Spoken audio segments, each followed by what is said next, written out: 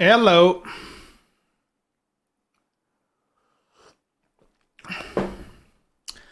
How is your body? Bro, what a weird day. I'm so late. Shit took forever today. I'm already tired. Probably gonna be a short stream today.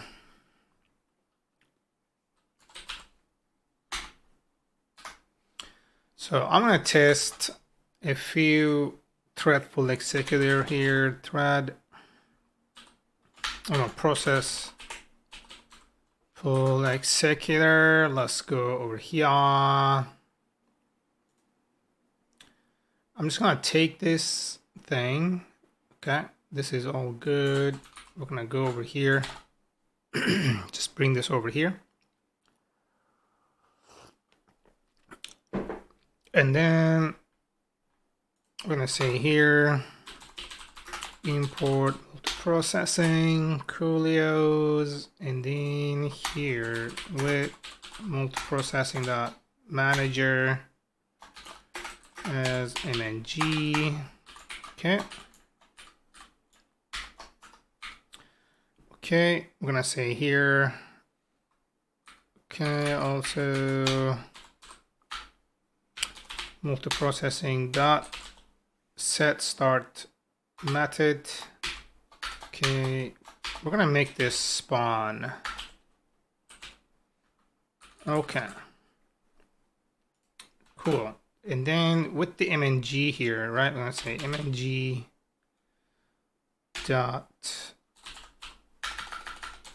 dot dictionary. I'm gonna say here the equals mng.dictionary, and then we're just gonna say here blah blah blah.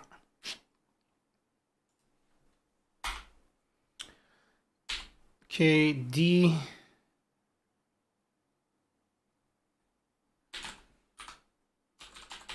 number equals prime. We're gonna set this, and then d, we're just gonna say here like print d. Should be good. Okay, let's kind of test this out. Okay, actuate. Oh shit, I'm not looking at my chat. Noon Melv, how you doing? Rap music? Yeah, rap music is the best. How you doing, y'all? And then we're gonna say simply Python mpt.py object type dict failed. We're just gonna do this here, convert it to actual dictionary. More of a techno deep house guy. All right. Broken pipe.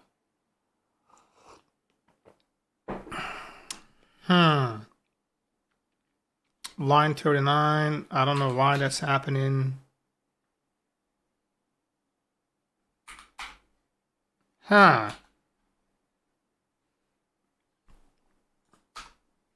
we're gonna say here dparam, okay, equals this. Wow, the underscore just doesn't want to work. And then we're gonna say here, after this is done, dparam equals dictionary d. And then I can simply print dparam as dparam. Dparam. This should work, right? Right. Let's see. Okay, no broken pipe right now, because I think we had to do it inside the manager's context, because it couldn't carry over.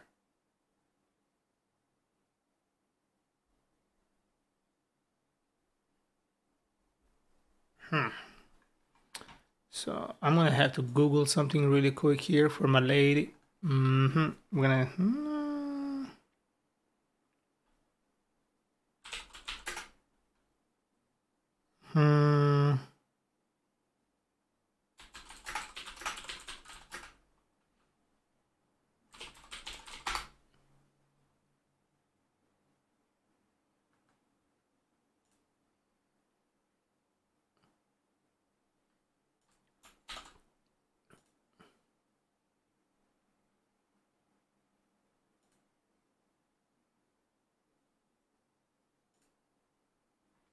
Coolios.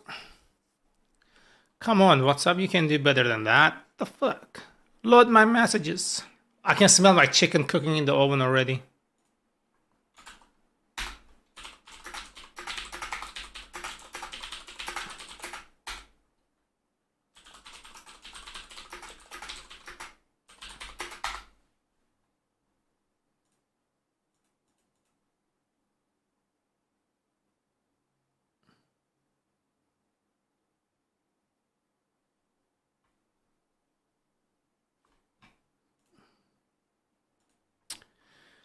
Okay, so this is working fine, and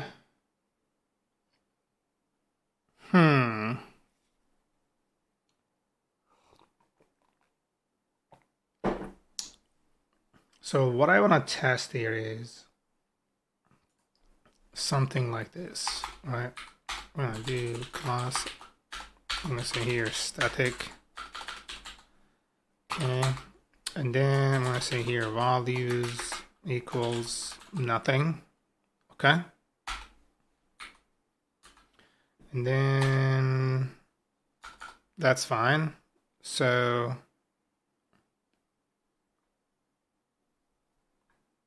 I'm gonna say here static dot values, okay, number equals prime.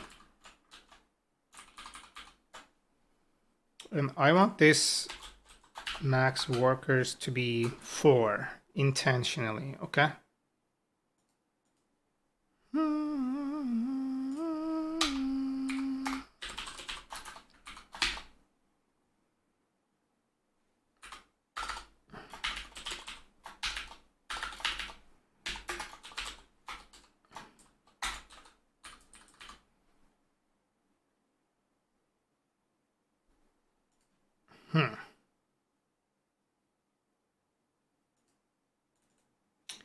Yeah, we know.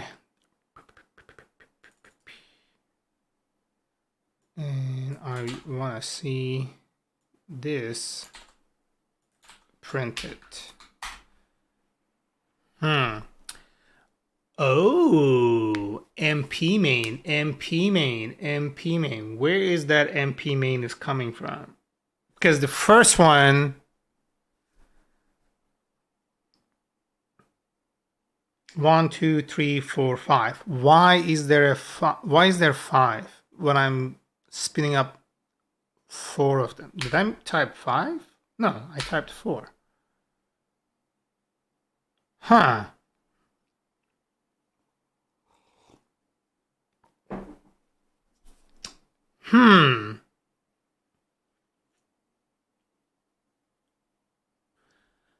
Huh, that's very interesting.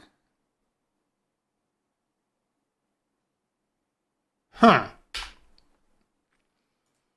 I'm gonna create another file here, okay? Just out of curiosity here. It looks like it's naming this shit itself. I'm gonna say here, I am imported. And then I'm gonna move this class over there, okay? And then I'm gonna say another message. Hold on, guys.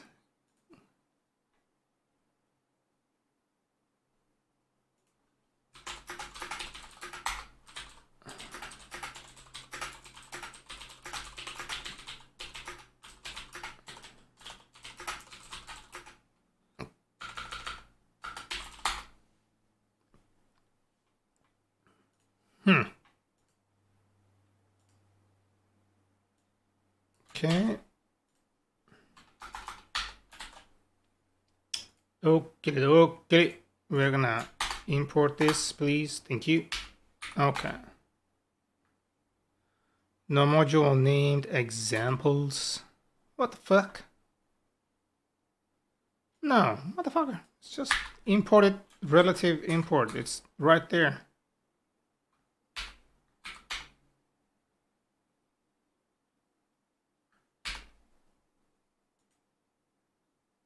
Nick, how we doing, my dude?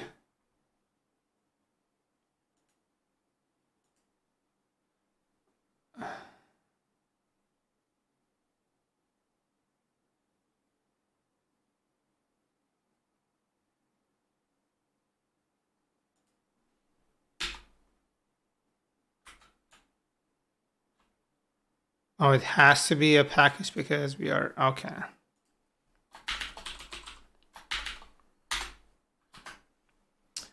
That's probably why this is bitching. Okay. More of an electro-medieval kind of guy. Attended relative import with no known parent package. Bro, it's right here.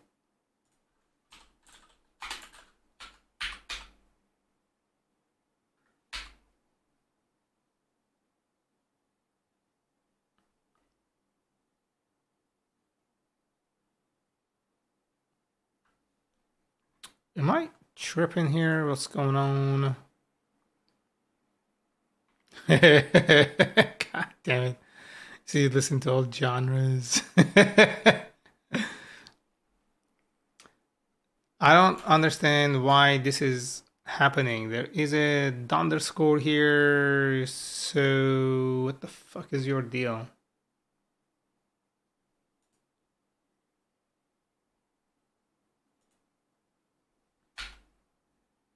Can't believe Justin didn't put it on stream music. I'm not wearing headset right now. I'm having a little bit of a headache, so I'm kind of like just playing the music for you guys. I'm not playing it for myself. Just some background noise. Today has been rough, man. Like it's been a rough day. I did 3 interviews today. My condolences, good sir. Thank you, dude. I had 3 interviews and then I had to step outside and like nothing worked out today.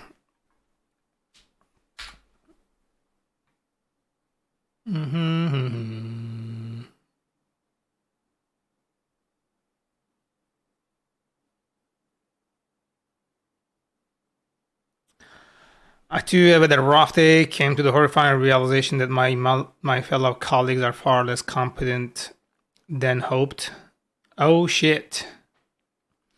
Like, is it part of a group project thing or like what's going on there?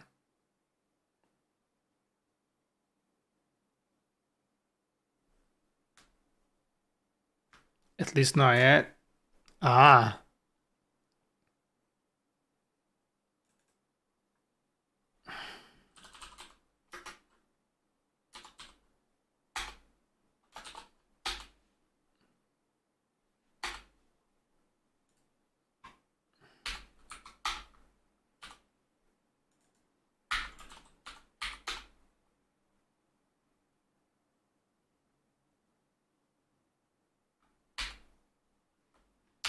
I am having the weirdest fucking...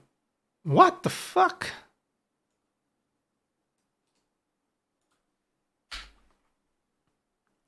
Just talking with them about general programming concepts. Shame, really, but hey, less competition for me. At least there's that.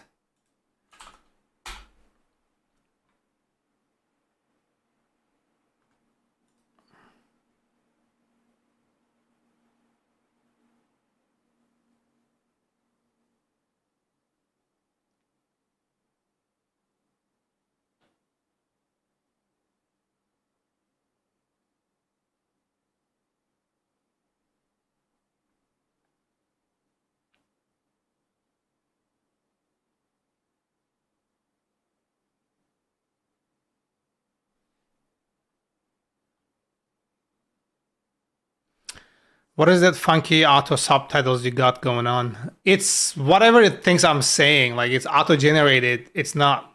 I think it's like Google Voice or some shit. I don't really know. It's a plugin I use because somebody was like asking if it could put subtitles. So I ended up doing this. But it's not so accurate, is it?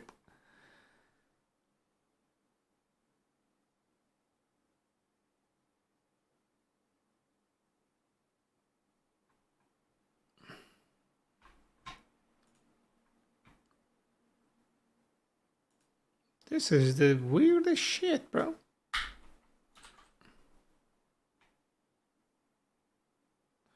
They really try to tell you that your accent was shit politely. Maybe, yeah. Yeah, maybe. Just maybe, you know.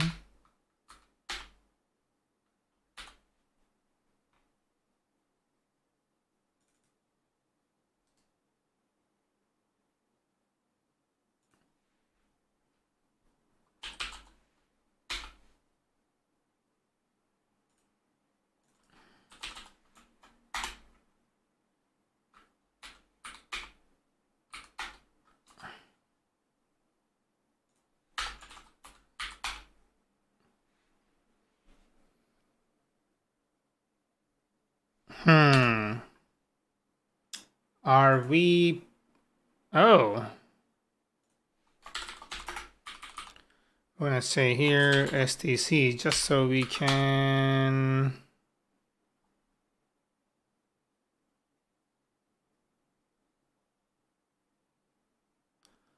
Huh. But if I do Python stc.py, then it's main. Okay, I think I can use this. I think I can use this.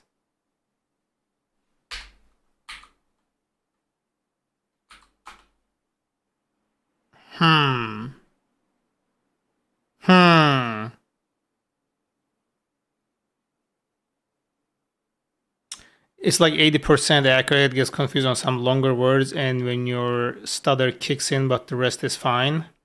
Yeah, if I really dictate what I'm saying, if my dictation is on point, it will get most of the things I am pronouncing. However, if I speak a little heavy on the accent, or if I kind of like mumble my words a little bit, or kind of like speak under my breath, it's just gonna kind of, you know, just guesstimating what I'm saying instead. Shit, it got guesstimating correct.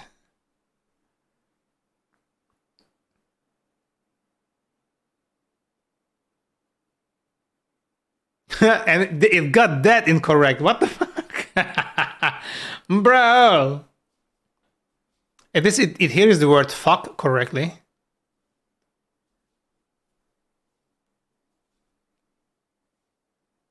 Google, I said fuck on television.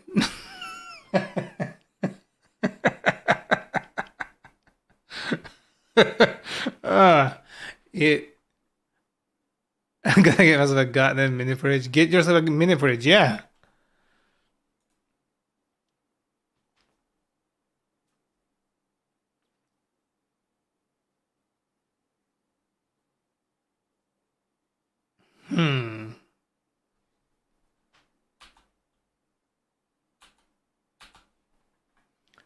Okay, let's do this here. We're gonna say, okay, we're gonna say pre-init.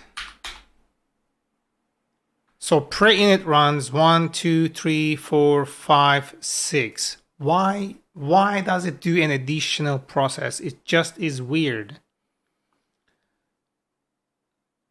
Gonna go back to coding, plenty to do, being a code monkey. Gotcha. Yeah, man, do your thing. It's all good.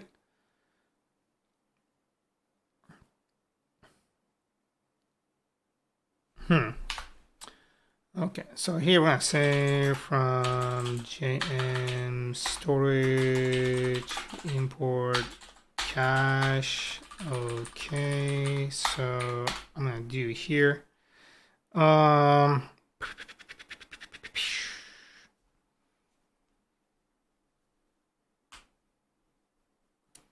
Honestly, this is less software engineering, computer science, and more a how-to if you want to be a code monkey at times. I feel you. I feel you. Yeah, man, do your thing. No worries. Do your thing. I'm just experimenting here with kind of like trying to hack the system on this one. So here I'm gonna say key equals random dot rand it. I'm gonna do Hackerman, yes. 999 to 9999. Okay. And then we're gonna do here print. Okay, if only I can fucking do key gen. We're gonna say key, we're gonna say here if cache equals cache. Okay. Namespace equals MP testing. Okay, that should do. And then I'm gonna say if cache dot, okay, we're gonna say here print cache wall. Okay, we're gonna say here, okay, we're gonna say cache key equals, right? We're gonna say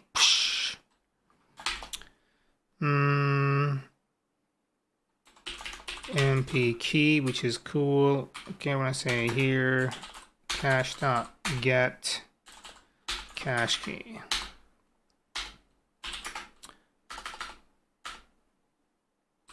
If not, cache dot get cache key cache dot set. Okay, cache key os.get PID. Thank you.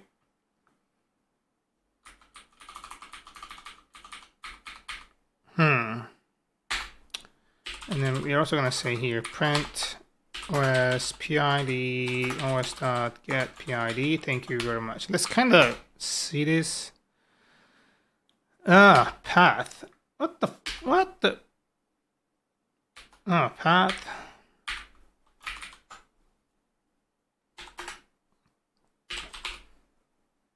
Path equals, we're gonna say, what should we say? We should say something cool. I'm gonna do sub there. Okay, we're gonna say sub there. MP test. I think this should kind of work. There you go. Okay. So pre-int gen 67445 PID is 3301. Keygen, okay, this is a different PID, okay. Another one, okay. That's some bullshit.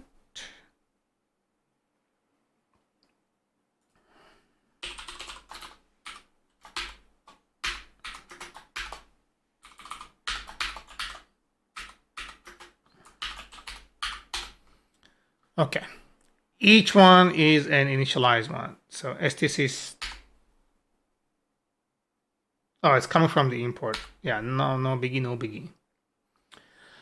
Okay, so haberdashery, STCC, yeah, it's getting imported like with every initialization. However, this is the very beginning here.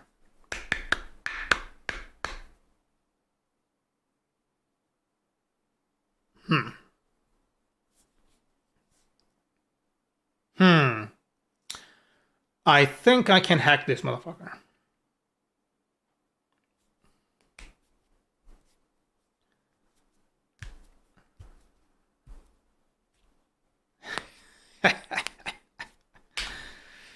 But it depends on how like reliable the caching mechanism is here. Right. Right. Yeah.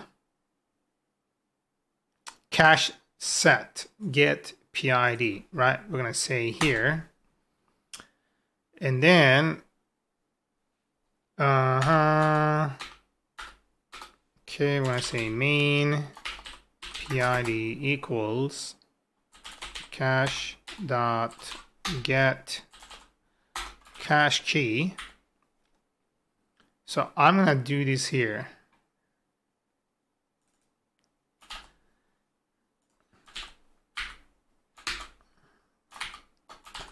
If main PID equals os dot get PID, let's make this into an integer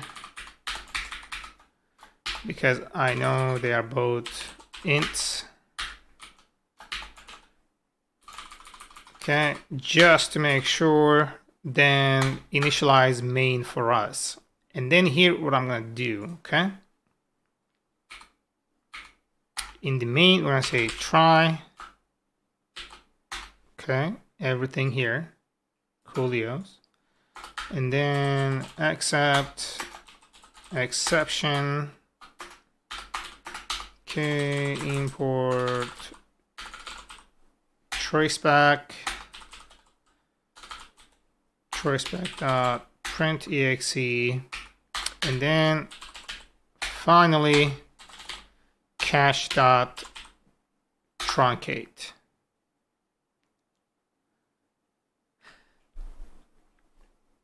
That means at the very beginning, I will right before I initialize my cache. Sorry, right before I initialize my multiprocessing, I'm gonna store the current process ID and then only fire up this if the process ID equals to this motherfucker. If it is children processes, just ignore it because we don't care.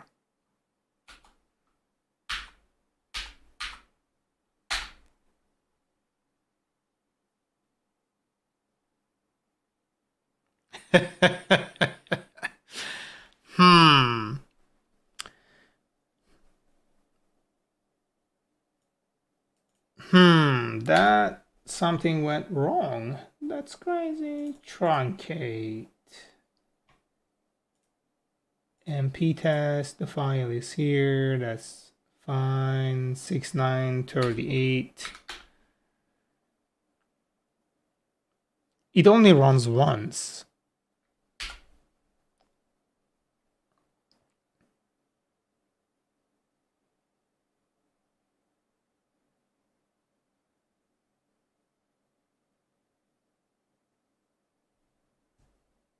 Oh, because this is, hold on, this is from the previous one. Hold up. There you go. Left over. There we go. So as you can see, it works. So persistent storage here is the key. But why isn't this truncating this fucker?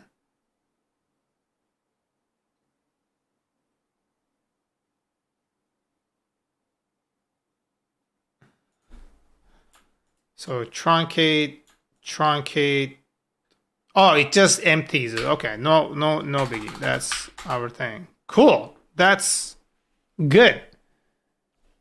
Okay, so we're gonna do this here. MP here. I'm gonna say if, and then I'm gonna say else.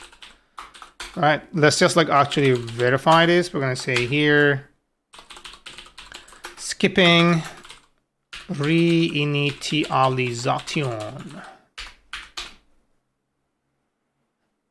Yeah, skipped it. Okay, the first one, it's not gonna skip that because this is the one right here. Second one, skipping it. Skipping it. Skipping it. Ooh! this will work everywhere. I mean, when I say everywhere, this is going to work on Linux, it's going to work on Windows, it's going to work on Mac. It will not be a problem at all. So now I can successfully implement multiprocessing without having to worry about this. I just need to document it and then say like, this is how it works, because you know, like it needs this so it doesn't re-enable this shit several times. And by truncating it at the end, we are just saying, keep track of the main process. And then if it is the very main process, initialize it, right? However, if it is not the main process, just skip over it.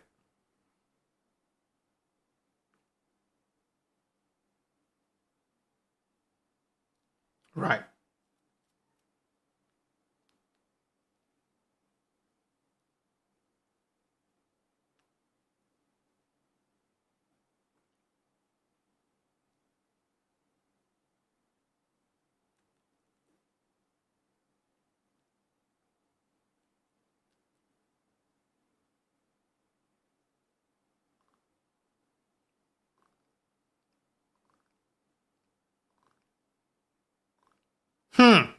Or I can still do it without the cache, no?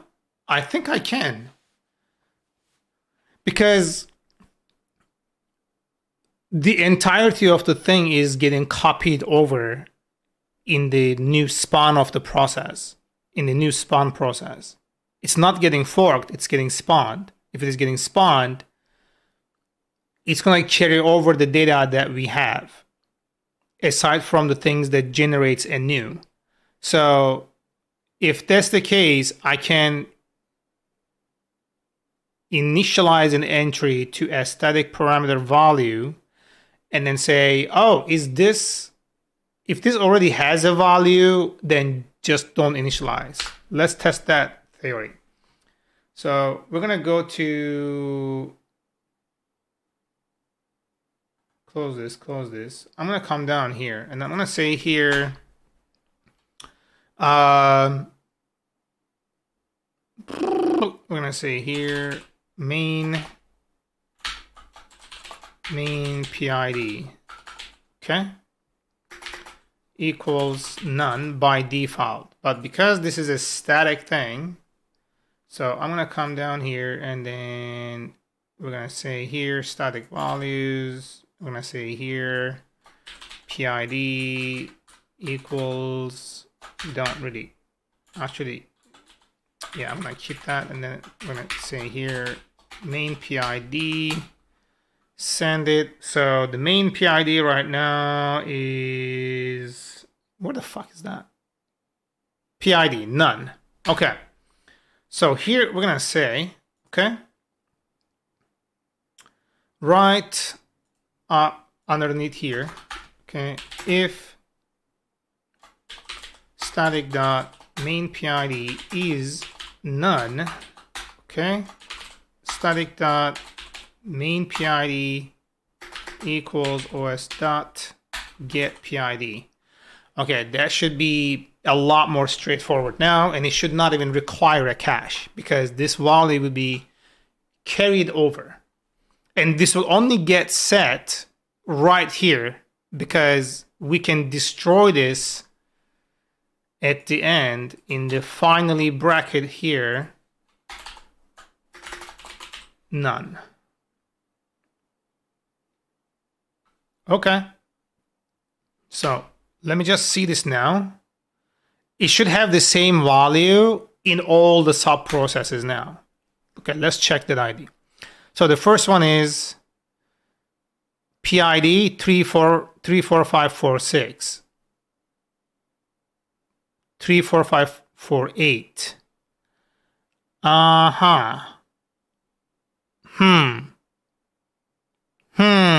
Did not keep track of those motherfucking values.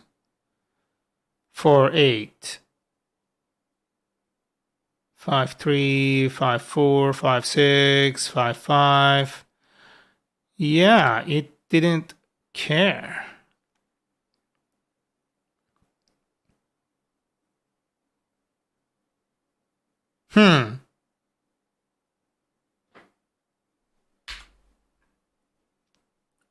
Okay, I think instead of saying none, let's try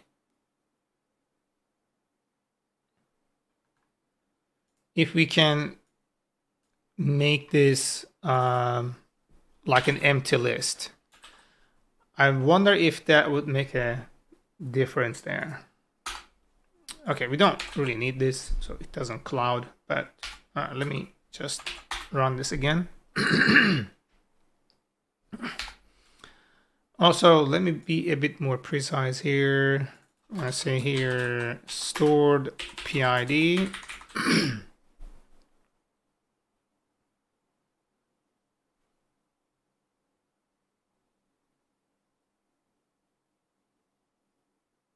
Okay, we can't do this now. We're gonna say, okay, if not, that should dot append. Okay, this should be the value, and then here we need to do just empty.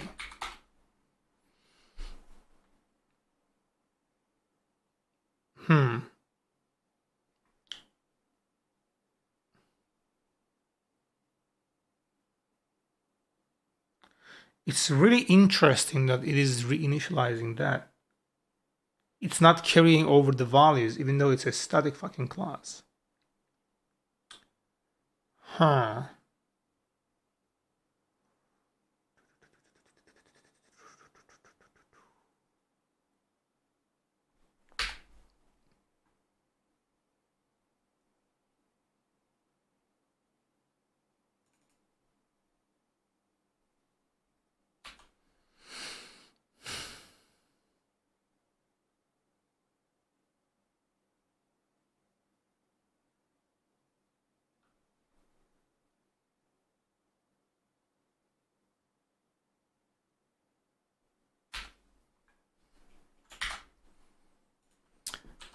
Python get multi-process ID. I'm not getting this wrong. I need ID worker in Python processing pool. Current process. Current process. Is that a fucking thing?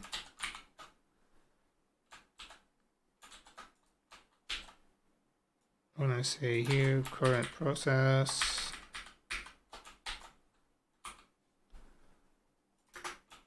okay, it is a thing. I don't know what really it contains. It calls all of a main process.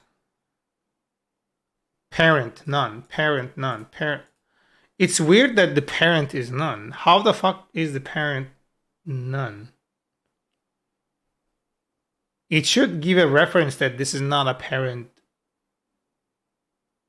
Is it because it's initializing Python from scratch? Is it okay? Yeah, that's probably why. Yeah. Ha ha ha. Righto. Motherfucker.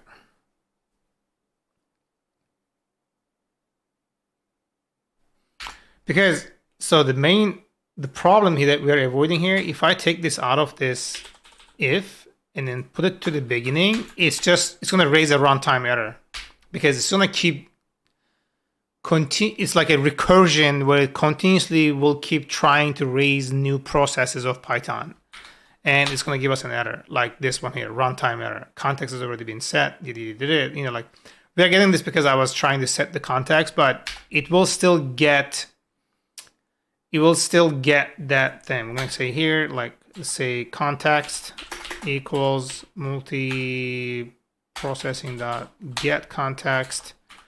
and then we call it spawn, right?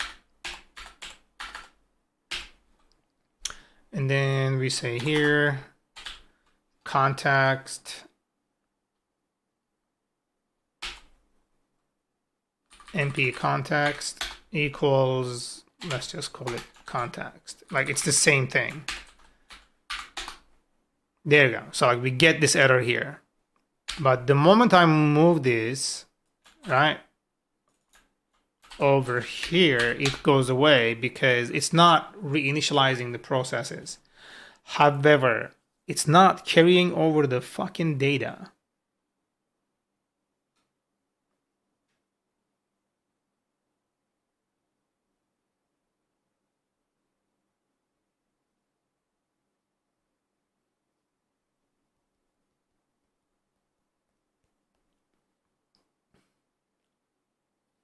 Because I'm gonna check on my door because I think my cat opened the door again, and then I'll be back.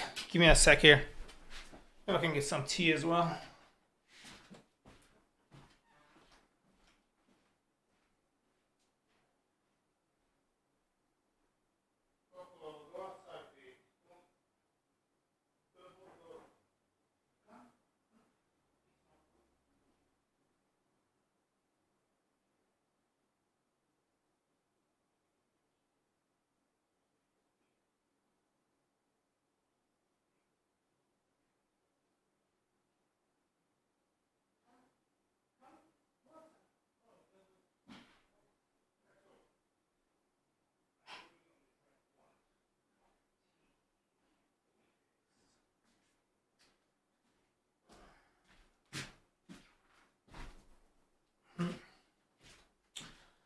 Okay, got my socks. I'm gonna wear them because it's cold, and then we're gonna fix this.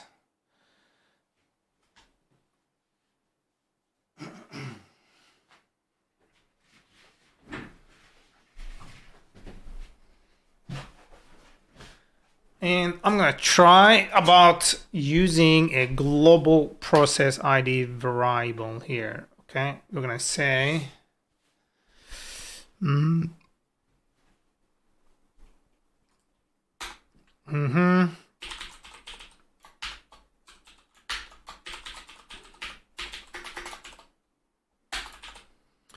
process ID equals none, and then we're gonna say here def set main process I. Oh no, this is gonna rerun this, and it's just gonna fucking reset it to 0. What the fuck?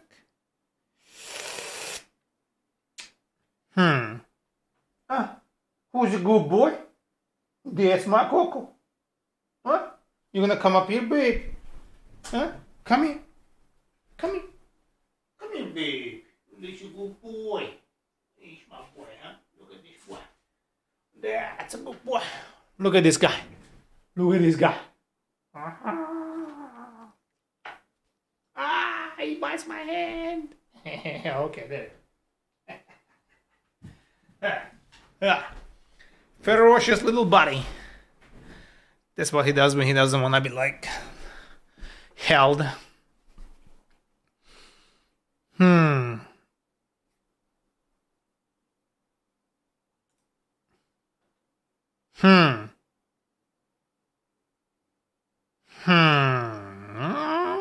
Motherfuck.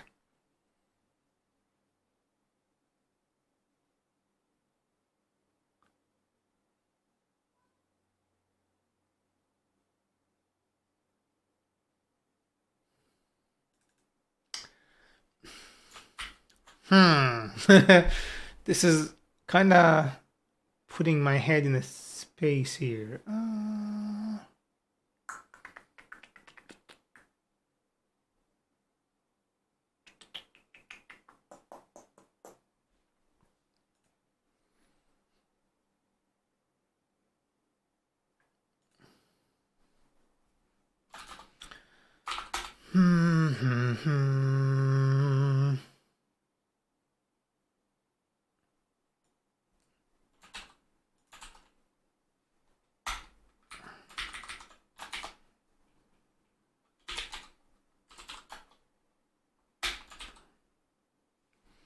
Also, hold on, I was gonna check something. What does this really current process? Yeah, current process, main process, identity,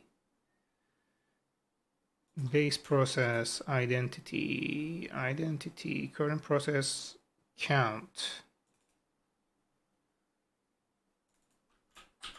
Okay.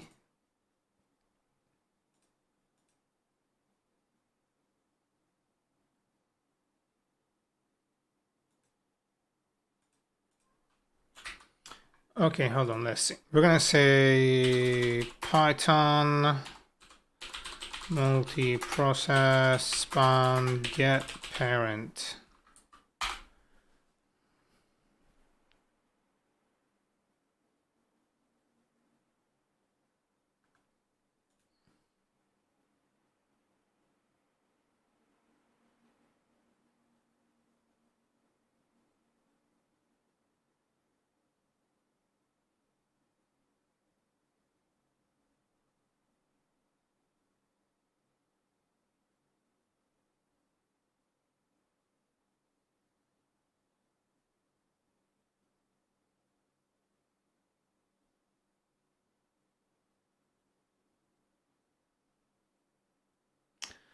Depends on the operating system. In Linux, uses fork, yes, call to create child process. As a result, the child process inherits the bytecode of all Python sources and does not reread the sources.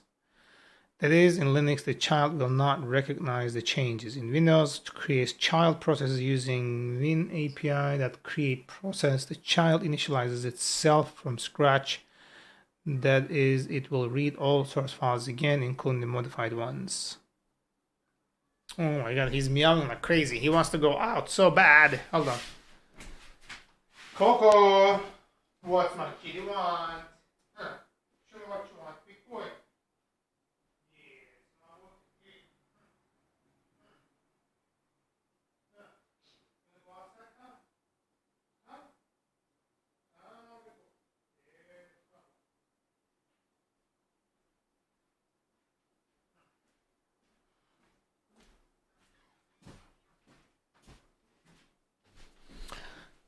Ow, static! Sumlib loaded in process, PID. Before spawning the child process, it patches sumlib.py. Okay.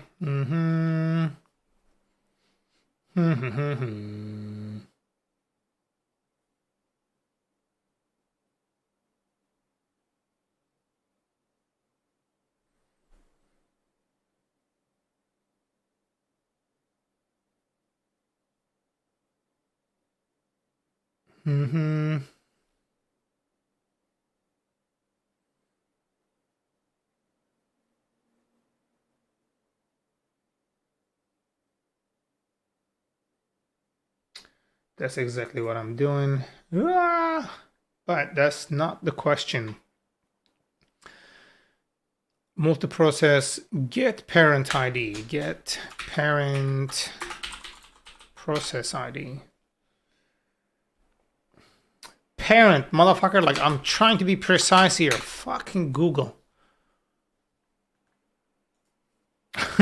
Like, you know, like what I'm trying to do. You can use OS get PPID.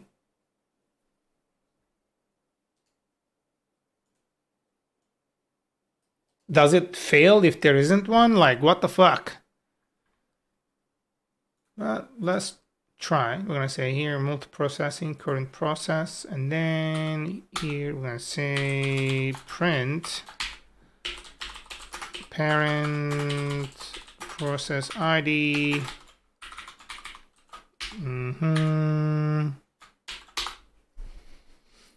So the very first one should be none, right?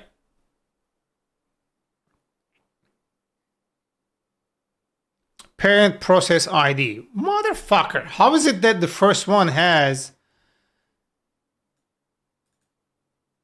this value? Like, what?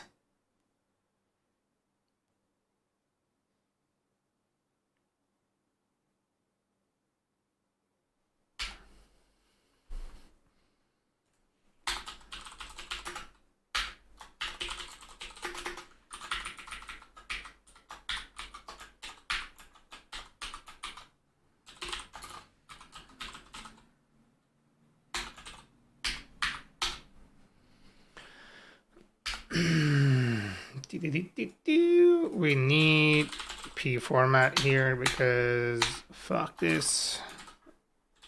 So reading it is hard. Thank you. Okay. Daemon exit code. Ident is alive. Join kill name PID run sentinel start terminate.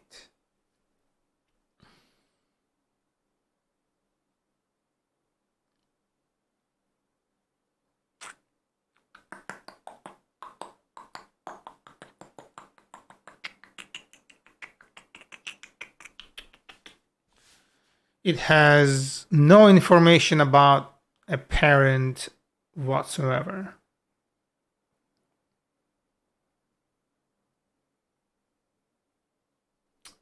Parent PID. This is single underscore, right? Yeah, fuck. Let's see.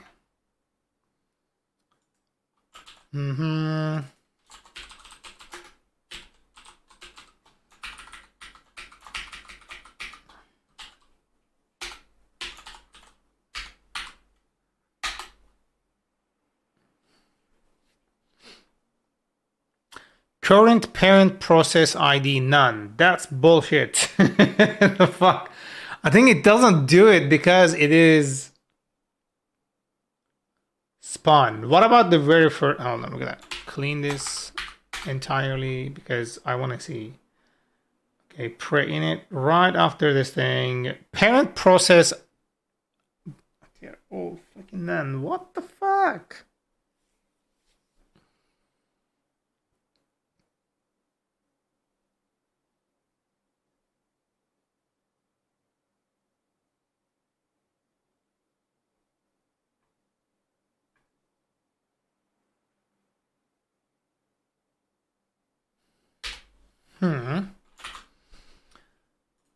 Okay, Python check if can set in the variable.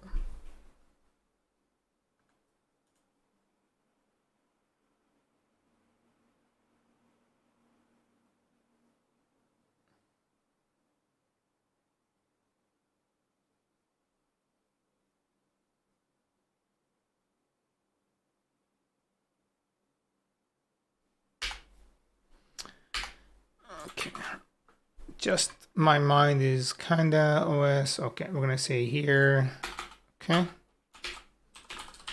and we're in test. We're gonna say if cache key in OS dot envron. That's what it is, right?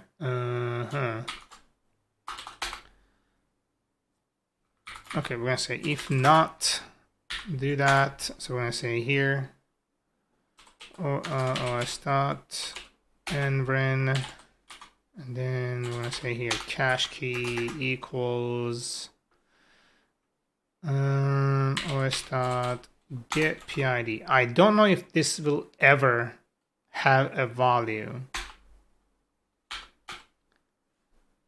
What? Oh, you want that to be an str?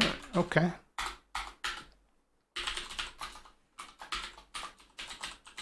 And envron PID assignment. We're just going to say os dot envron dot get cache key. So if this is different in every process, that means it doesn't give a fuck. But I'm hoping it's not going to be different. It should only be set once. Shit, what did I print it as? Envron PID assignment. Envron PID assignment 37645 matches this. And then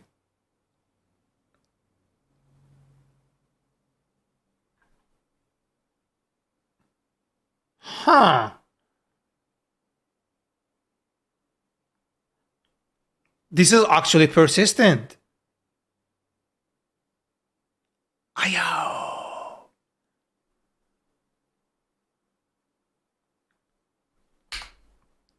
Where is that deer? We are printing a deer somewhere. Deer. Okay, let's chill this guy out and then set this one more time.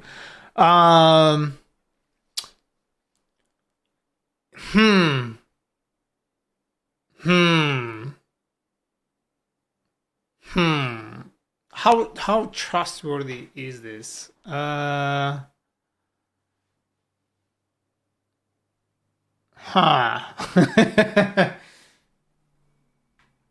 so I got a message. Let me just check my email real quick. Probably another rejection. Yeah.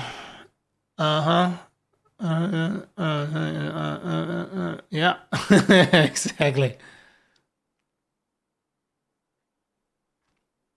This is my fourth one today. I'm gonna go check the door 1 sec. Oh, Iron Bubbles. Hey man, how we doing? Welcome. How goes it? Sorry, I'm just seeing your message. I was like hyper focused. And thank you for the follow as well, if you are still here.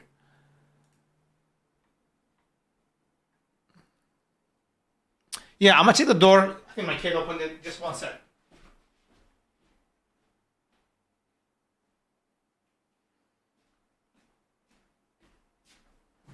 Okay. We're good. I wonder like how trustworthy.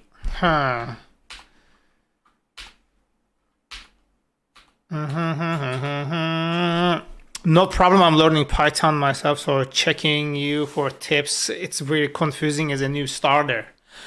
Well, let's see what we can do for help. What is holding you back, or like what is it that you are struggling with? Right now, I'm kind of trying to do some advanced stuff, something that I'm kind of not so familiar with, and then, trying to find answers to that.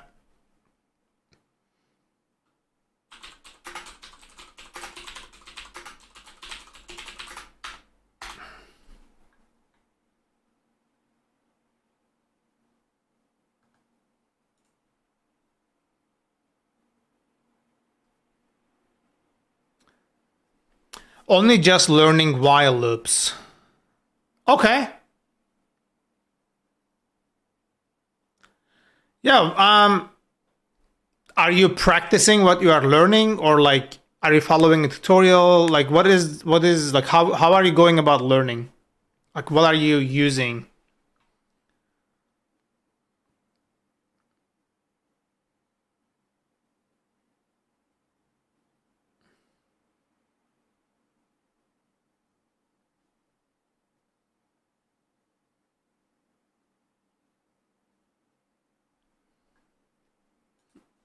I'm trying to think right now if there is any possibility of an environment not being present, or an environment.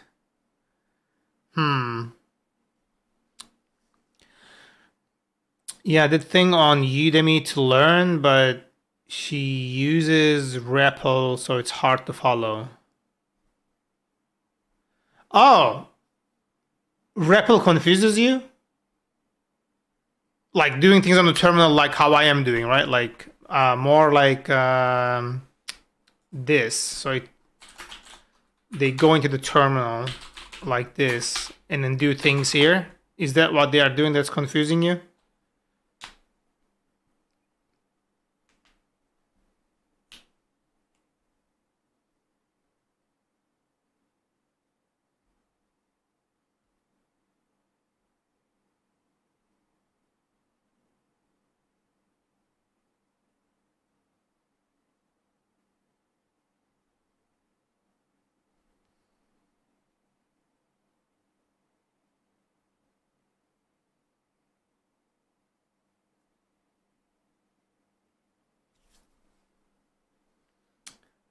The replet she is using keeps giving me the answers, and I want to find out her thinking behind it, like versus code, though replet not so good. I see.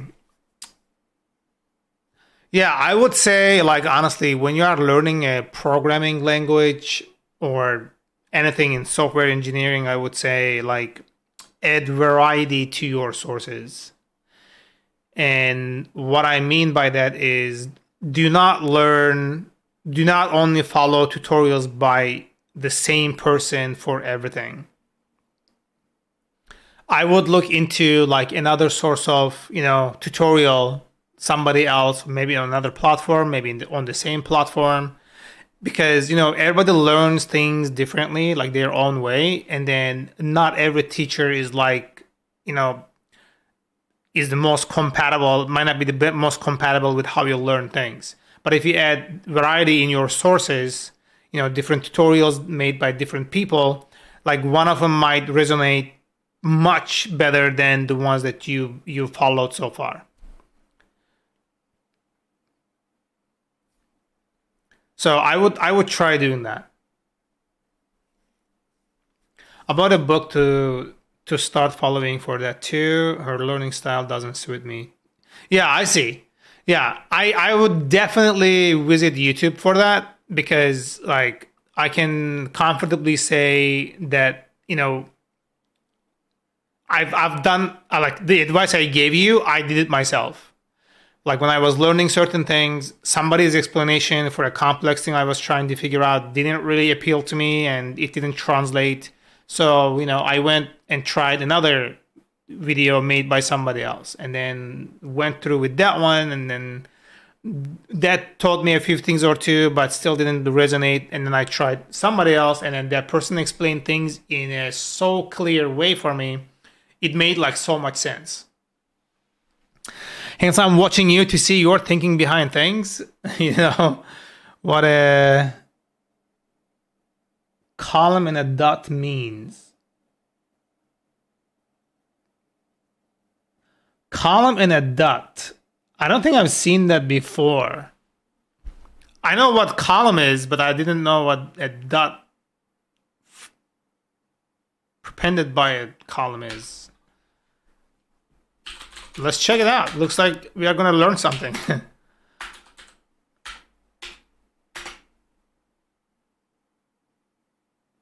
Maybe it's like a new 312 syntax.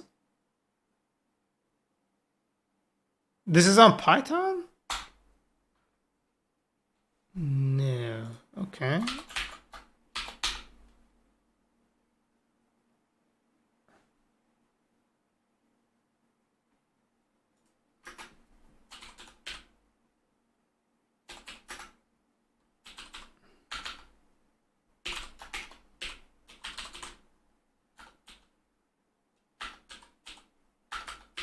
If I can type,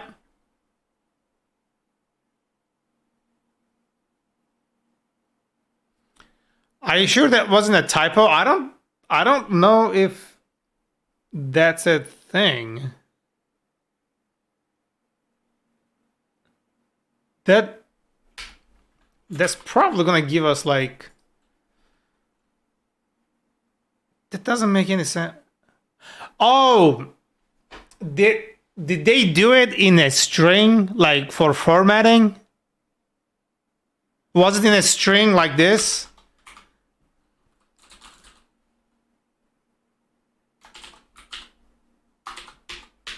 Was it something like this? I'm guessing it was like this. This is just string formatting.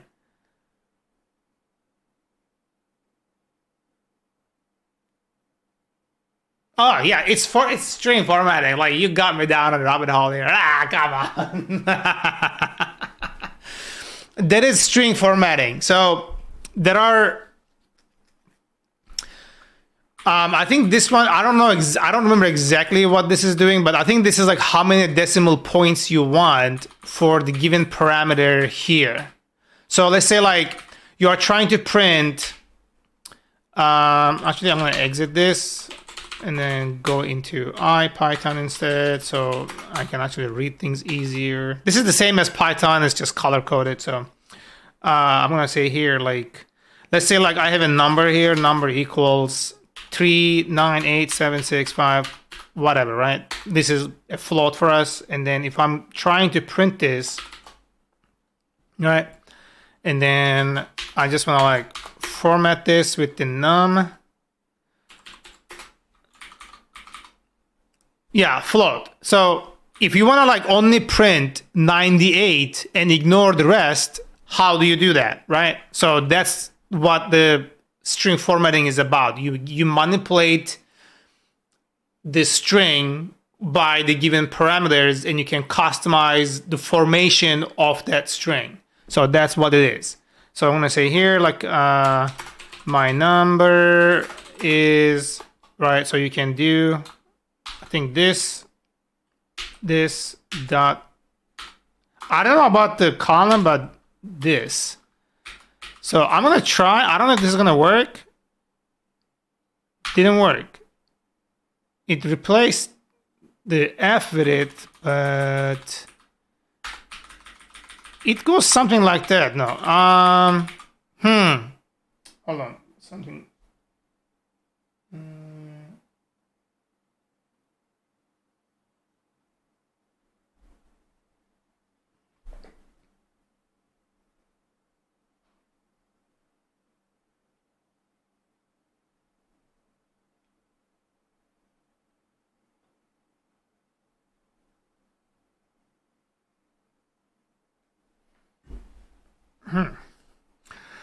Has it got something to do with round? No. This is strictly doing the things here. Hold on. Because I'm not so familiar with this because I don't use it that much. Python string format. I think this percentage is kind of dying out, but let's see. Rival percentage. Let's just do the percentage just to bring the person.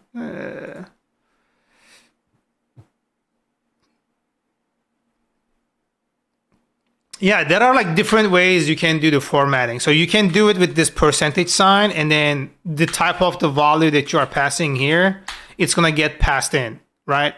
And then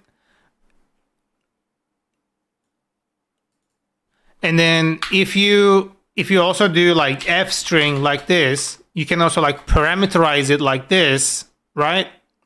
And then you can use directly the num in here, and then it will pass as a string. And then the other one is you do this dot format. You can parameterize this thing, so you can say here, right, number, and then down here you can say number equals num, right? So like you are matching the parameter that you are passing here. You have to match the parameter names or the order that you're assigning them, which is gonna turn out to be the same. Or if I just say like num without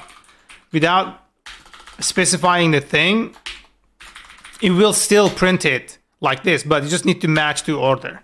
So if I want to print this like twice, right, I can say num and then num. So I can just say like here YOLO. So it's gonna like come out again, like just exactly the same. Just gonna follow the order of the parameters that you are passing down. And I think what she's doing or was doing was probably something like the F string here, and then you can do inside dot 2, I think something like that. There you go. Now like it says 4. So like even though it's like 3.9, I think it's doing like other modifications to it. Yeah. It's all about like formatting there.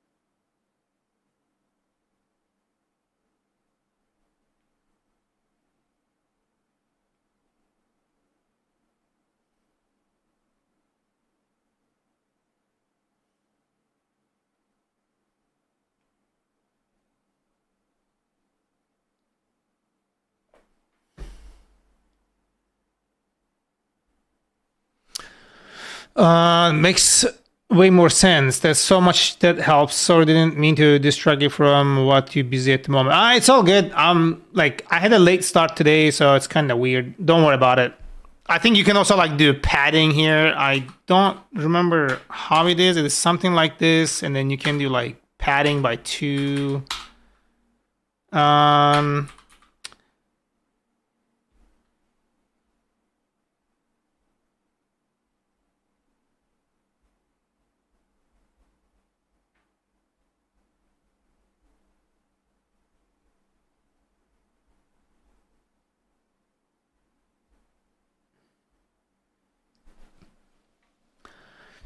Like I had to do it like very recently. So for example, right, when I say Python string padding, how do you do? Yeah, see, like it's already like highlighted. No, in the fucking, oh, this one right here. Oh, space, and then how many padding you want. Okay, there you go. So space, let's say like I want this like 10, and then I'm gonna say here hello, for example. Didn't do it, motherfucker.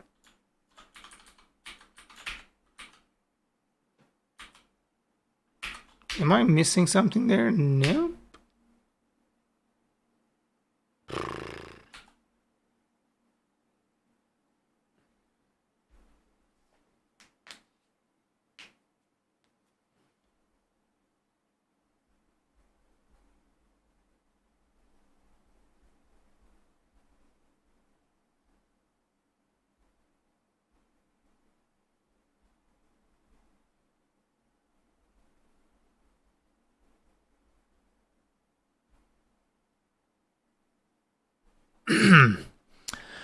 Yeah, it's just string formatting. I'm not 100% familiar with it, but I would just say, you know, like play around with the formatting here until things make sense.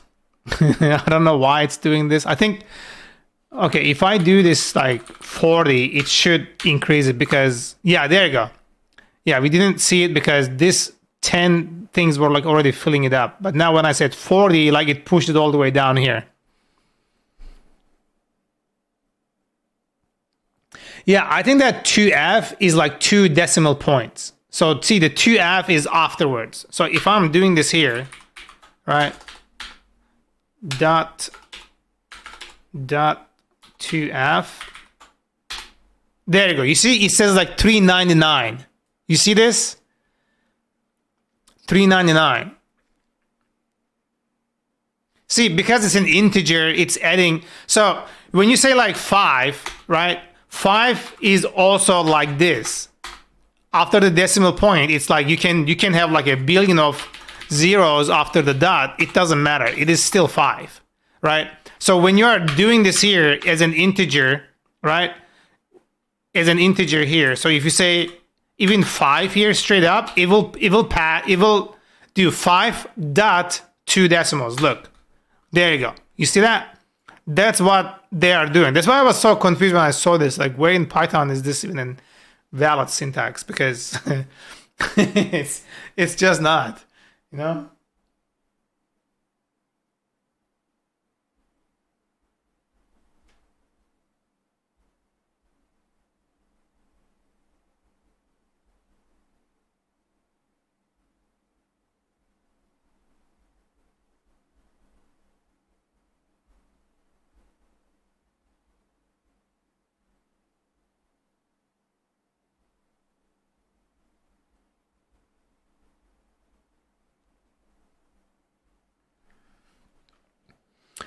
Would that turn into a float? I mean, if you want to, like, it's a float, but in essence, it's an integer. It's a float with zeros. So, like, even though this is an integer, right? 5 is an integer. This is also a float, but they are the same thing in representation. Like, it really has, like, no difference than the other. You see that? It comes out as true because they are the same thing. There you go. But if you make one of this 1, right, it no longer is true because the actual value of that thing when it comes down to the actual value, it's the same.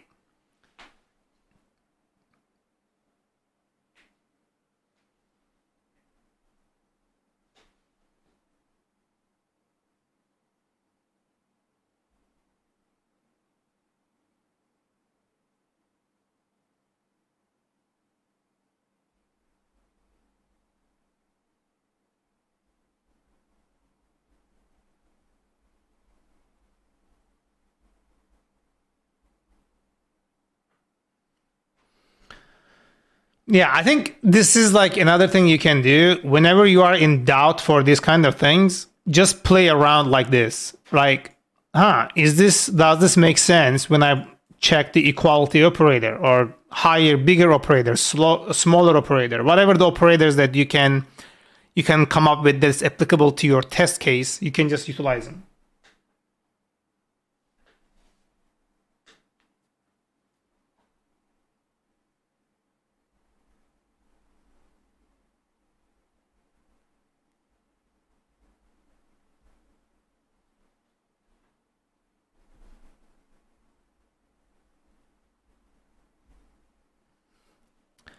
When do you ever use the triple equal? Python doesn't have that. There is no that. That's a JavaScript thing, I think. You see that is invalid syntax. It's not a thing. You don't use that.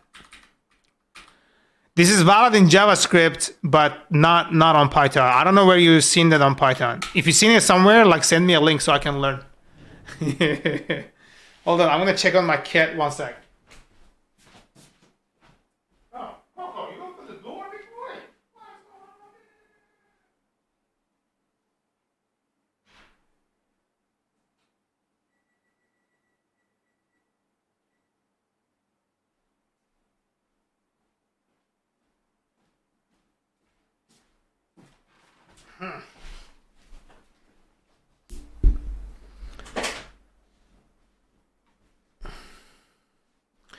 This is not like a thing. I haven't seen it. I just thought it was. No, yeah, it's a thing in JavaScript. So you can do that in JavaScript. It's not a thing in Python.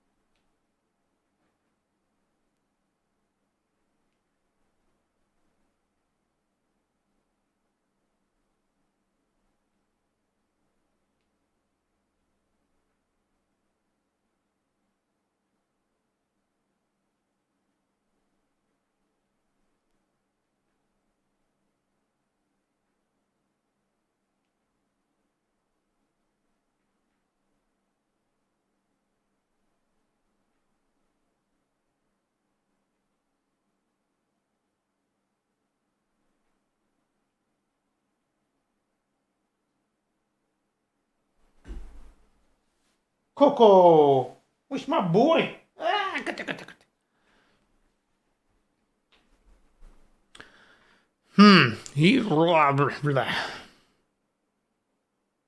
Yeah, basically this is it. Yeah, it's like sounds to me again like it's just coming down to like you finding him that somebody who explains things better to how you learn things, right? Like I'm learning C++ right now, and then like I tried 3 different people, at least 3 different people teaching tutorials, and then the one that actually like I was able to understand everything so clearly, I went through like 3 different people, and the 4th one I'm like, yeah, this is it. This guy is like really explaining things in a way that makes complete sense to me. And he doesn't do Python, but the channel C++ tutorial. This is the one I'm watching. This guy here. Like he explains things like so fucking insanely well. and like it really like I've understood every single thing so far that he explained. There were like a lot of questions on the other ones, but so far this one, like it's all question free, and it's like 100 videos on the C itself. Kind of crazy.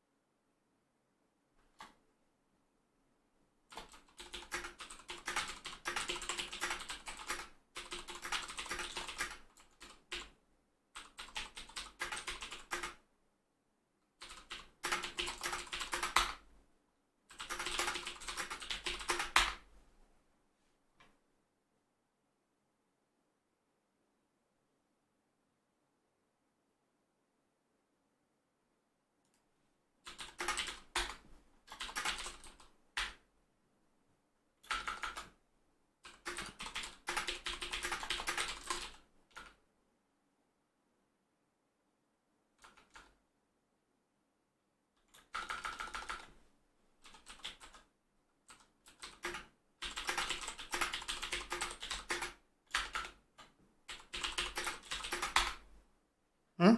Huh? Oh. Hehehe. Coco, what are you doing, big boy? Yeah, it's my boy. All right, let's go back to No, I'm curious. Like, is there any Okay, actually, let's try this. Python cannot set environment variable. I don't know why. Let's see if that's ever a case.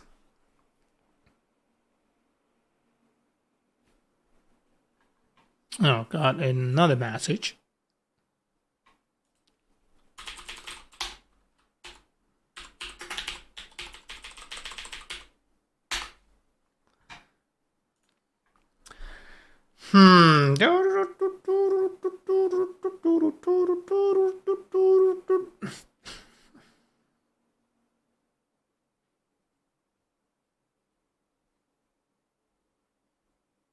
OS.environ, yes. It's not easily without employing OS-specific tools possible and sure but not advisable to set the variable for the shell from which you run Python. CMOS comment for alternative and somewhat obscure approaches to the problem.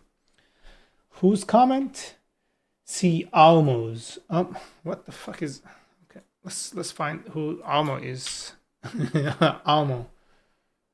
Okay. Oh, he posted.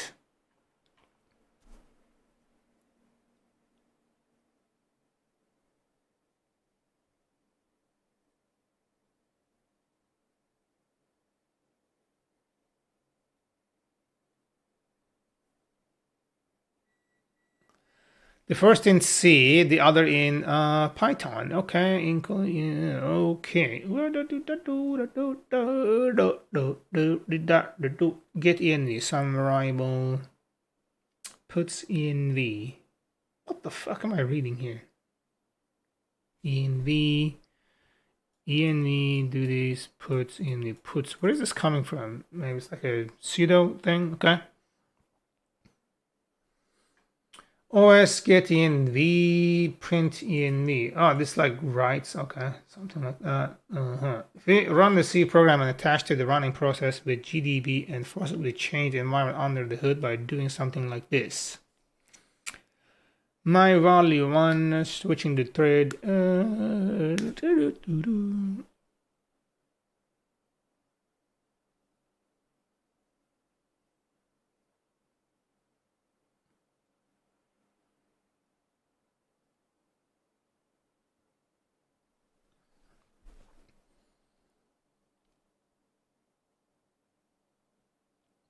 It turns out that the OS module initializes os.environ to the value of POSIX.environ, which is set on interpreter startup. In other words, the standard library does not appear to provide access to the getEnv function.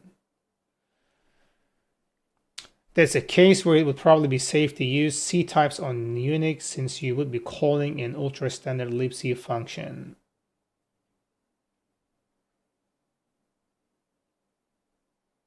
Right. Cookies, come here. Come here, babe. Where's my boy? Where's my kitty? Cookies, go kitty. Come here. Where's my boy? Come here, babe. Where's my fluffy boy? Where's my fluffy kitty? Your tail touched the light. Your tail touched the light. Oh, look at this boy. He's on my table now. Yeah, there go kitty. Oh, you been outside all day? Coco has been outside all day? Yes, my boy. Good. He's a good boy. Yeah. Yes, my kid. All right. How about some kibbles, eh? Coco wants some kibbles? Huh? You want some kibbles? Yes, my boy. Coco's gonna eat some kibbles. There you go, baby. Coco's eating some kibbles. Yeah. Right out of my hand. Don't throw it on the keyboard, huh? I don't wanna have to clean that.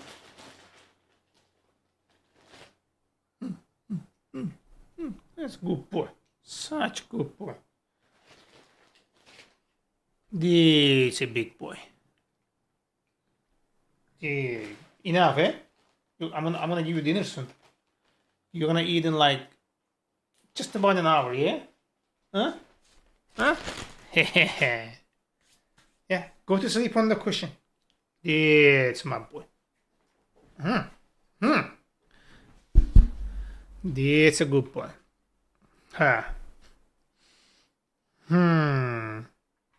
So what was I doing here? I was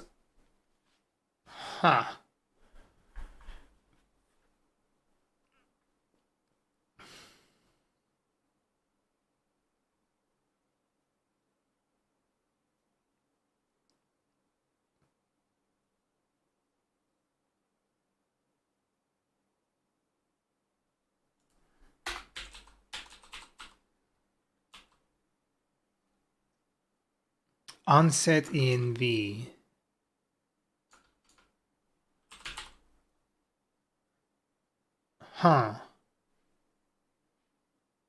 Put env. Name and value. Okay.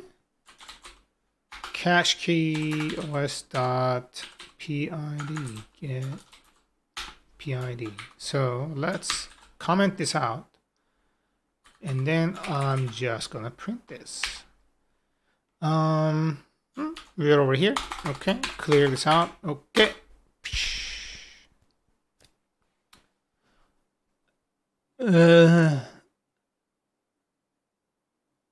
Expected str bytes or os.petline. It needs to be a string, of course.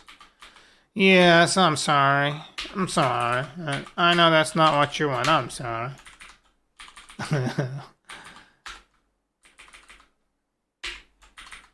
No, I'm sorry.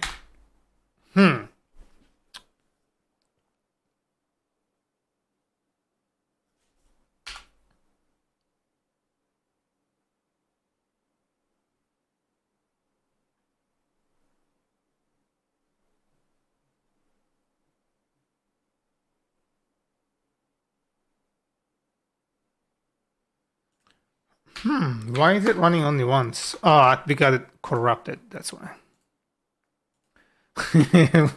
Whenever you get it corrupted, that's what's gonna happen. Okay.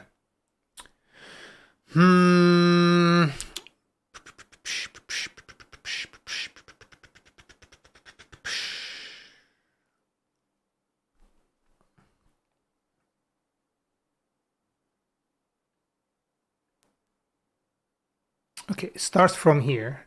Environment PID assignment none. So we assign something 43019. Okay. And it carries over. Okay.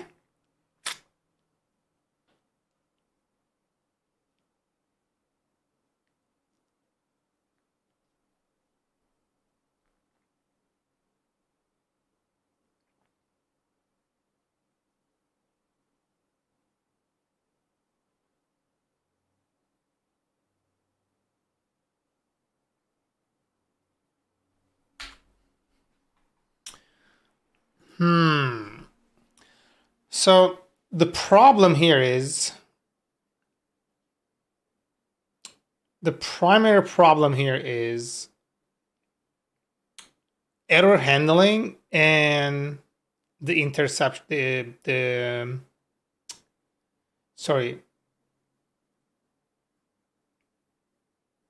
handling the failures here is gonna be a thing.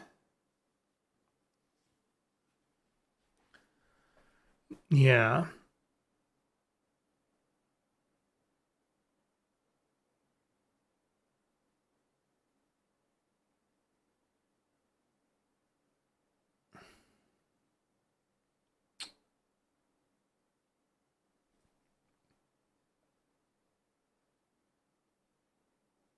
Yeah, you cannot make it error prone, which is a problem. Okay.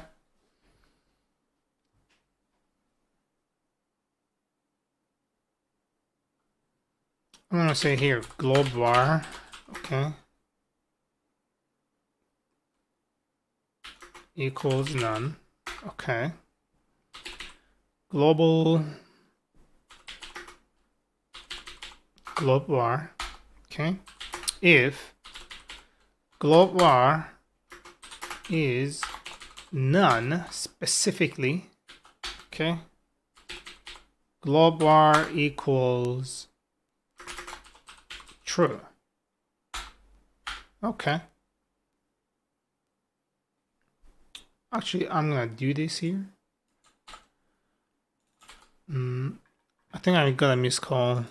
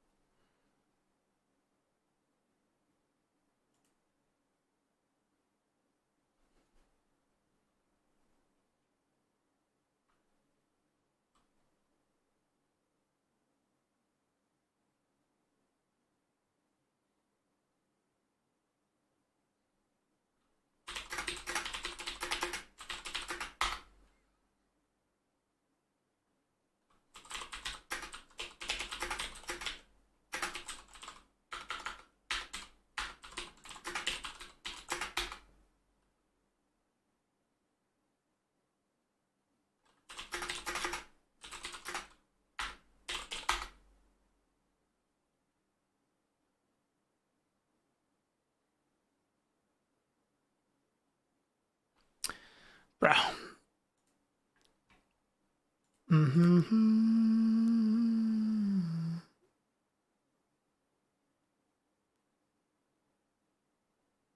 No, hold on. I think I'm using the global variables wrong because I never used global variables before. I have a message here.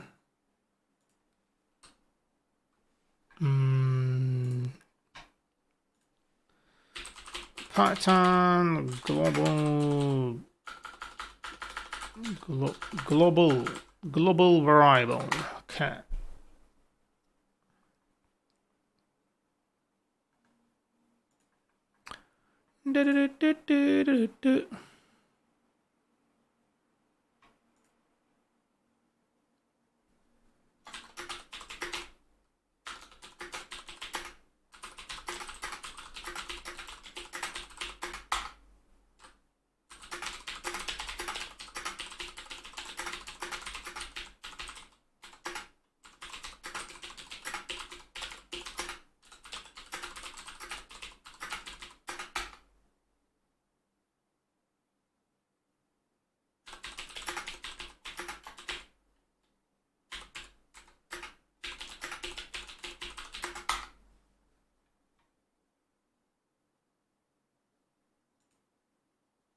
Hmm.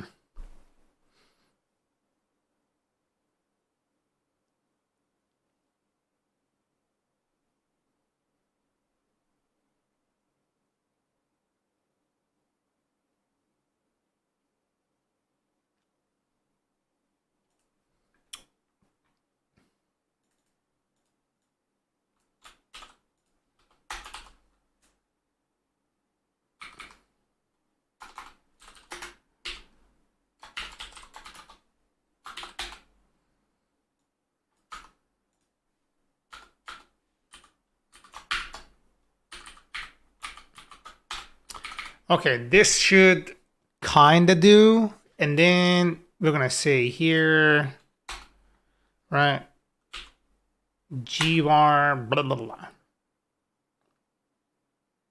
Yeah. I think the order here matters. Hold on. We're gonna do this here. We are gonna do this here, gvar. Okay. And then here print global var val, and then what did I name it? Globvar. Amazing naming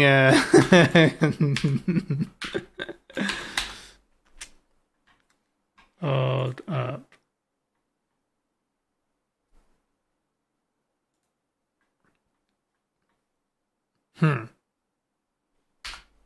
What happened here? So because we are declaring it over there.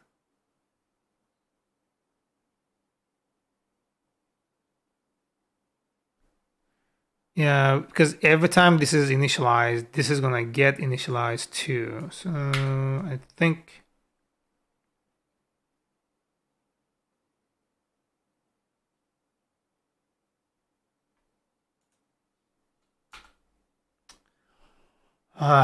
fuck.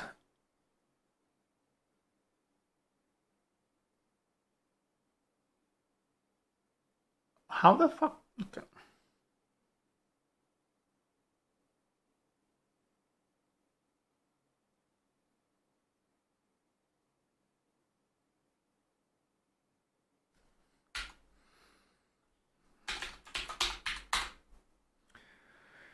Yeah, it's not defined because it's not.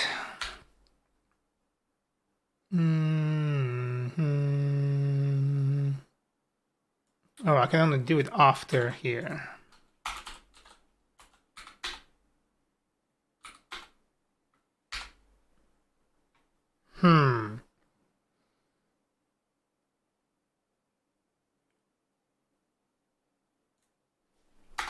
And this should be here. Try.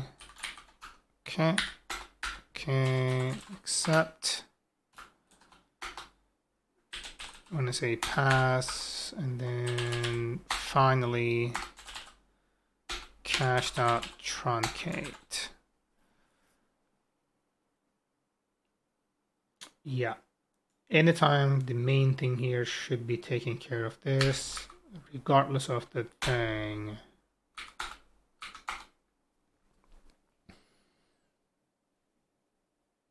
Have you ever encountered source code so bad you want to distract the author with a blunt? Yeah.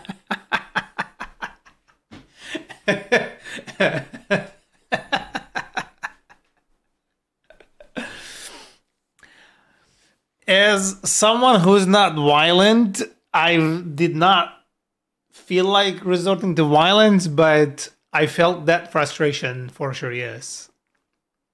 Like spaghetti code or fucking unreadable, unmaintainable, untouchable code. Untouchable in the sense that it is so fragile. The moment you change anything, everything, like, you know, it creates a cascade of like fucks, you know?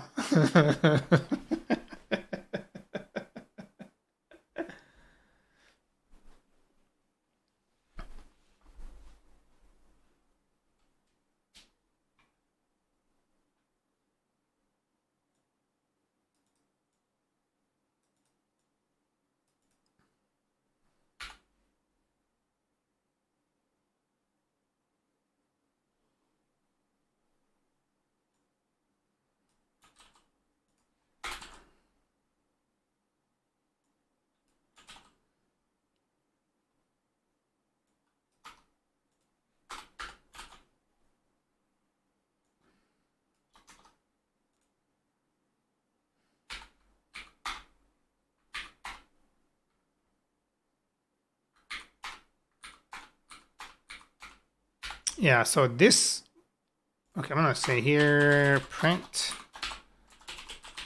clearing cache. Okay, it does clear the cache. So when I do get rid of this, what? Oh, it's because still trying to fucking do this. There you go. Clearing cache regardless. Cool. This is like that. I added an entry for state geography that had a null value and the entire ERP crashed. Oh my god. Yeah, I really, really hate working in environments like that because it just makes things like so fucking difficult.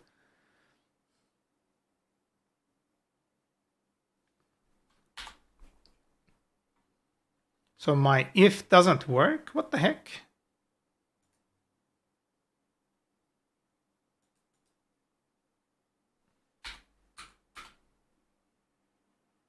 Huh.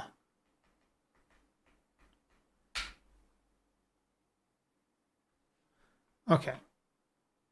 Let me delete this just to verify that this is not the problem. That is the problem. Very interesting. Hmm. Hmm.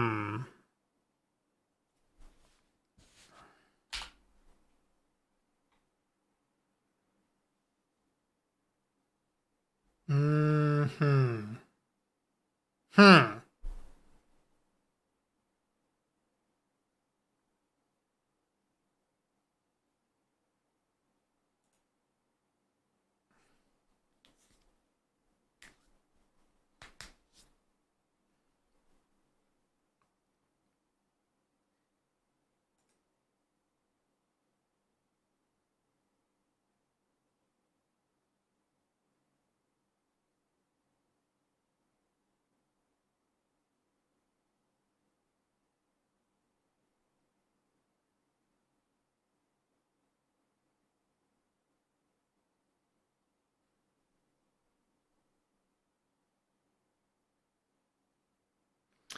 I don't see this for some reason. Skipping reinitialization. Like it's just. Oh, I am seeing it. So. What? Yeah, that should not.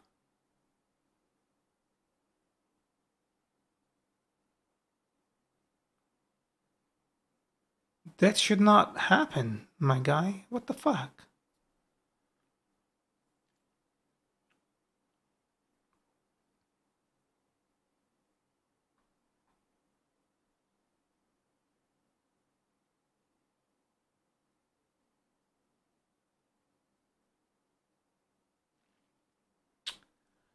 Huh.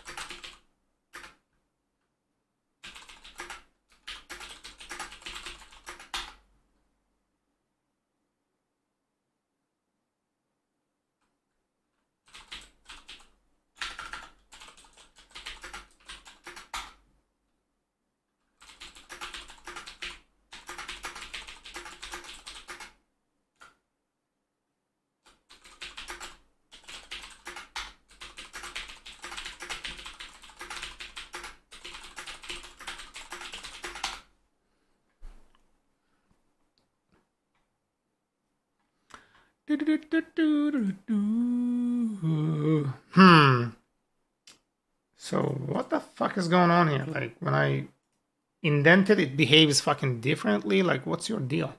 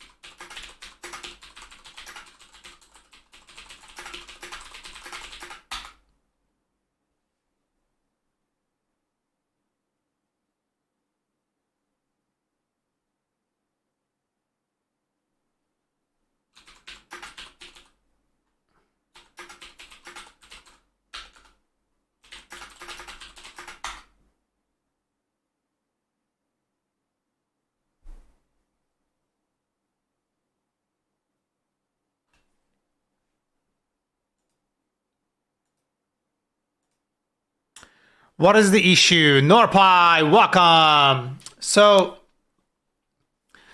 I came to learn a couple days ago that when you are creating or when you are dealing with multiprocessing on Linux, it uses a initialization of a new process called fork. So far, like it is very ideal to use that because it doesn't initialize a new process with additional new memory, copying things over, running things again from scratch. But on Windows and macOS, it uses the initialization start type called spawn, which copies over everything and runs everything again. Right? So the problem is when you are initializing the thing, right? When you are initializing a new process on macOS or Windows, it will just keep reinitializing if you do not put it behind a condition. That is the problem.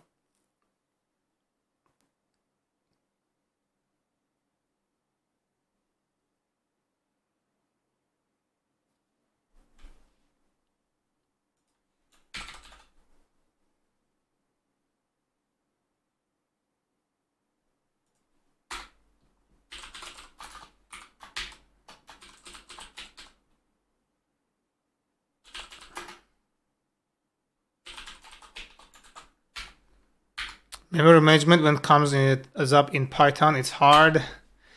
I wish it was a memory management thing. It's just like it's a bitch the way that it works. It's not that it's mismanaging the memory. It's that it's rerunning everything when it is initializing a new process from the beginning, which is reinitializing the process again, creating a recursion of initializing processes, and eventually it's giving the error.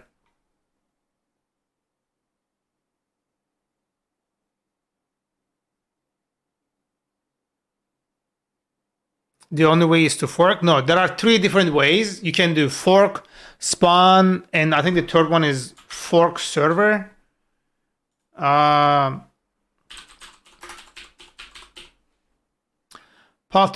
multiprocessing, context switch. There's like a few.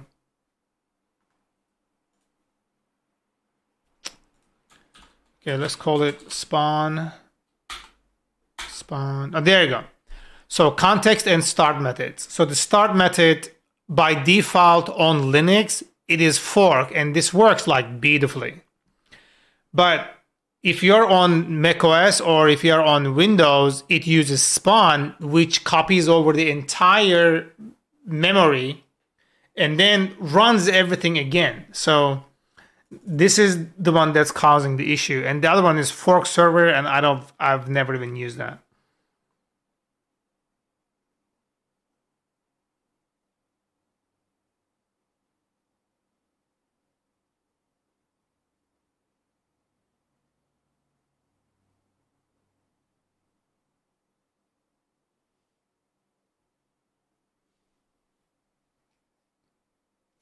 No, Windows doesn't support fork. That's the problem. That's the problem. So if anybody wants to use my thing on Windows and they like the code I wrote for multiprocessing, it wouldn't work.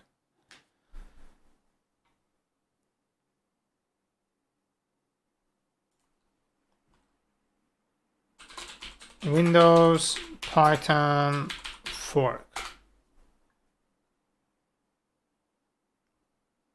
I remember reading that it doesn't work there. It just doesn't have on Windows.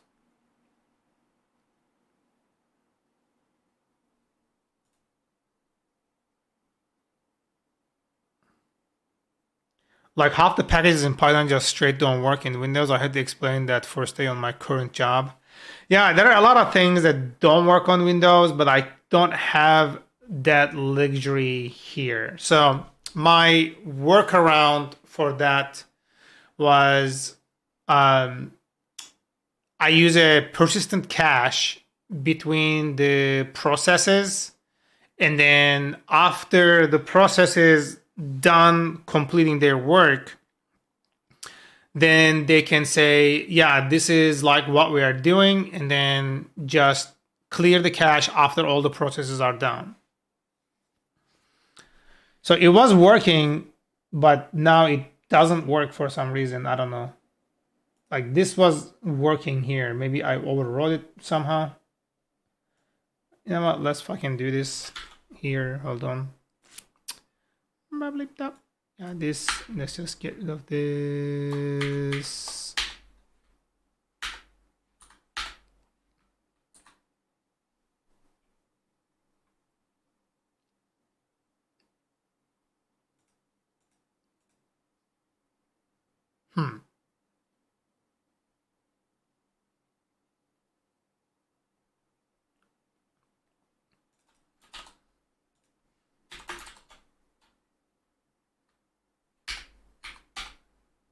Yeah, this should not happen. It's just really weird that it is happening.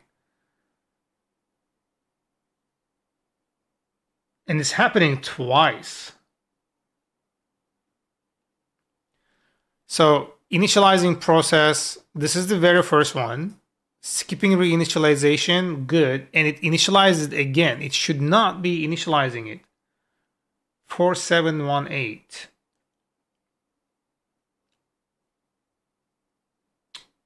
Hmm.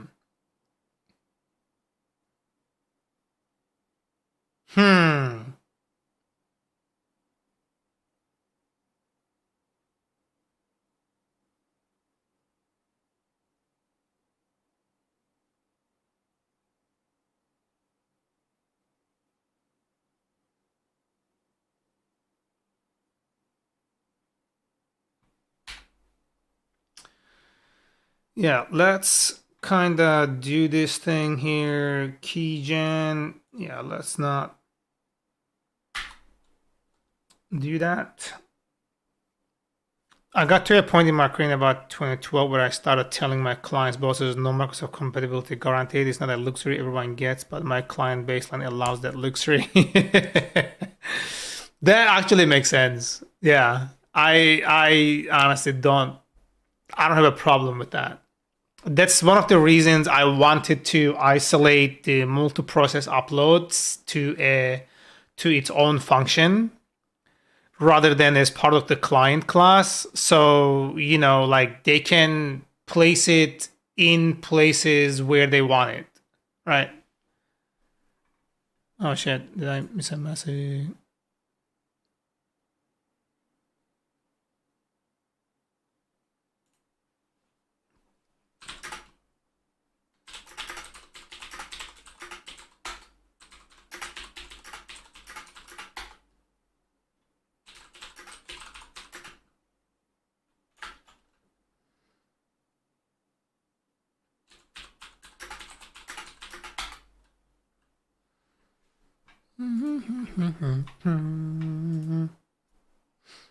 Hmm.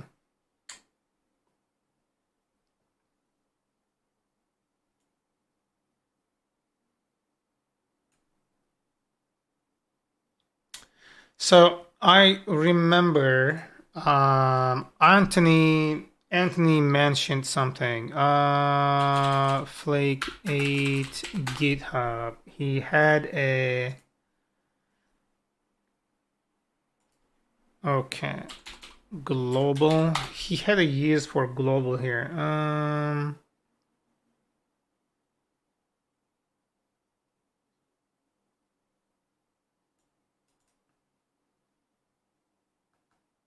Yeah, let me see how he came around it.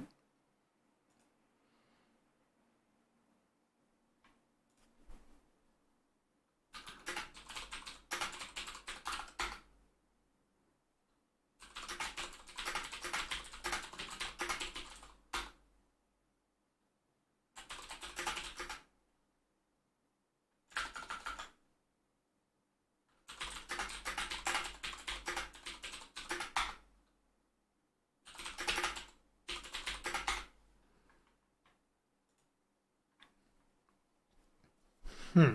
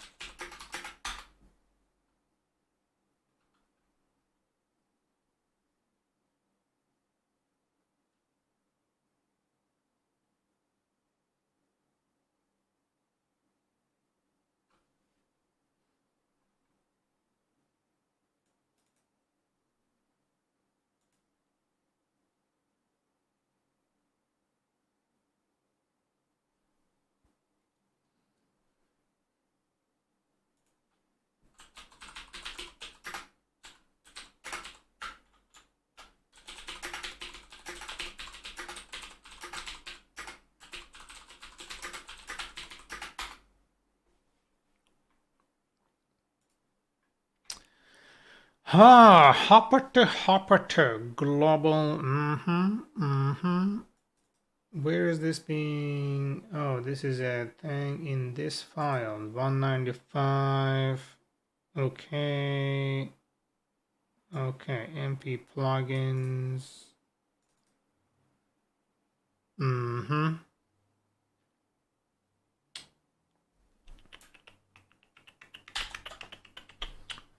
Okay. And he's deleting it.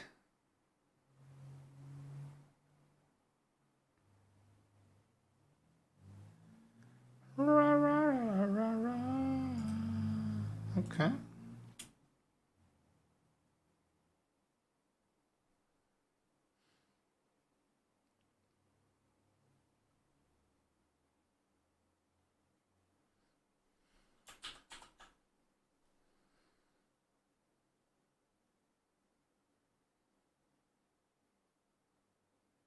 He's just assigning a type, he's not initializing it. Okay. That's the difference I was fucking missing.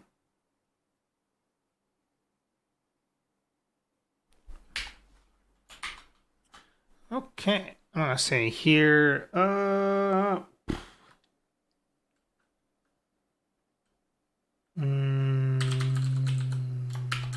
process checker. We are just gonna call this int.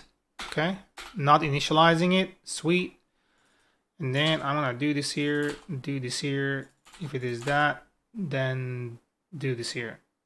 We're gonna say if not, do this here. We're gonna say here print setting up global wall. Yeah. Okay. We are declaring this asshole global, and then we are doing that, and then so down here.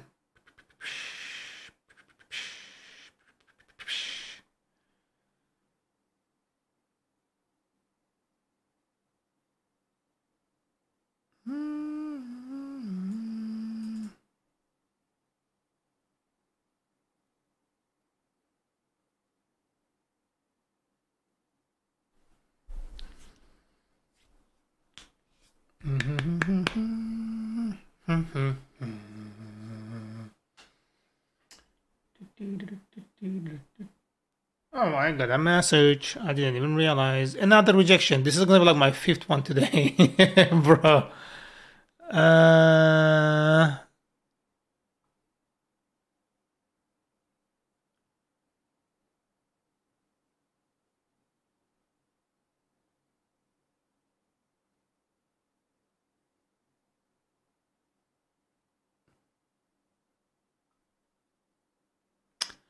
Right. Okay. So let's give this a thing.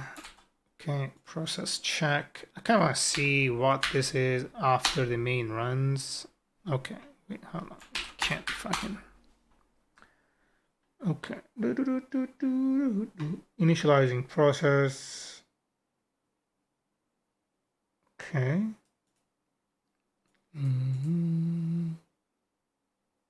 Cache while none. Skipping reinitialization.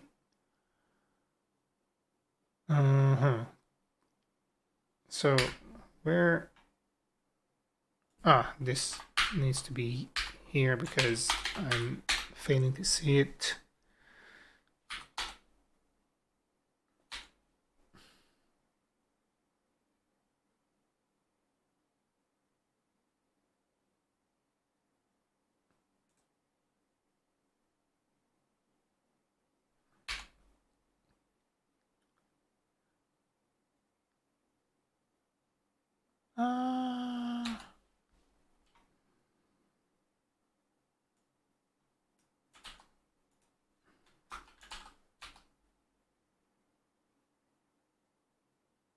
It's initializing, but I don't see shit. What the fuck?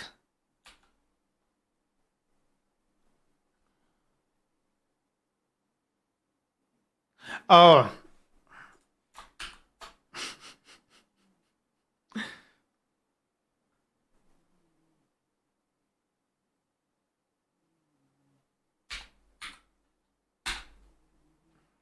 Hold on, am I even calling that? Oh, I'm not.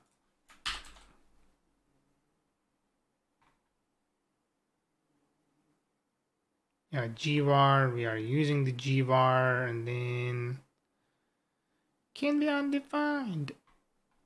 No, we have it here. It's not defined. Clearing cache, bro. It's not defined. It's a fucking global variable. What are you talking about?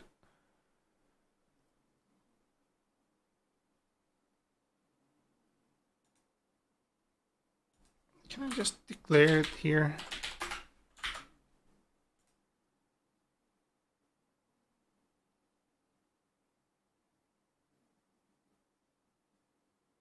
Yeah, we can't do it over here.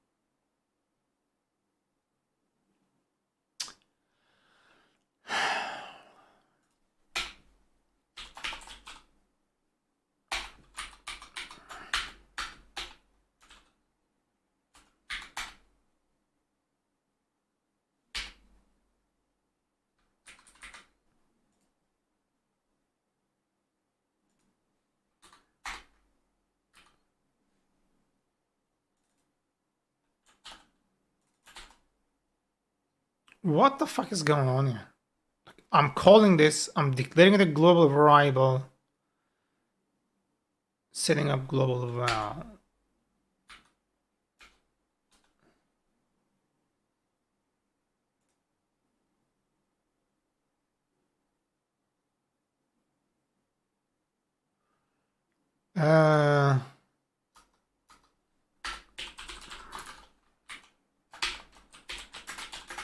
Okay, I kind of want to see here.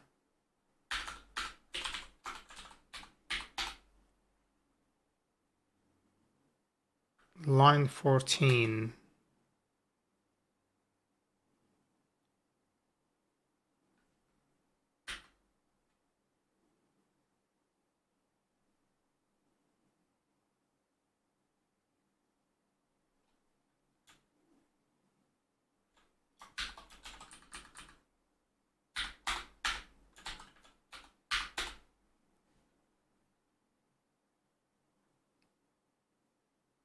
Now it goes to line.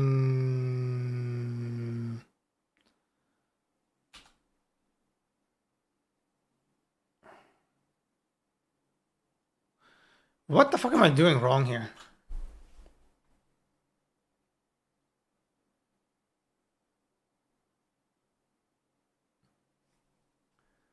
Declaring a thing, yes. And then the type, we are saying it's going to be an integer, okay.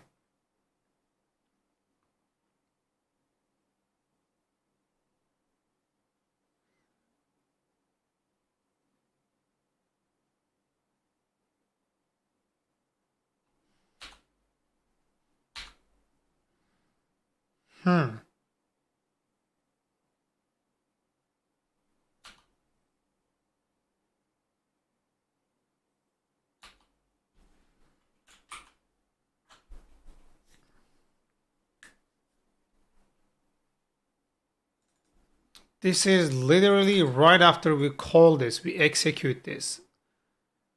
So why isn't it? What the fuck is going on?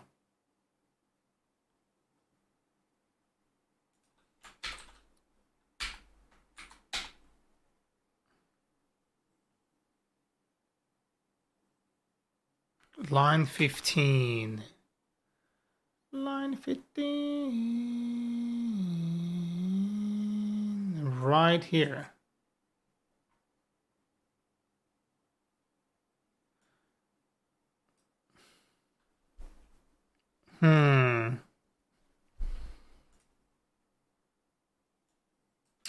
Okay, I'm gonna do something here. Okay. Print globals p format globals. Tell me what the fuck is in this fucker. It's not in there. Even after I declare it as global, and I'm gonna say here process checker equals 1, 2, 3. Now it's gonna be in it, right? It is 1, 2, 3.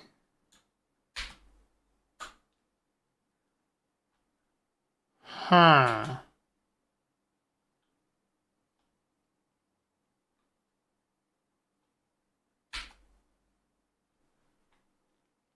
I guess the second time it calls it, it is there. Okay, I think I can use this. So we're gonna say global, okay. Let's make this progress checker. Okay, let's make it uppercase. Hold on. Ra, ra, ra, ra, ra, ra.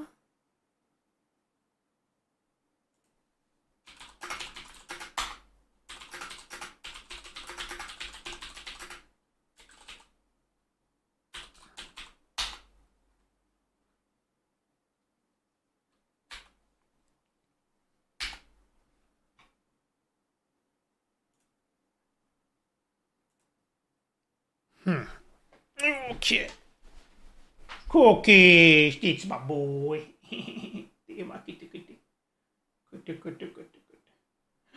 Such a good boy.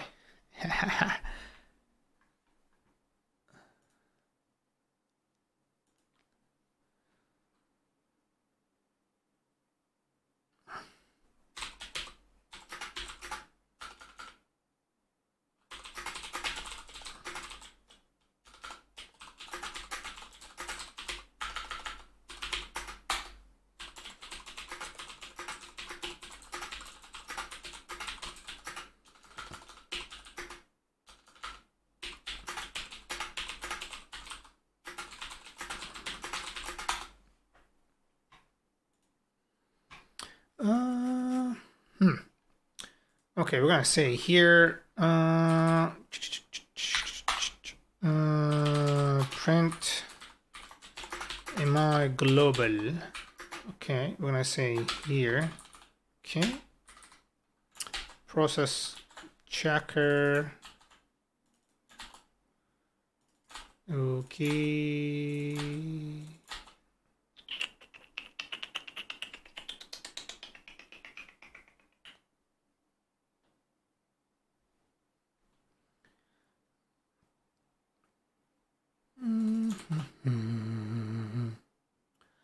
Haberdashery. Coco, you are such a good boy. It's my boy. What is my boy? That's my cat. It is so sweet. Okay.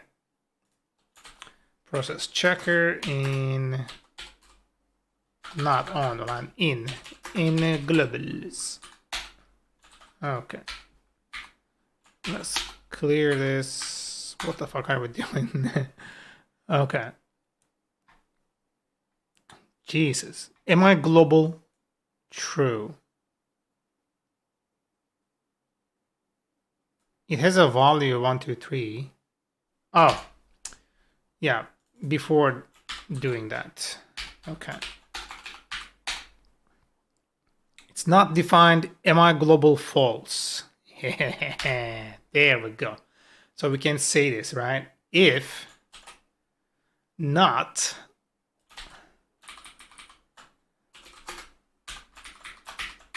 okay in, then we can say progress checker here equals this.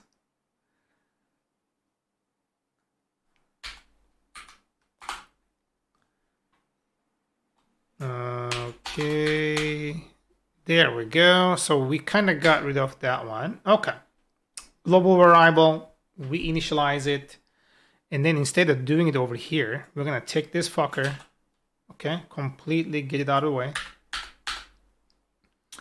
We're gonna put that right in main.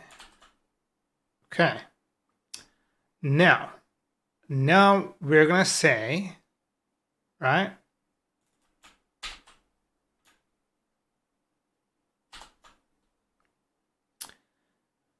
Yeah, this is gonna fail, so we're gonna say here, right?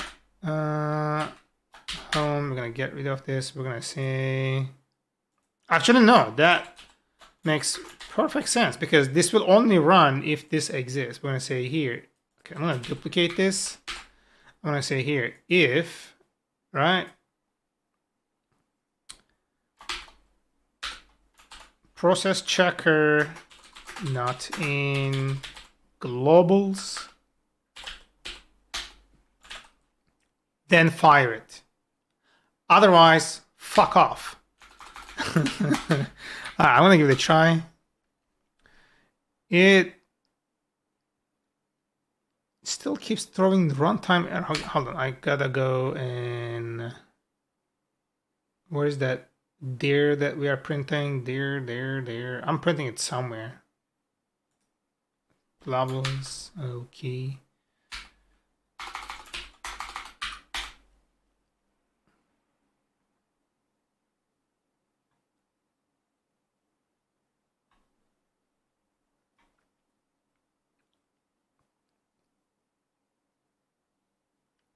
Initializing.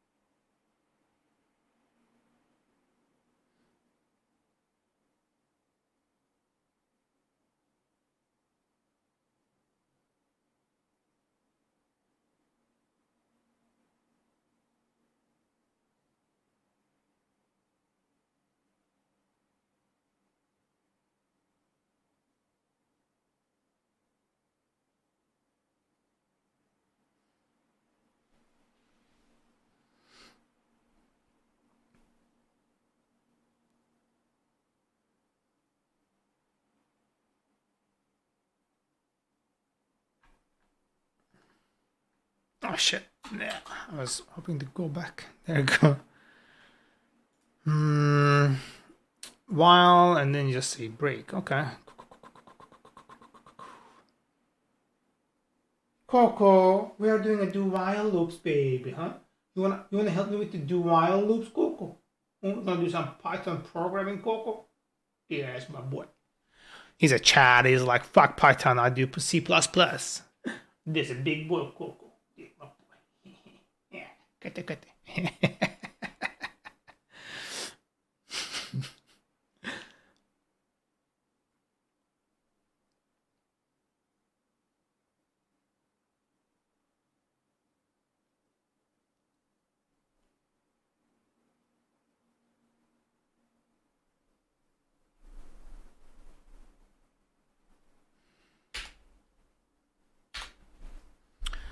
Okay, let's emulate something else here. I'm gonna do here while, right? Progress checker not in globals. Okay, print YOLO, and then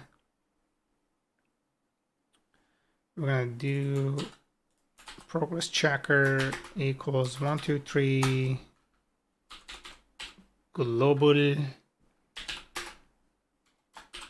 progress checker.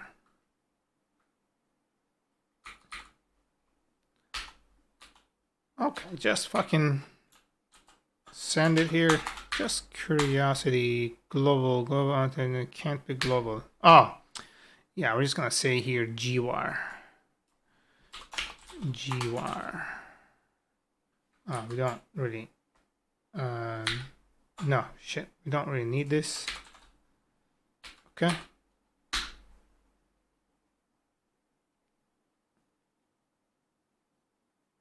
It only runs once.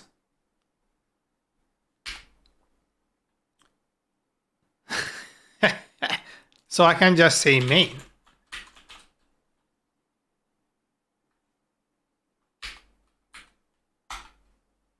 Motherfucker.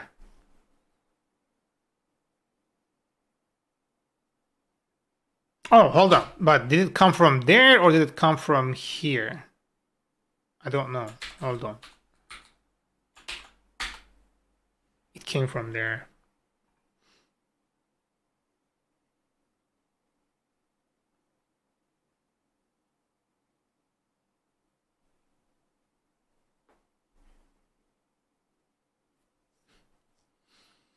I just can't really trust the fucking cache that much.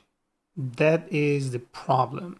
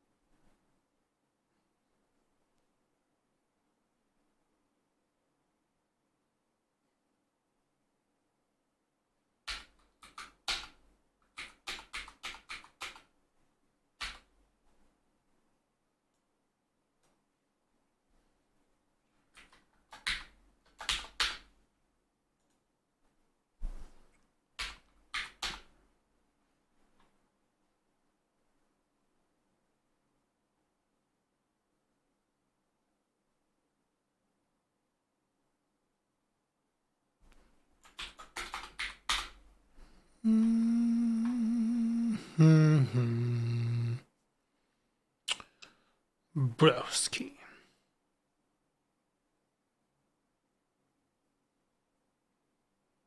Am I global? Oh, we're not doing anything here, apparently.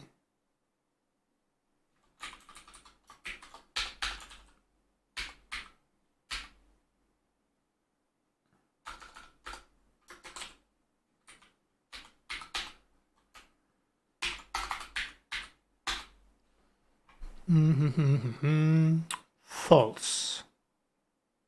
And it is false again. False again. What the fuck? It's always false? Bro.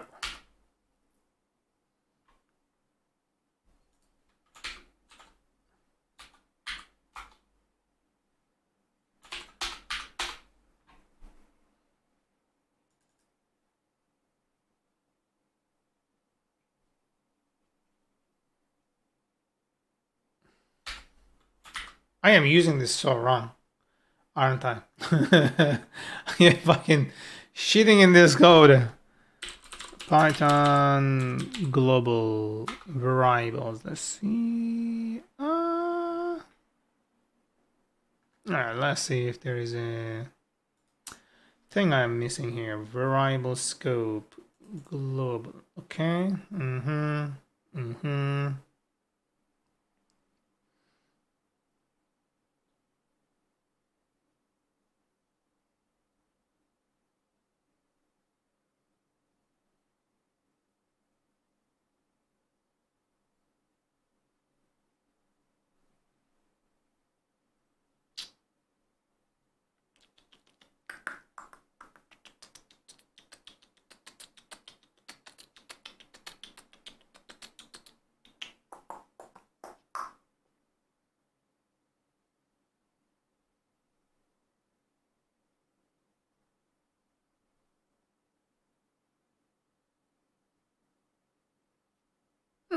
He's a good boy.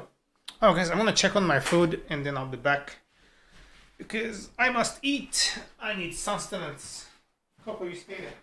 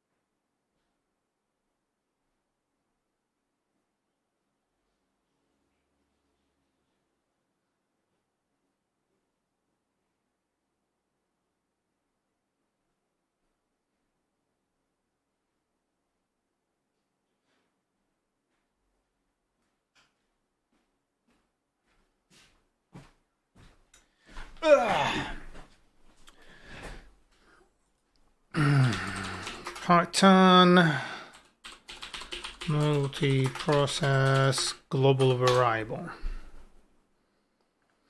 Let's see what do they have to say.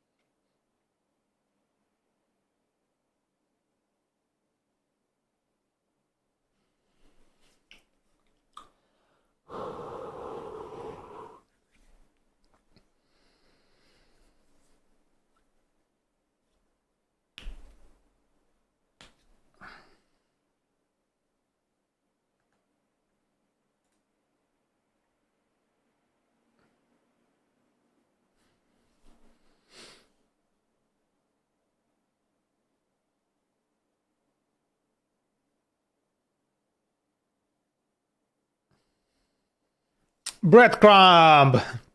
Still lurking. Hell yeah, bro. Appreciate it. Happy Monday, by the way.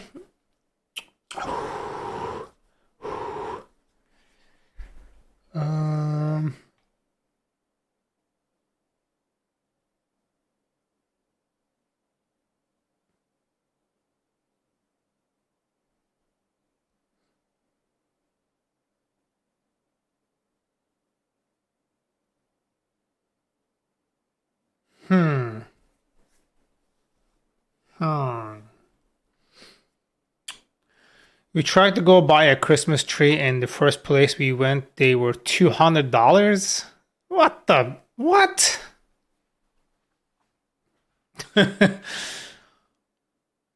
Bro, the last time we ended up buying a Christmas tree, I think I spent like $40. That's how much I spent. That's nuts.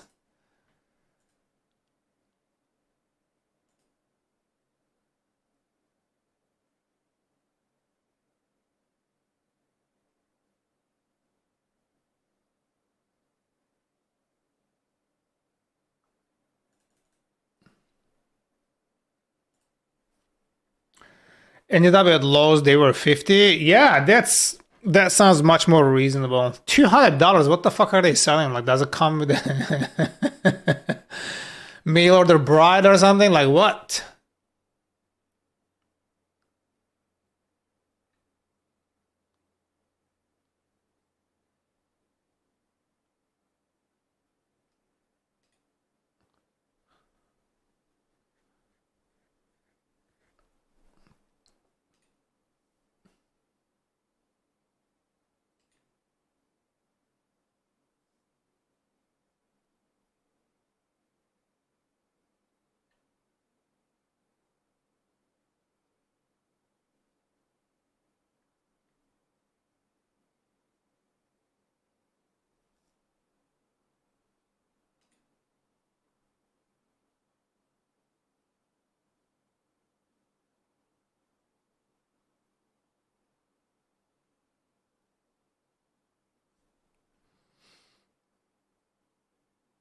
Unlurk. What? Hydrate. All right, let's hydrate. It's actually a good call. I think the other place had free range trees that were massaged. They were watered with organic water. Just go into a forest and chop one down. That's one way to get into $1 million debt.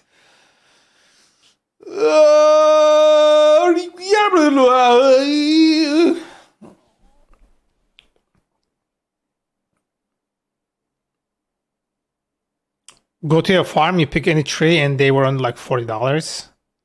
Okay, if you have like a chainsaw, you know, turn that motherfucker into dust, bro.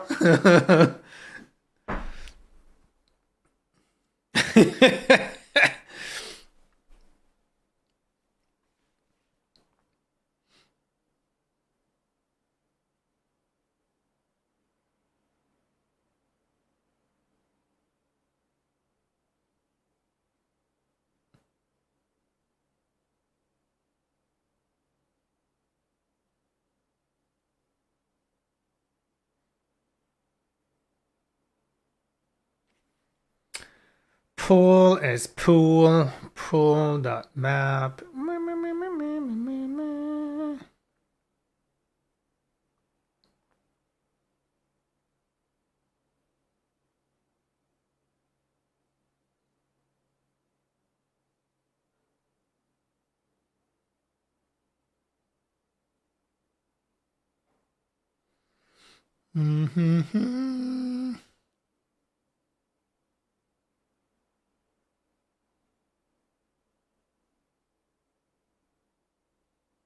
Oh, interesting.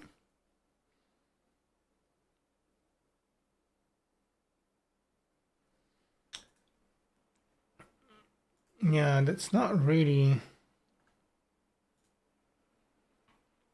Looks like the global variable there is not really giving a fuck about that.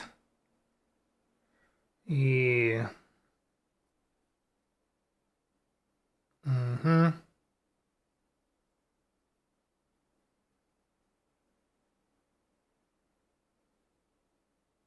Please give me a lot of help. I like the demand right there.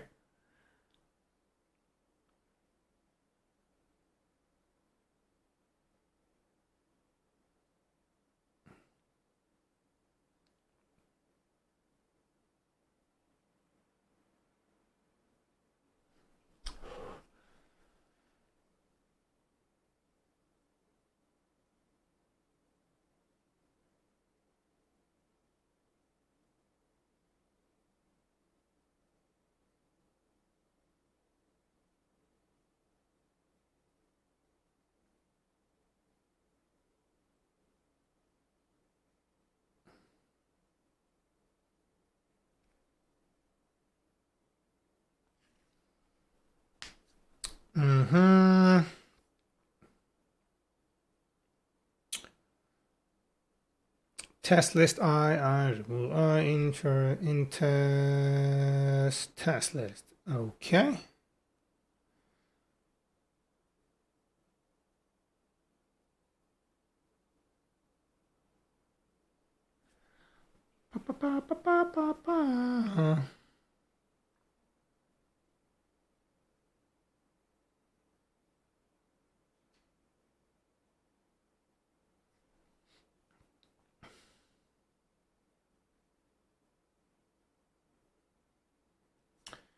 Yeah, this here, I just don't fucking understand how this is crazy.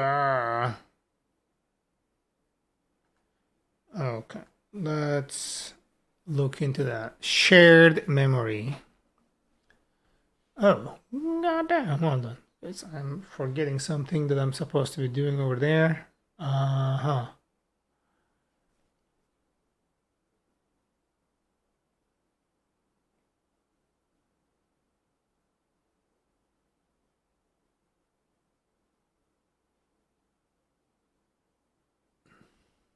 Fuck it.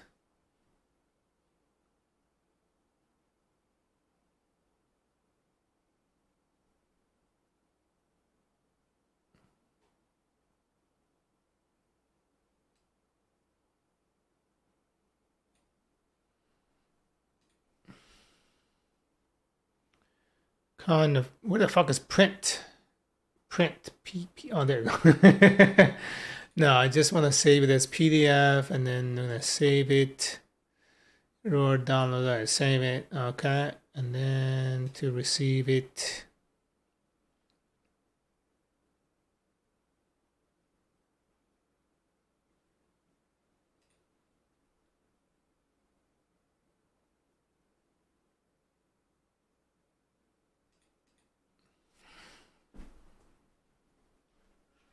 Okay, hold up.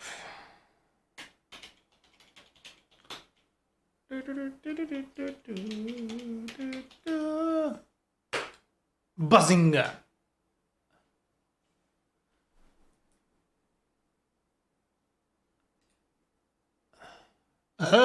You are a motherfucker.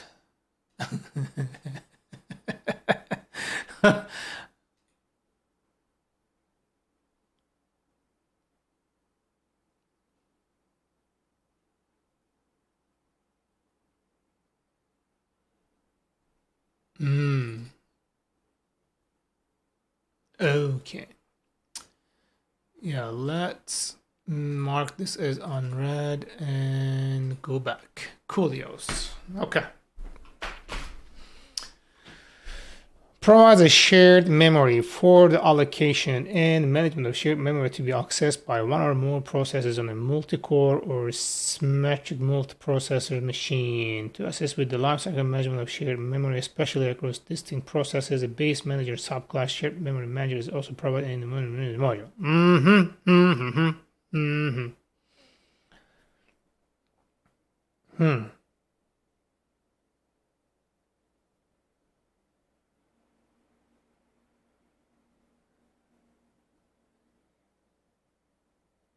Because I'm gonna check on my food and check on the boy. He's meowing like crazy. He's like meow, meow.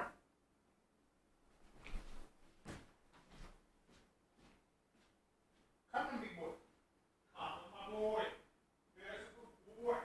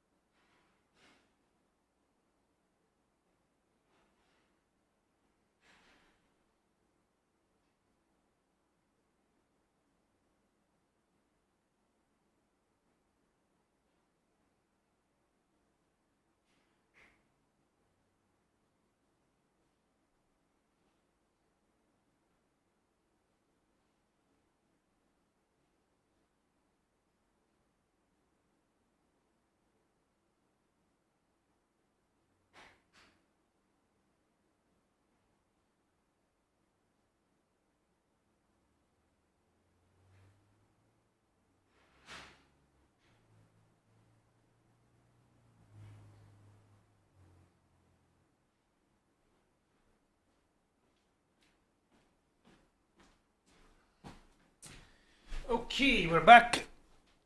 I need like just couple more minutes before I can eat. What a fucking day, yo.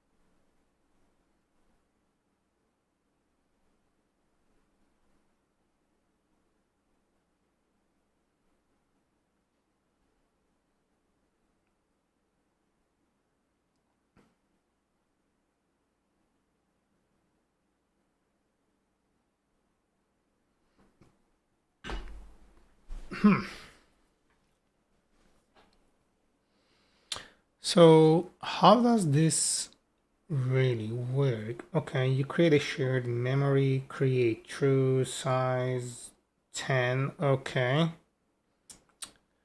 Modify multiple at once. Buffer, but show me. Okay, there you go.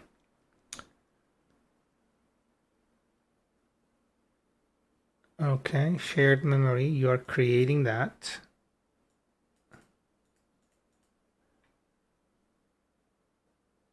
np dot in the array a dot shape buffer shm dot buff. Okay.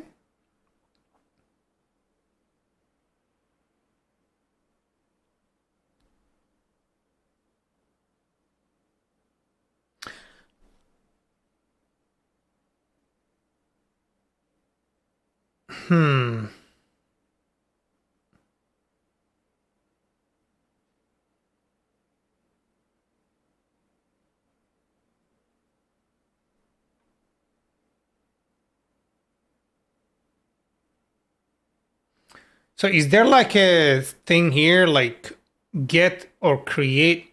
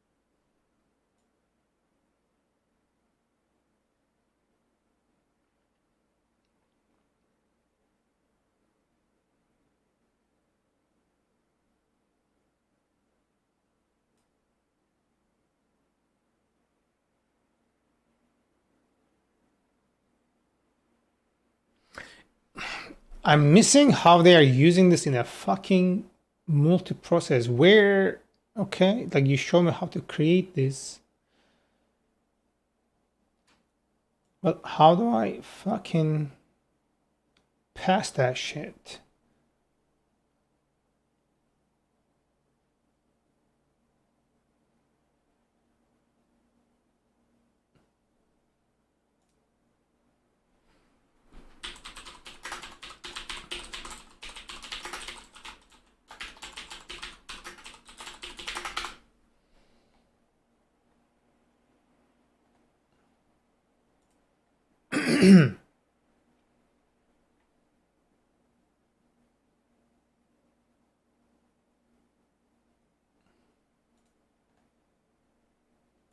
Shared memory.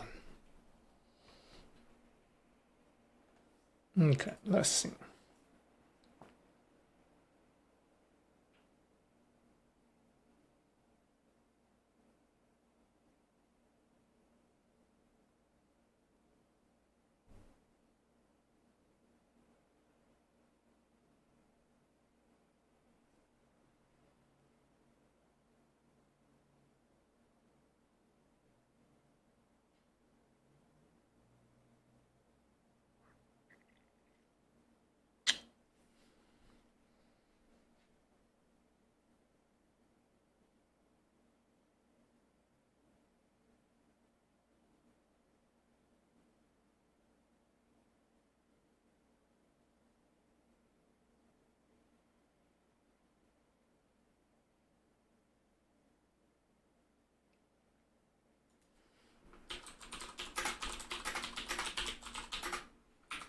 Check if shared memory exists. To check for the existence of the shared memory object and the creation of the object, if it does not exist, atomic with respect to their process executing shm open, naming the same shared memory object with so or create set.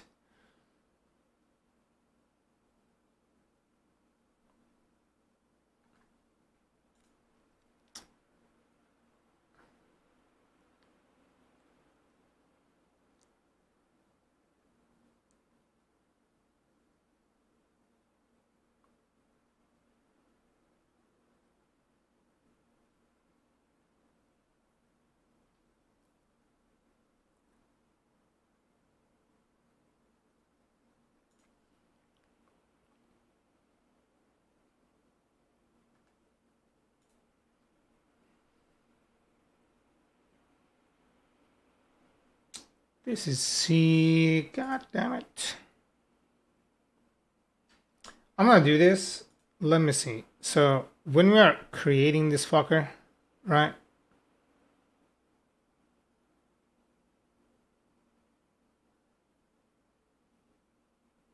Mm-hmm.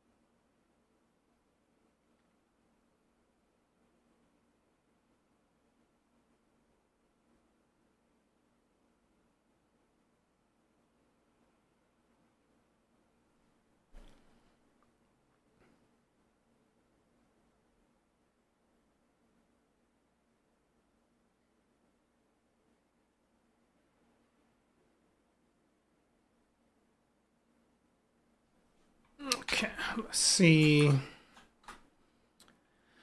Let's test it out, yeah? Yeah.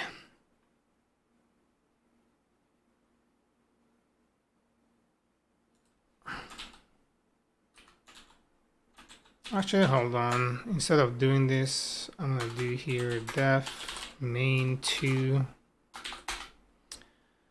Okay, I just want, yeah, just skim the whole thing. Okay. Okay. Don't need this now. Actually, no, we do need this. Okay.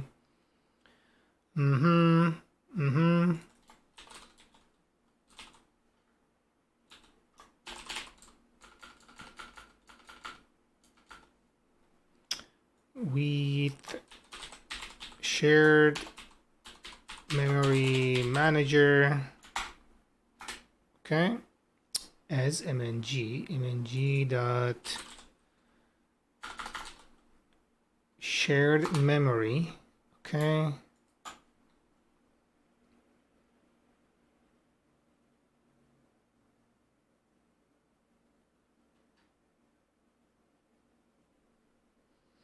Yeah, let's say like 100. Okay.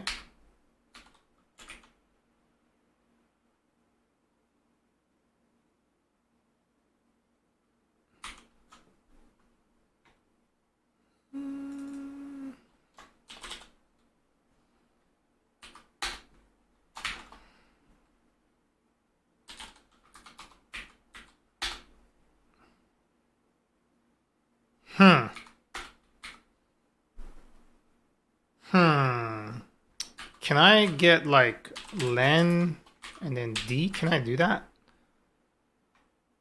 I'm just kind of curious. Okay, when I say here, shared list.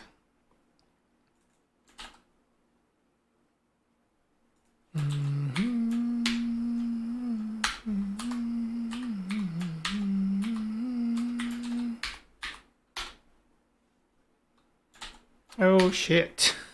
Something fucked up was going on. So I think, where is my do while thing? Okay, no. Where the fuck was I doing while? I had a while somewhere. Oh yeah. Okay. Yes. That was bad.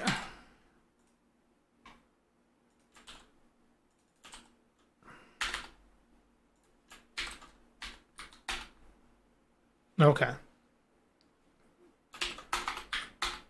Okay. Shared list 1.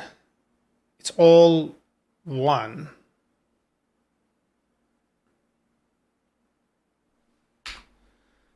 Okay. Because it's initialized right there. I need the memory. Fuck. Hold on a second.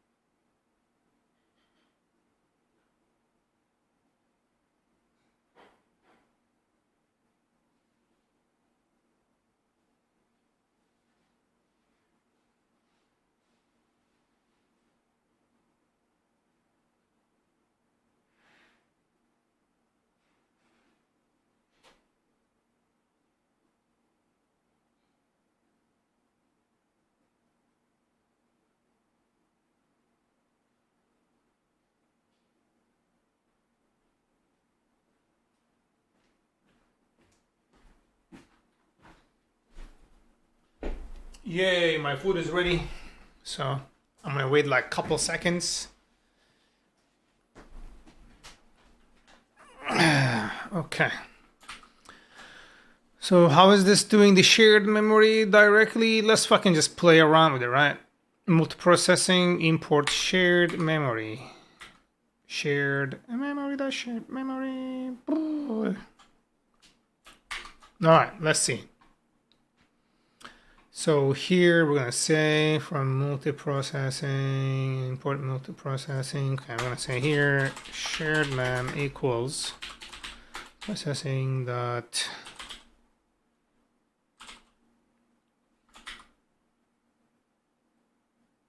I'm gonna import it.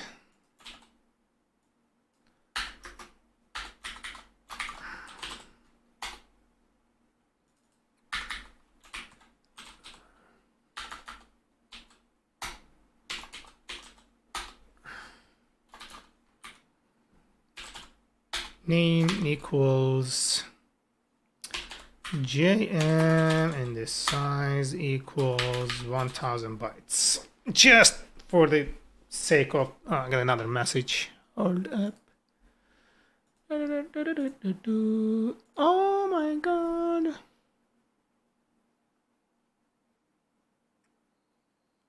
Yes. This is my 7th rejection email today. Holy fuck, bro. I'm gonna depress in this bitch. I'm gonna stress eat right now.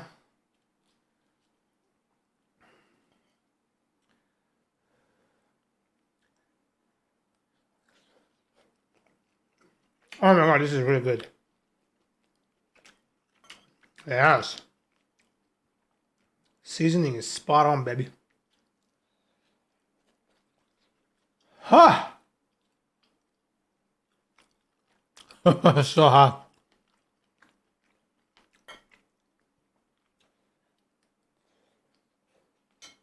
Hold on. Oh.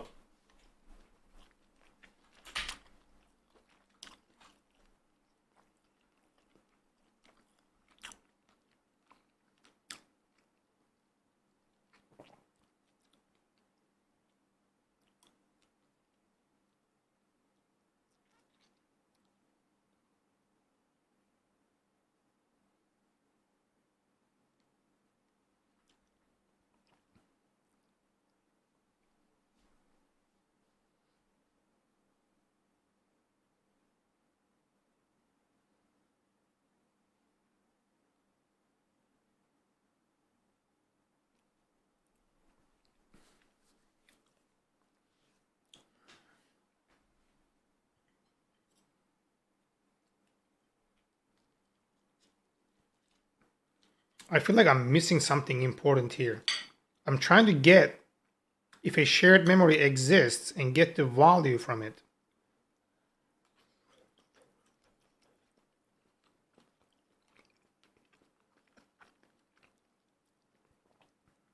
Oh, it's the buff. Okay, there we go.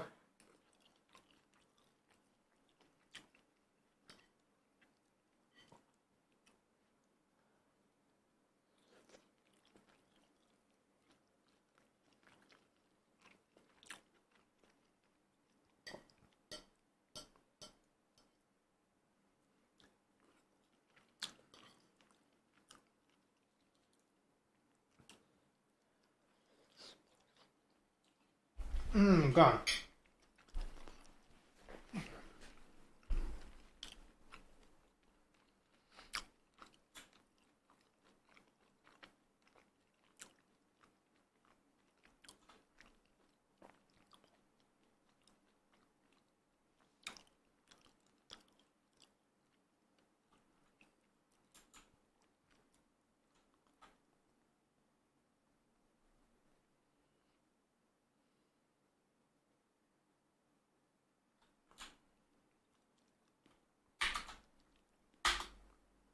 What?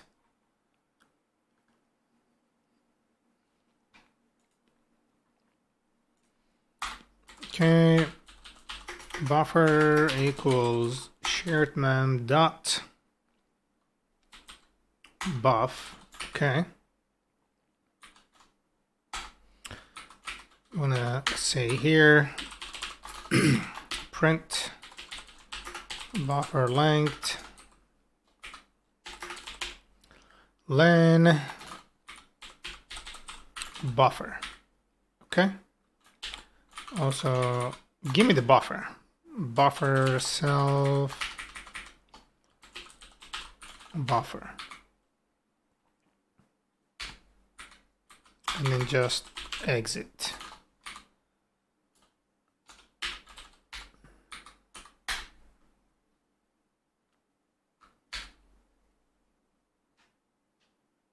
No such file or directory. What the fuck are you talking about?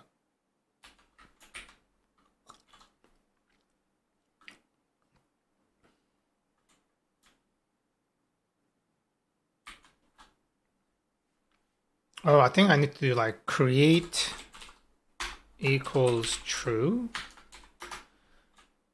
Is there like a conditional create?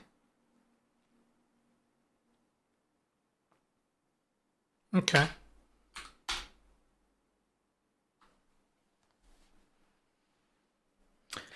Yeah, it's telling me that it's not, it hasn't been cleaned. Okay, that's good. That's good. That's okay. Buffer self, there's nothing in it.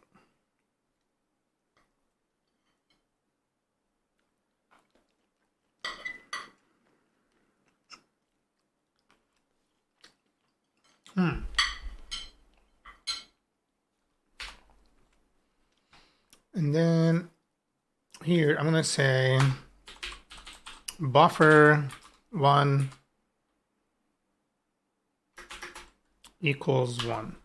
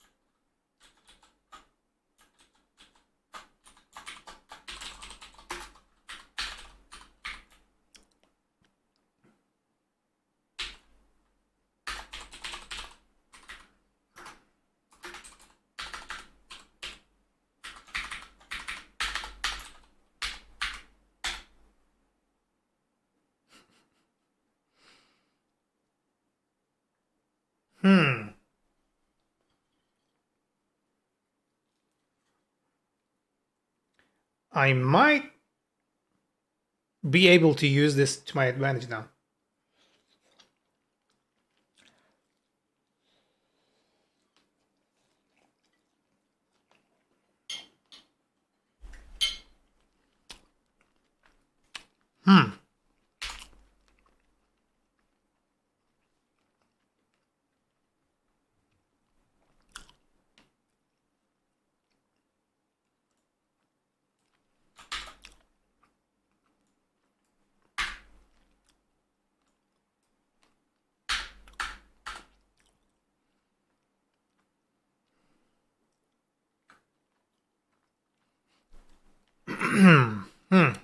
Okay.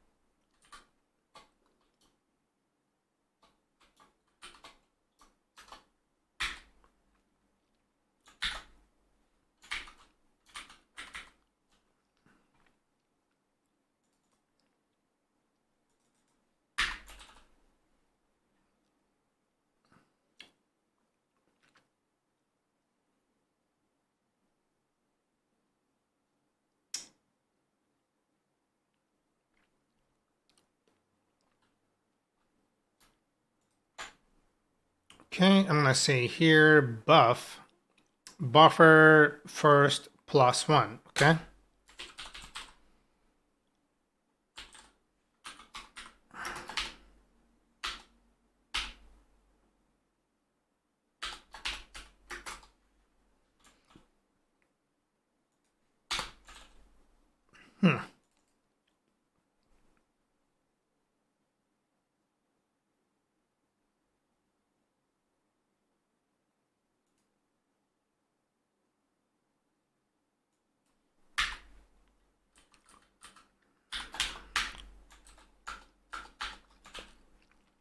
Okay, hold on. And then here we're gonna say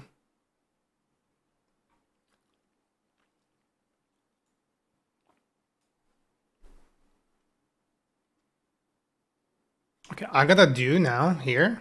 Okay, exit. We're gonna say 0. That's fine. I'm gonna say while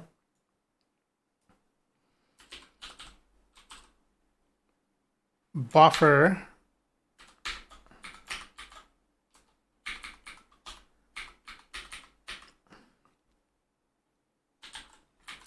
one less than 2, do it.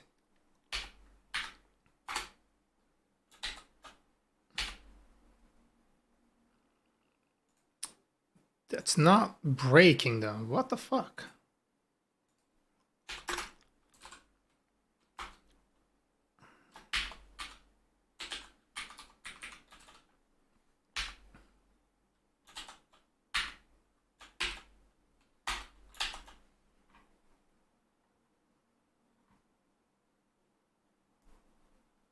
YOLO 1.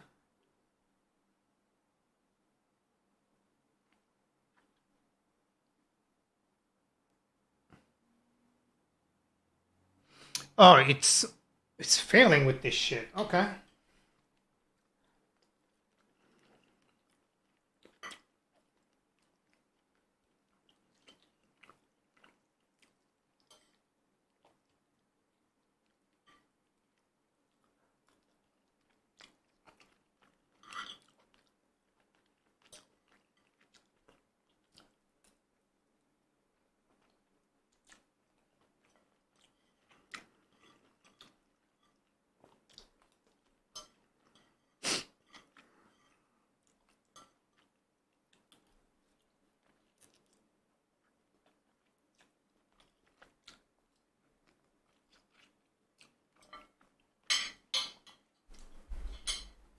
Amazing cooking, yo.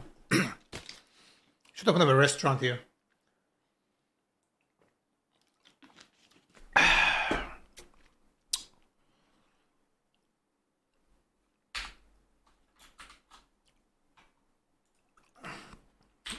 Python shared memory create. If not,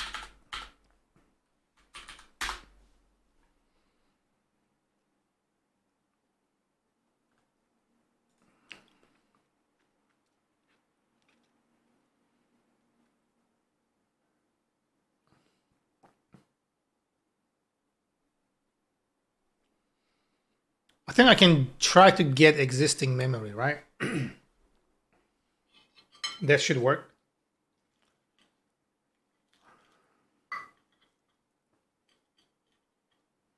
And if it doesn't exist, it should just give me an error anyway.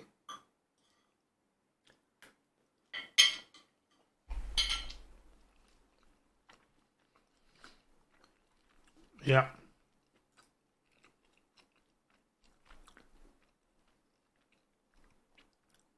Yeah.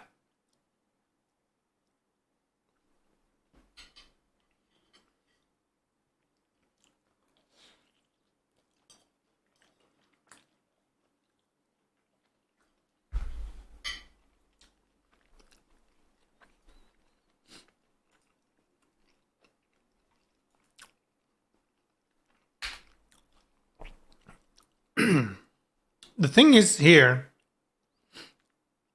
if it is erroring out all the way above, why is it still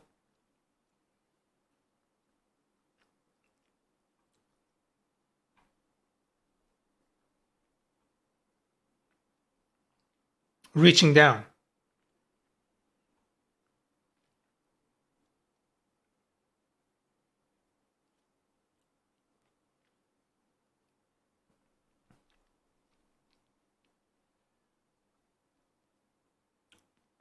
Line 15.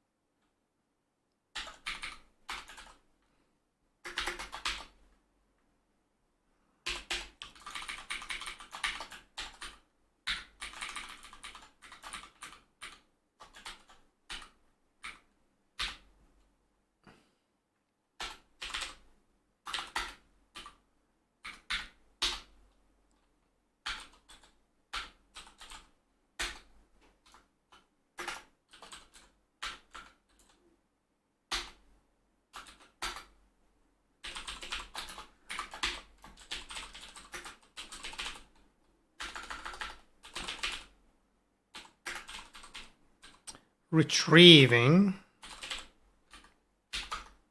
There you go. That should do, right?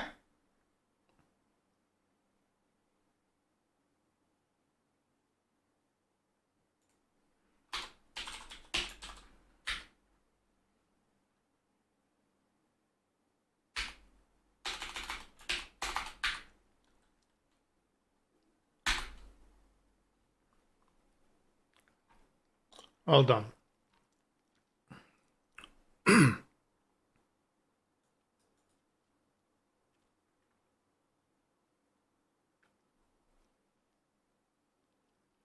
Already exists retrieving.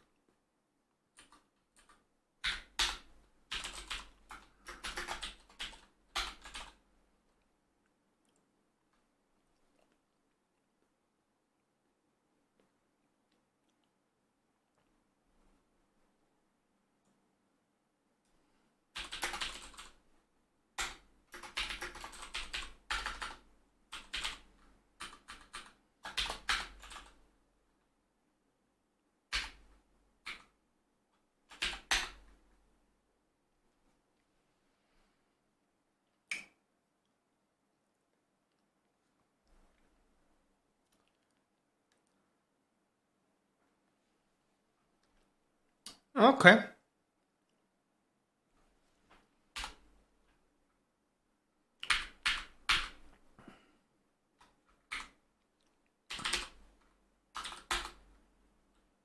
Oh, it's because of this here. This is causing issues here. Excuse me. I'm just gonna like copy this entirely. Okay. Try. Okay. Do this big boy. Okay. And then we're gonna say here, except. Okay, exception as E, we're gonna say print error E, and then we're gonna say here, finally, after everything happens, right?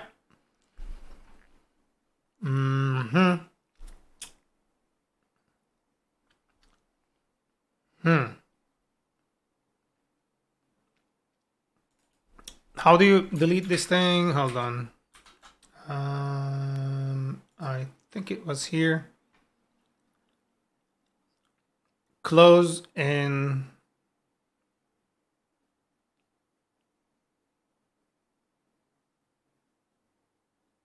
unlink.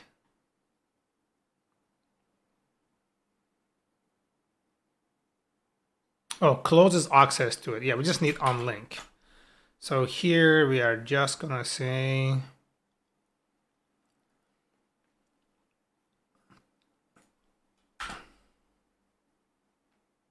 finally shared main dot unlink after everything is done.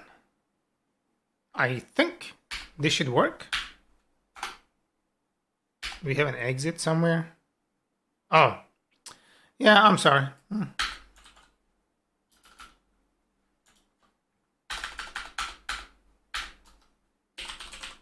Print I am final. This is gonna print a few times, I think, as far as the thing, yeah.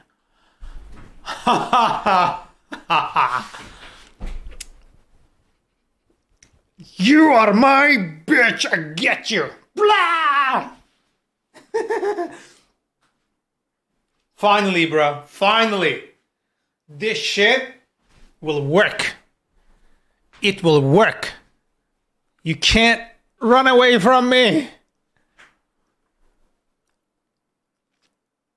No error whatsoever.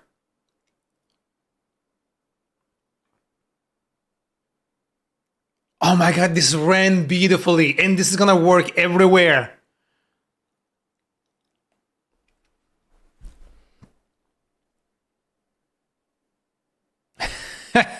This is gonna run everywhere. Fuck, this is so beautiful. I'm so happy with this. Shitty day, but I still feel like I accomplished something. Now time to put this unit test this motherfucker and everything.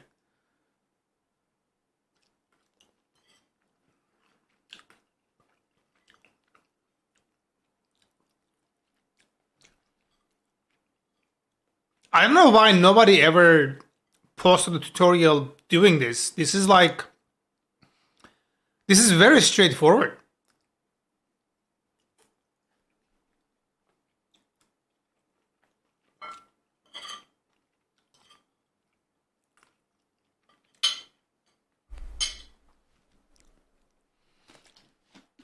I made it work so good.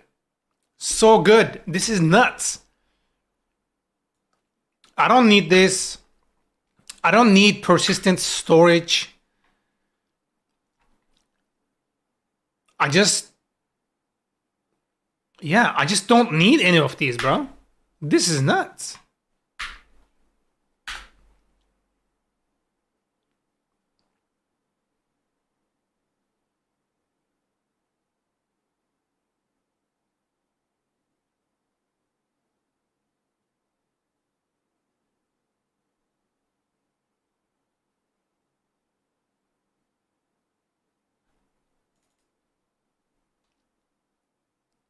This is perfect.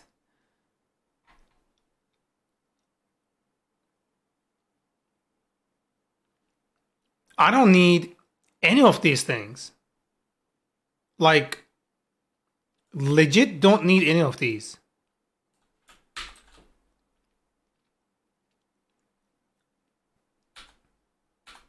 I'm gonna delete this, okay? And it should work just the same. Yeah, it says one leaked memory error name cache is undefined. I am final. Okay, I think, excuse me. Yeah, it couldn't do this because of this. Fuck. Yeah. That's fine. We're gonna do this. It's gonna go away.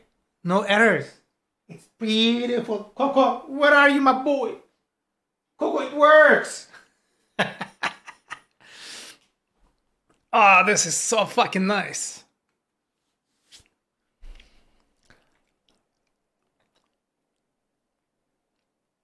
Coco, we got this. Bro.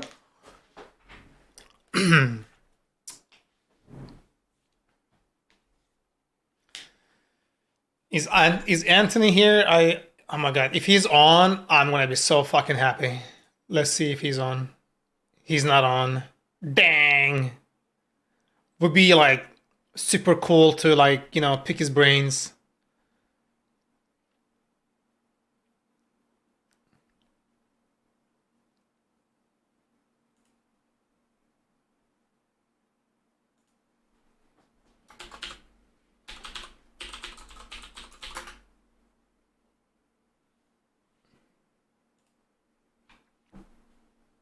Yeah, we got it working, baby. Headache. It's fucking creeping in. Oh, I'm gonna get some juice. One sec.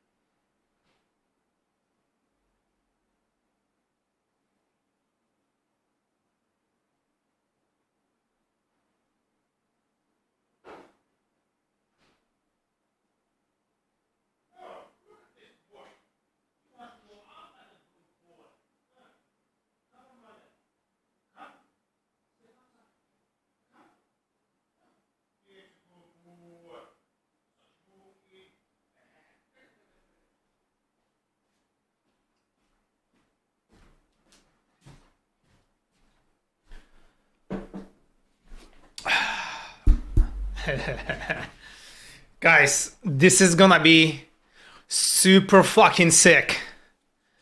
Like, no cap sick, like, it's gonna be amazing here.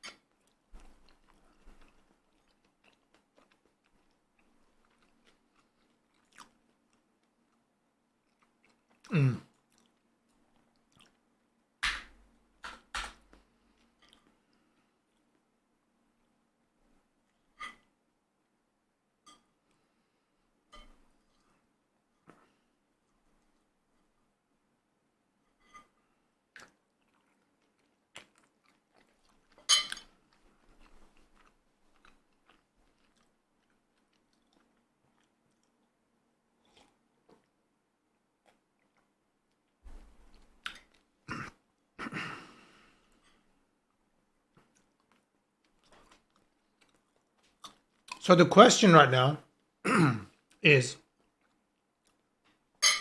when you do a keyboard interrupt, does it terminate this fucker or this will still run? I need to make sure this will still run even with the interrupt.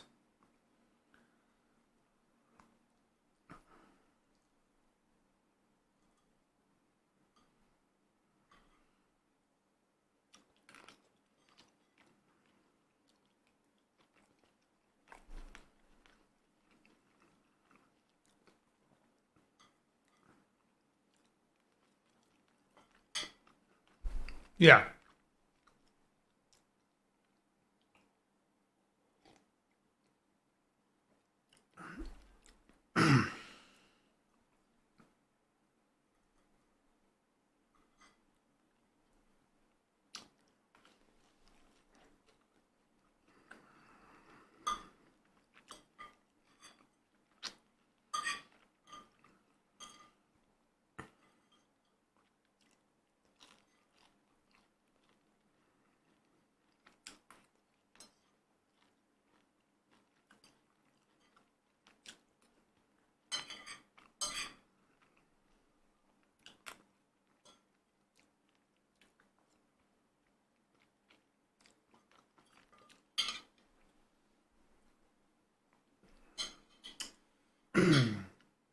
I outdid myself with this cooking.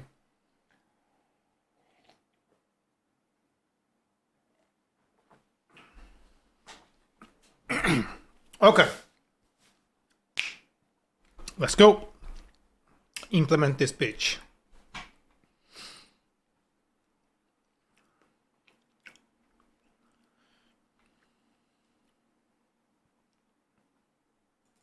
Actually, we just need this thing to be like 1.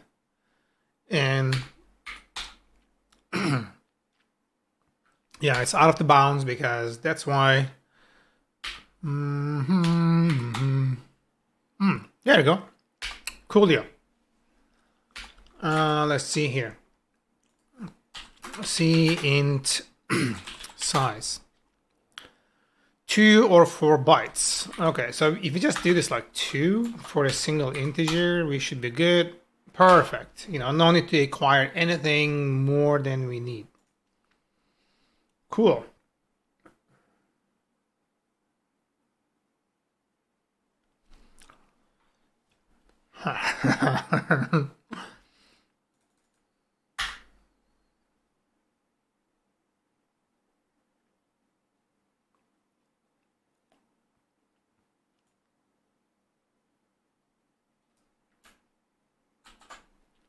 Okay, utils, we're gonna create this here.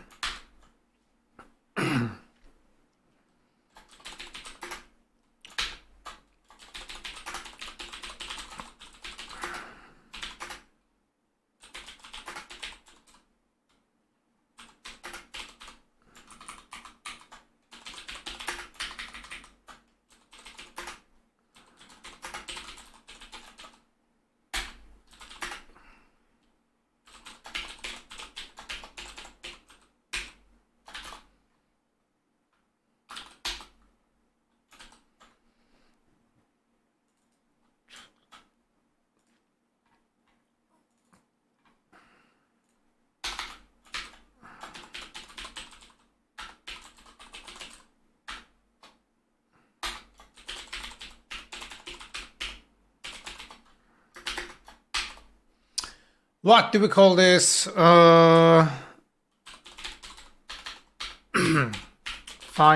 API multi-processing shared memory. Okay. We're gonna take this and then take this over here, shared memory name. We do not give a fuck about this. We are gonna type this here. Okay, don't care about this.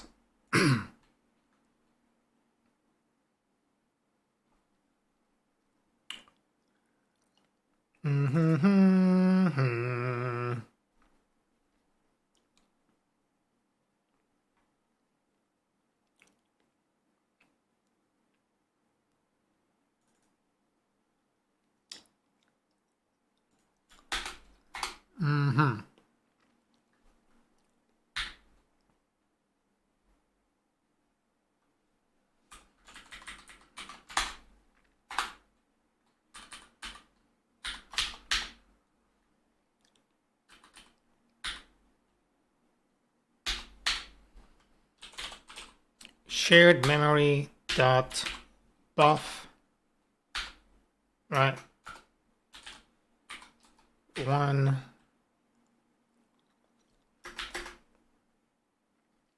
equals int init process. This is it. Oh shit, shared mem, not shared memory. Shared mem dot buff equals this. Return shared mem. That's it, right? Cool. So this is, let's just verify this. Like, I know this works, but I still want to make sure that it is go through. So if I say int true, that's one. Int false, that's 0. Perfect. So the value that we need here is to make sure the very first item here, if it is 1, start. If it is false or 0, don't initialize new ones. Excuse me. Okay. So MP upload. Alrighty. So we're gonna say here, okay, get shared memory. We're gonna say here, Docs, how you doing? It's going good. You came at a time where this is like the perfect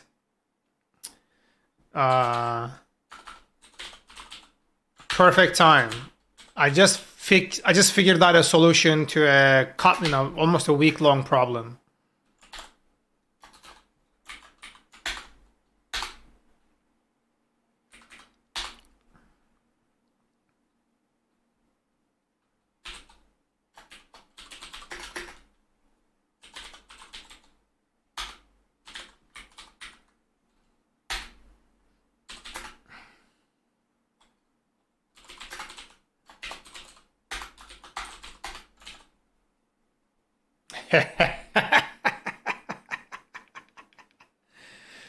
Whew, this is really sick.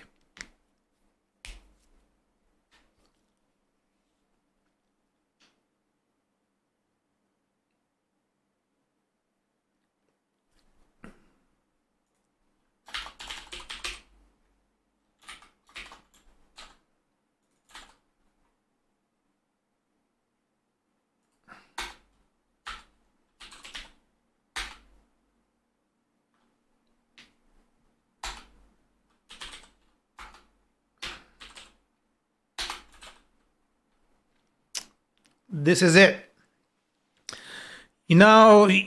Sometimes you need just a 5 minutes pause. That was like a week pause for me, but I'm happy I was able to figure it out. Go to sleep in the morning. Go to sleep, and in the morning. Oh.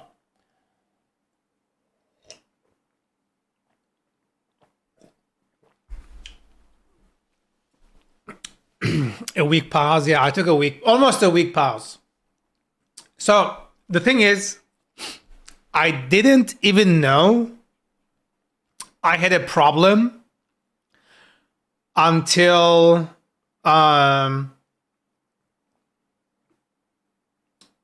what you gonna call this thing? Until about like 5 days ago, because I was at Anthony's stream, right? The Anthony Writes Code. I was on his stream and I told him that I just did like, it wasn't even related to multiprocessing. It was related to static, what you gonna call this thing? Shit. It was related to a static property of a class being used between multiprocesses, right? The value is passed around in a multiprocess. So I told him that, and then he's like, oh, it only works on Linux. I'm like, what? I'm like, no. Because Linux uses fork as a start method for, like multiprocessing. And then on macOS and Windows, the default is spawn, and they operate differently, much differently, which made my code not work. It would error out 100% of the time. So now I literally just now I found a solution to it. Environment problem. Yeah, the thing is I cannot ignore those environments, because if somebody is creating implementation with my SDK and they are working on Mac, it would never work. It would error out, and a lot of people do development on Mac. I cannot simply ignore it. So having said that, I had to find a solution.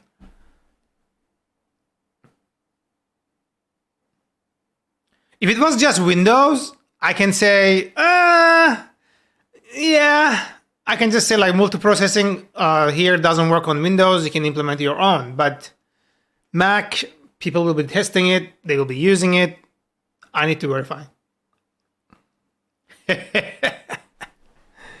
He opened the door again. Hold on, let me close the door because it's going to get really cold. One sec.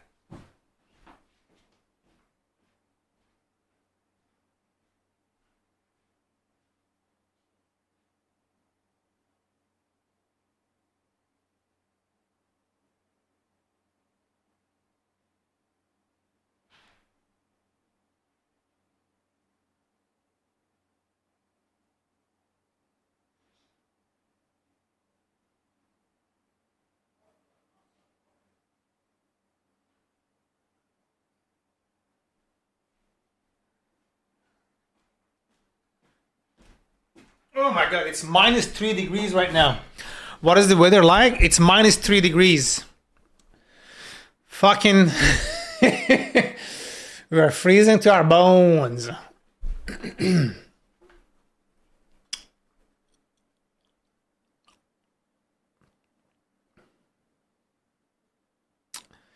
Yeah, it's hold on. What's the degree outside right now? Let me see.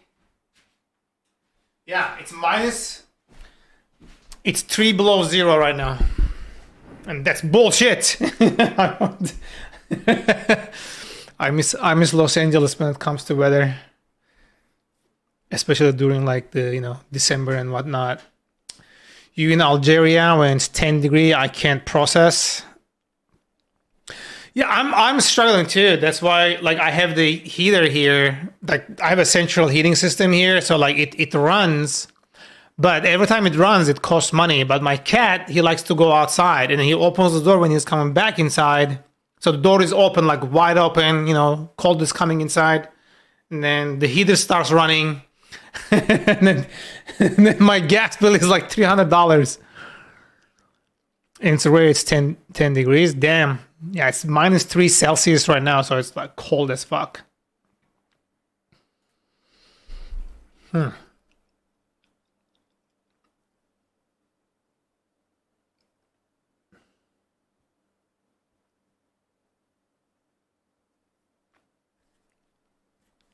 Everything expensive in Canada? Oh, yeah.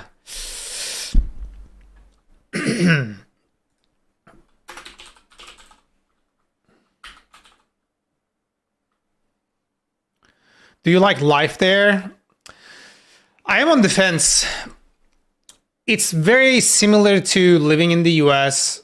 Their like work permit system is kind of shit, which I'm kind of like stuck with currently in the meantime. It's redundant.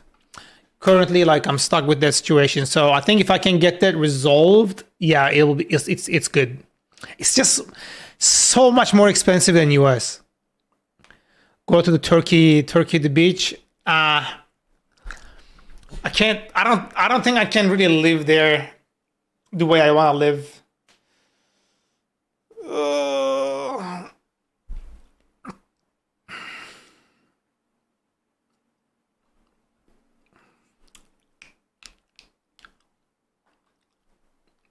Okay, so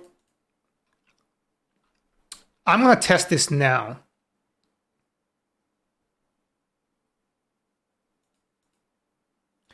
Yeah, this here won't matter anymore because we are doing this everywhere.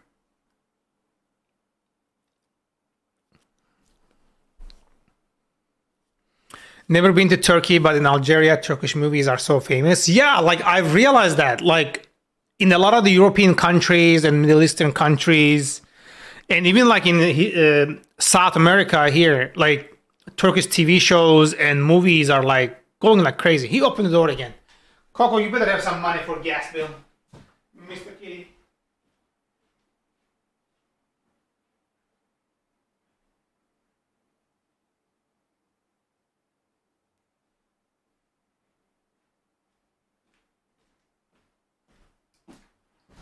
Bro, I want to start charging this guy rent money.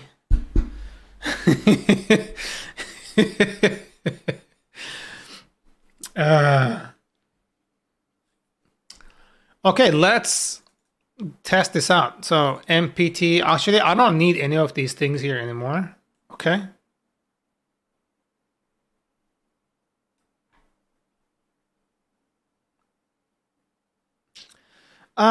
Let's make this into a different file. We're gonna say here Python file. We're gonna say here np test. Okay, do not. So we're gonna say here from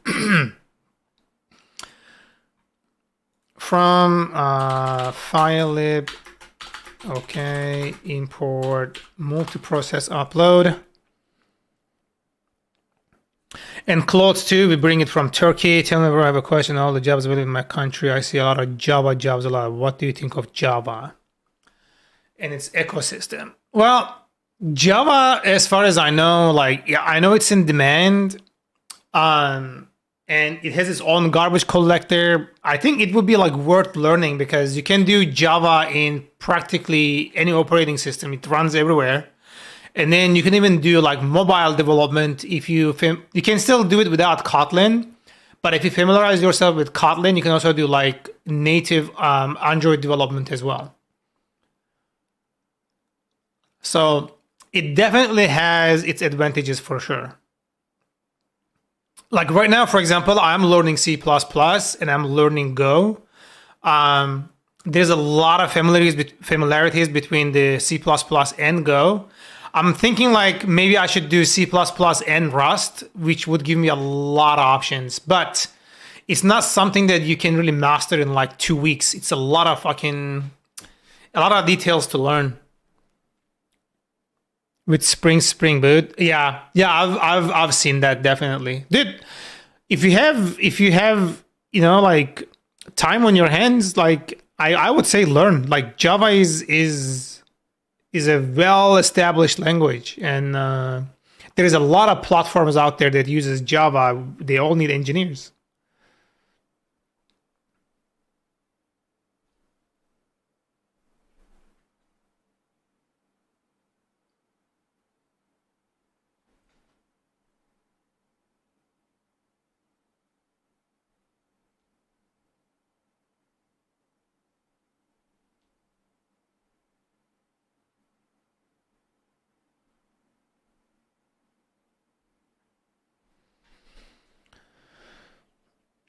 Spring Boot, Angular Stack, so many jobs. I don't know. They told it's very verbose, like you read a lot of code.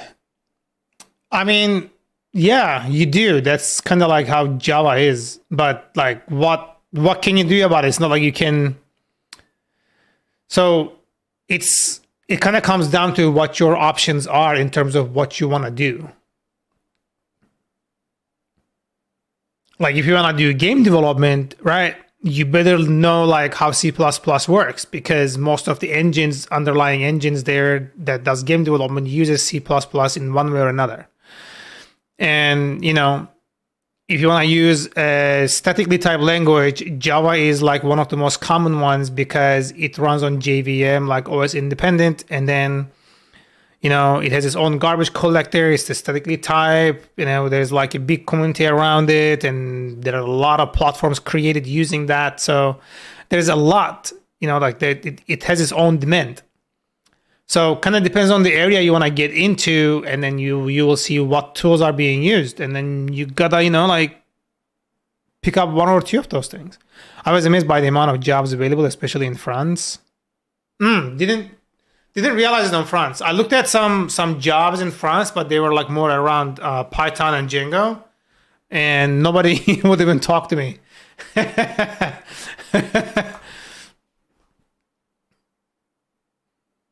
So there's that. They're like, fuck you. Nobody cares about you, you know? I'm like, okay, you don't have to be so mean, but you know, what you gonna do?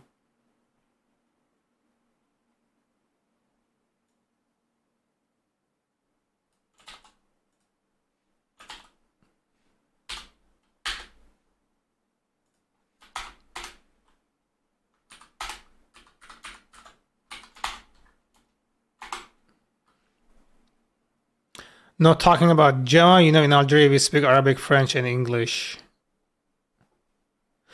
Damn, you guys are like triple growing up, like knowing three languages. That's kind of nuts.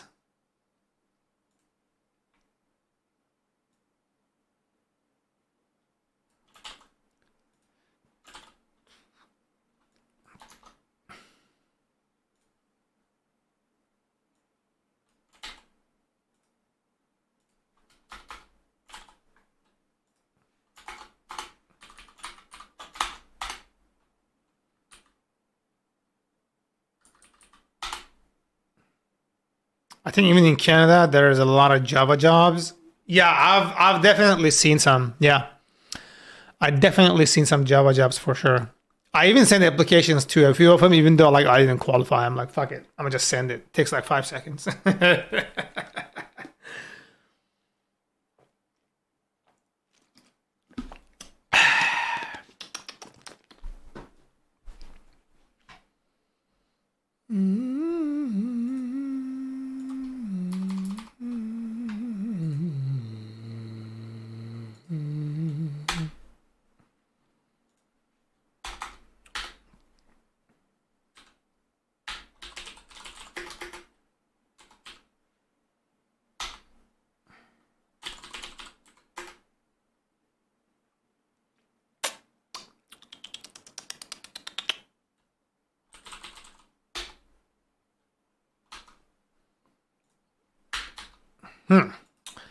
Not sure how this is gonna work. Instance dot processed files.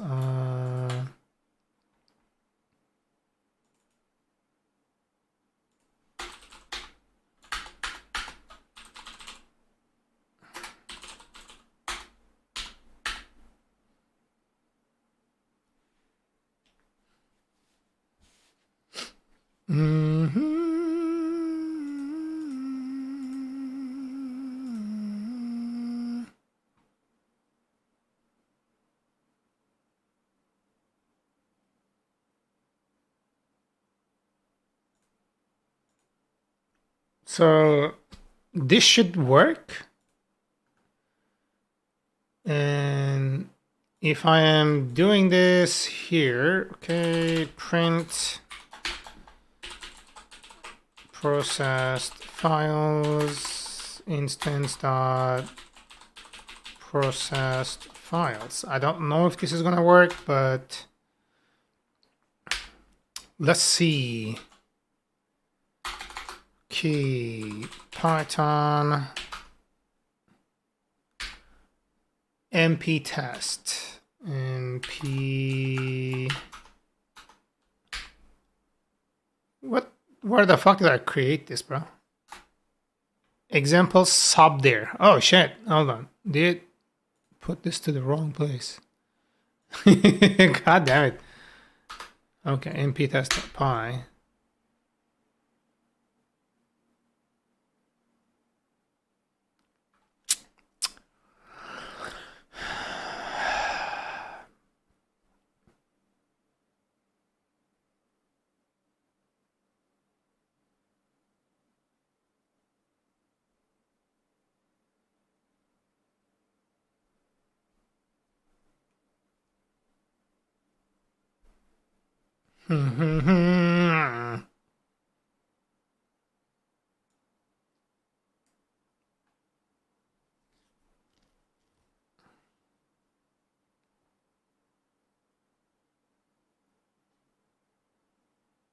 He opened it again. One sec.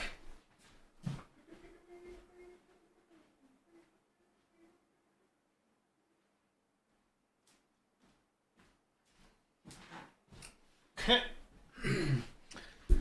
So we are having this problem because also we need to do this in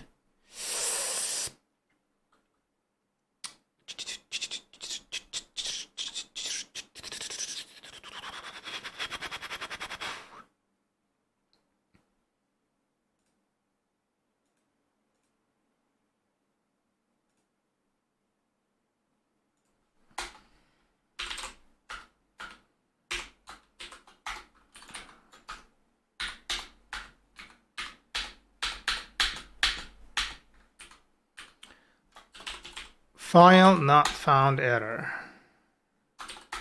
Okay, I'm just going to say here pass. That's what we got, right? File not found. Okay.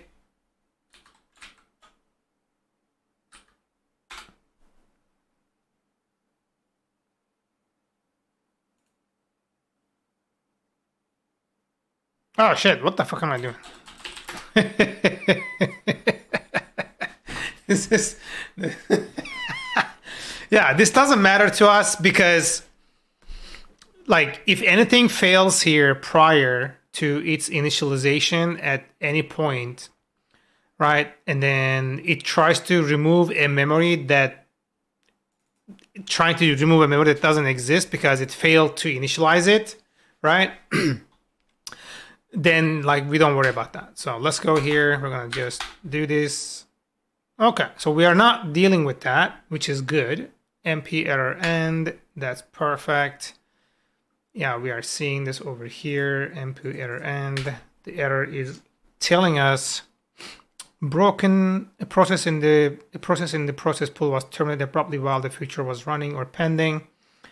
Okay, but what the fuck is the error though?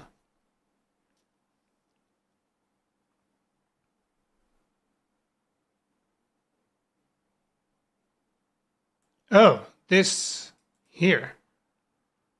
Huh. Processed files. It's not reaching here.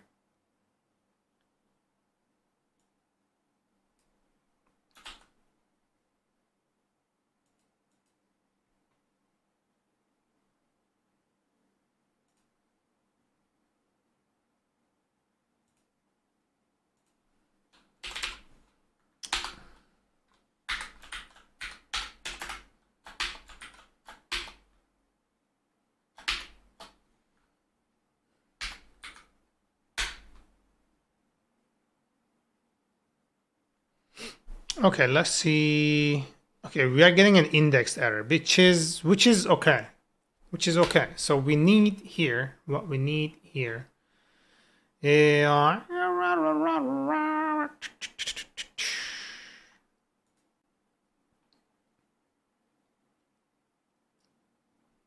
Instance index.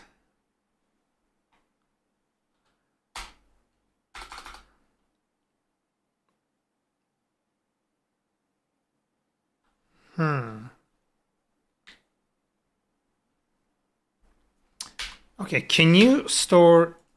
Okay. From multi-processing import shared memory and then sham equals shared memory dot shared memory. Okay.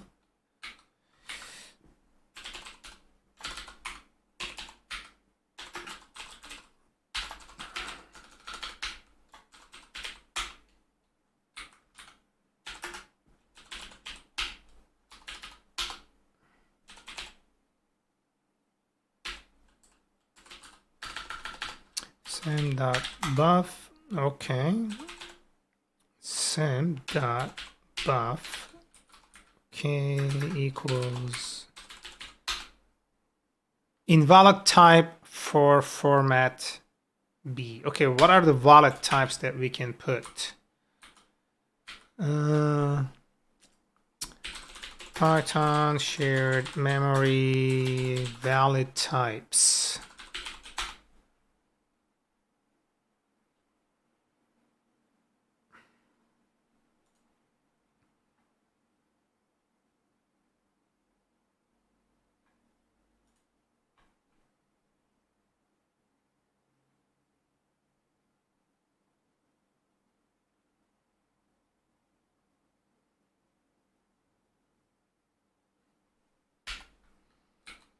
Okay, can I make this?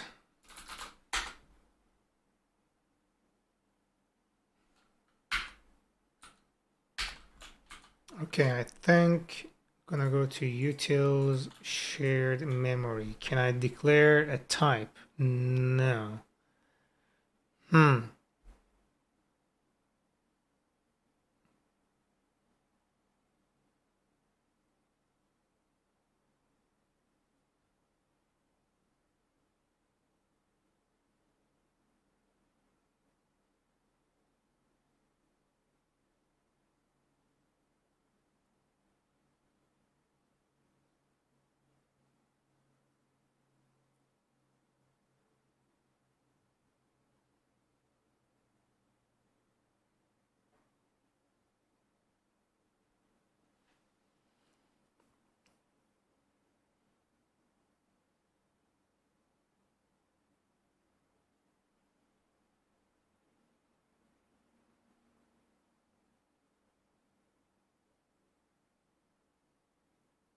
So this is using a fucking file. Jesus.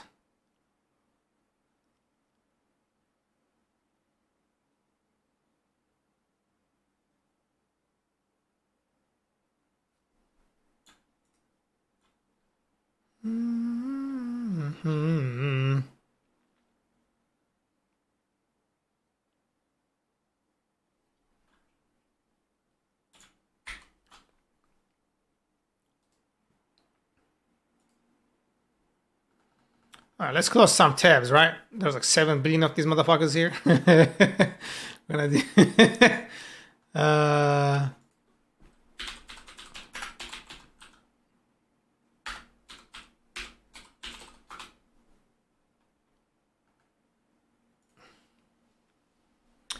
a memory view object exposes a C-level buffer interface as a Python object, which can then be passed around like any other object. Okay, from Py memory view from ooh, we can pass it around like a fucking what?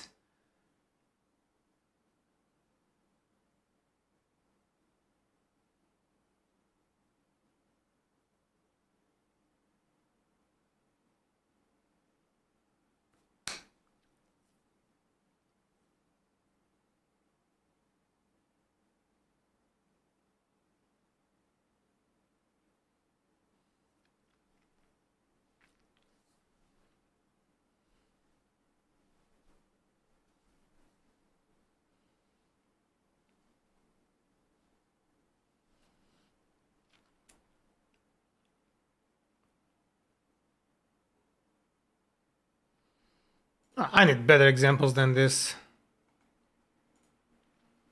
And what memories are, we need to first understand about Python's buffer protocol. The buffer protocol provides a way to access the internal data of an object.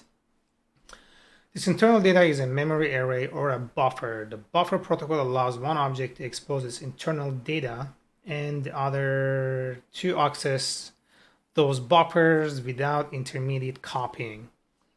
This protocol is only accessible to us at the C API level and not using our normal code base. So in order to expose the same protocol to the normal Python code base, memory views are present.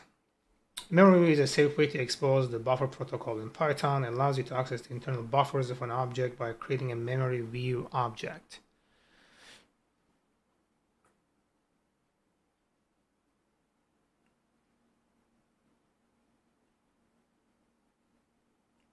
Has to be a bytes or byte array. Oh my god.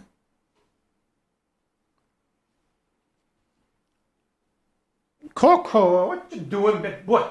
Blah blah blah blah. He's just walking around me like he owns the place. I'm gonna go close the door because he opened it again.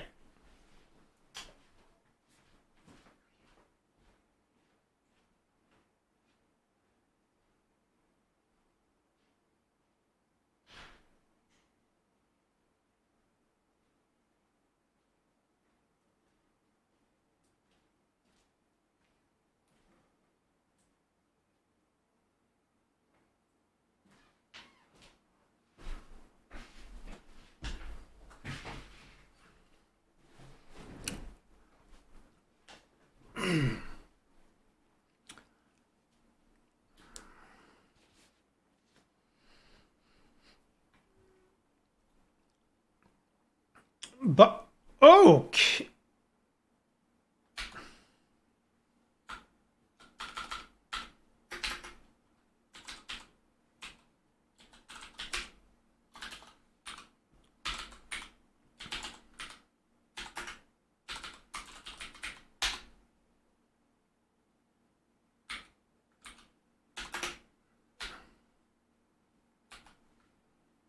Oh.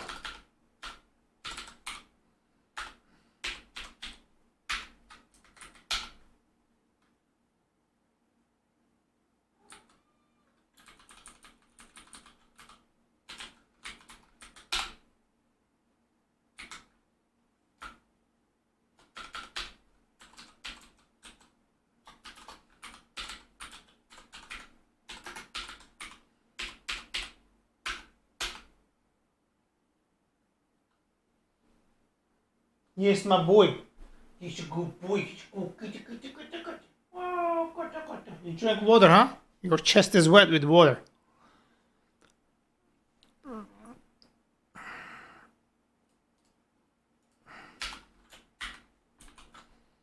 Let's see what Google Daddy is gonna tell us.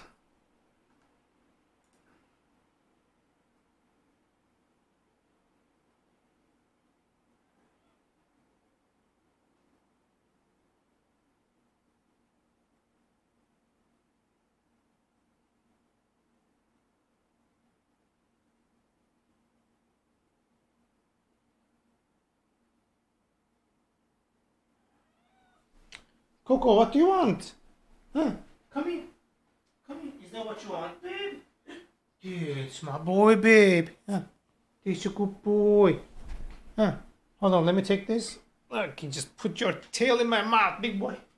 What? What is this?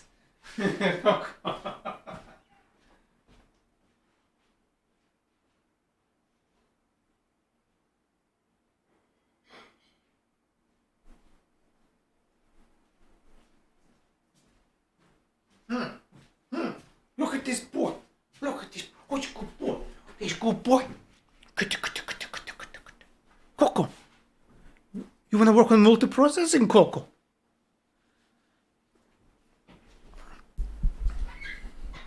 Come on. Come on. He's a good kitty. It's my boy. Go over there. Come on. Come on. Come on, babe. Come on. Get over there. Come on. Coco, come on, babe. Get on the cushion. Come on, babe. Get on the cushion, big boy. Come. Come on, Kate.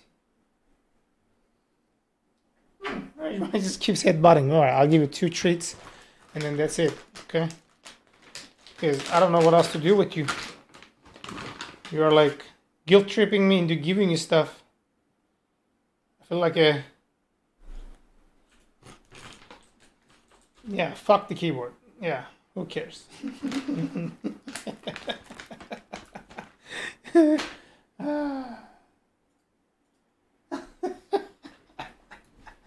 Go, stop, friends. Come, get over there. Move your butt. Hey, come on. Don't do that. Yeah. Let me work.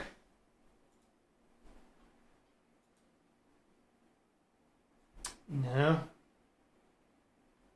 Come.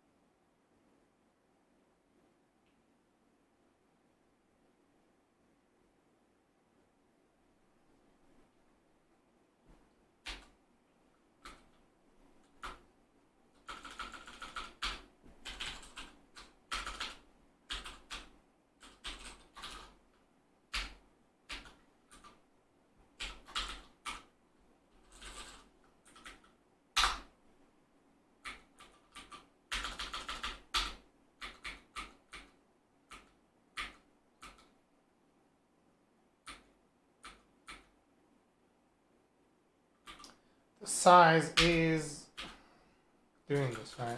Yeah.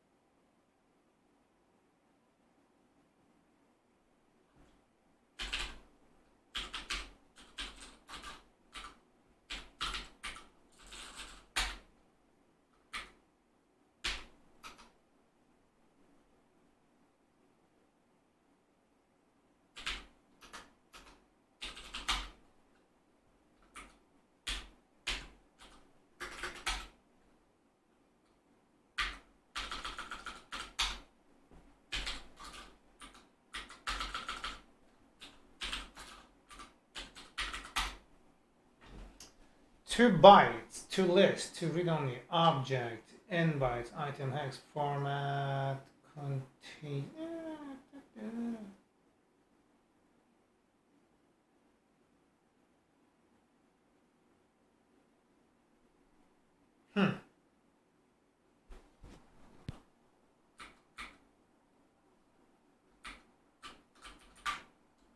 Me dot to list.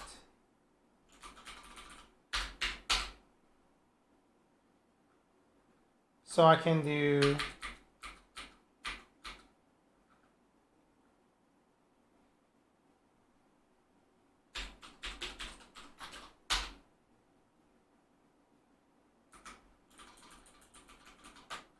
yeah, but it won't let me fucking set it up though. Can't set attribute, motherfucker.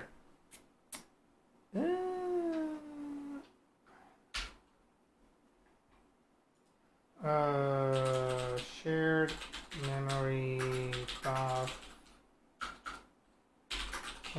set attribute.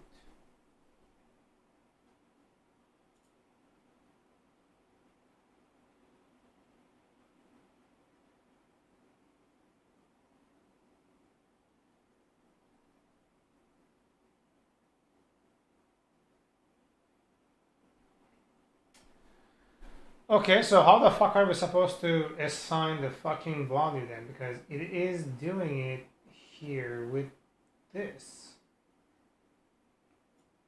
With underscore. How am I supposed to really set it?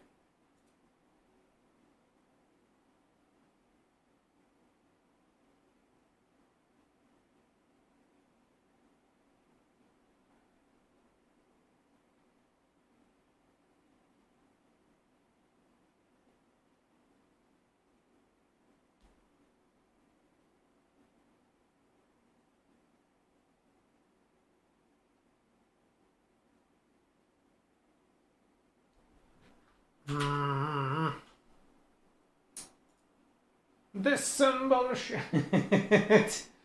Ah.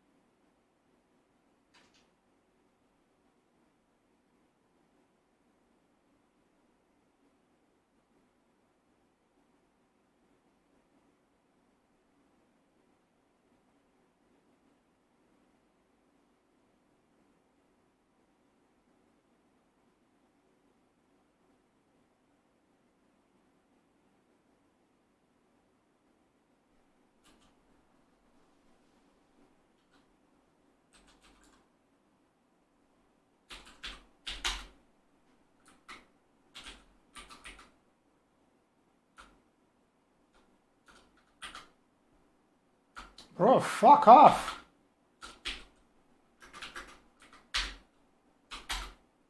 So that works.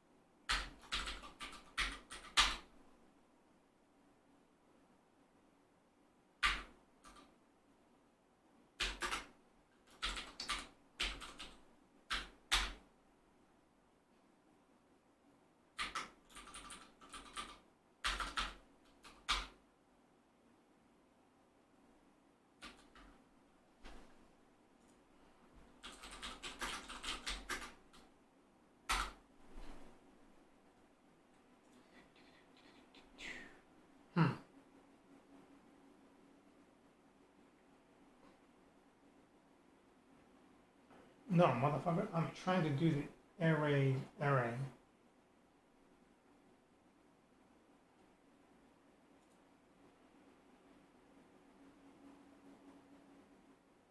Oh, I gotta define type. Oh, god damn it. Okay.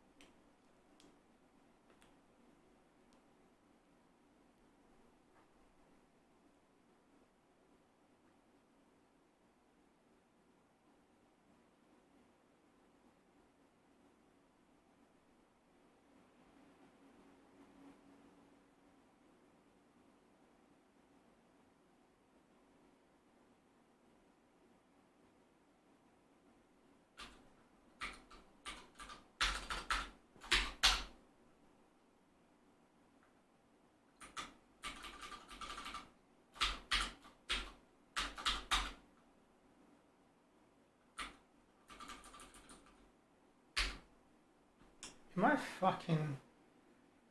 Oh, I gotta initialize the array with that fucker and then a dot append. Okay.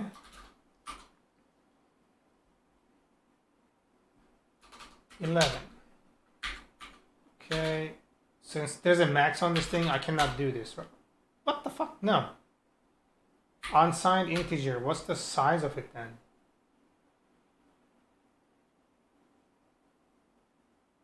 Minimum size in bytes is 2. Okay, don't sign long.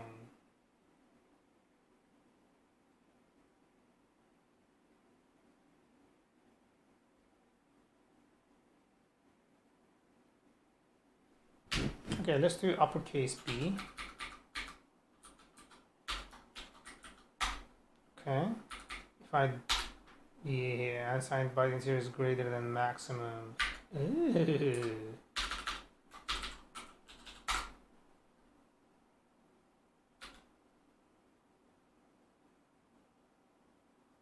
Character. Oh, it just needs to be just one. What? Oh, it wants the integer value. What is it called? Orb? No, ord. There you go. Ord A. That's 97. So if I do my ord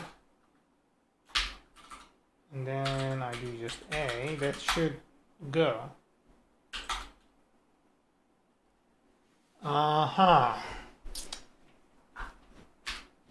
Okay, how do you do this string? Can you do string? Or is it has to be U for Unicode? Okay. Okay.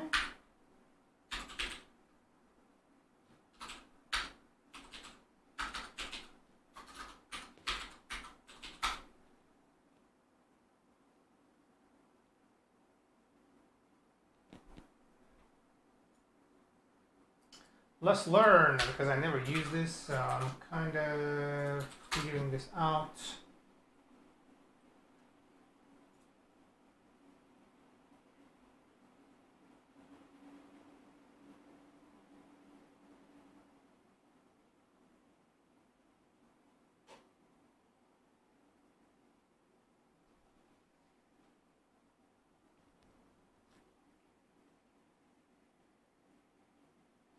Oh shit, it just wants those Unicode.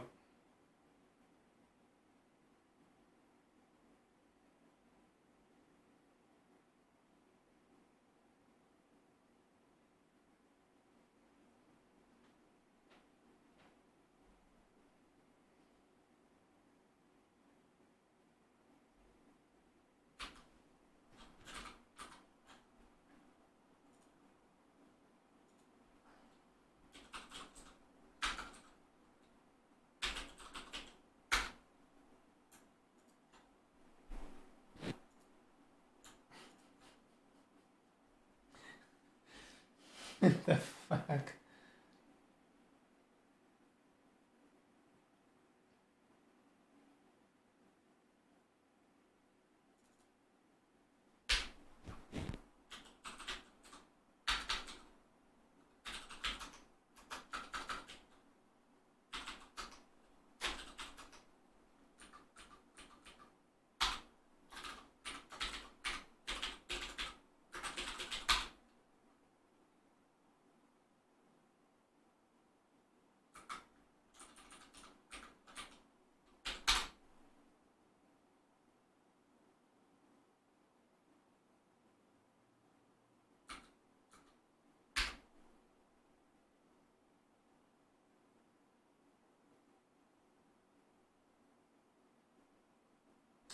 Oh, I gotta initialize it first and then it.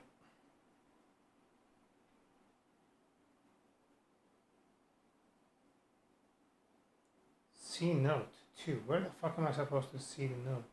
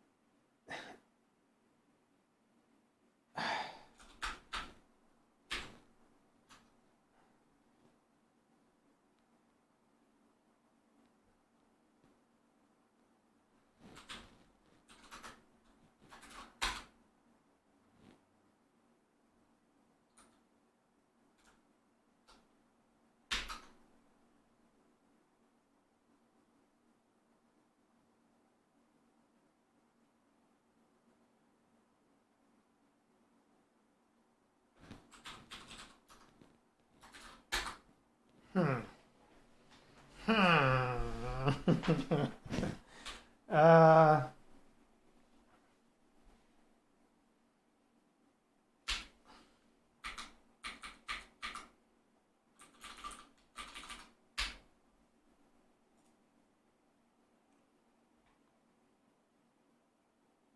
Q.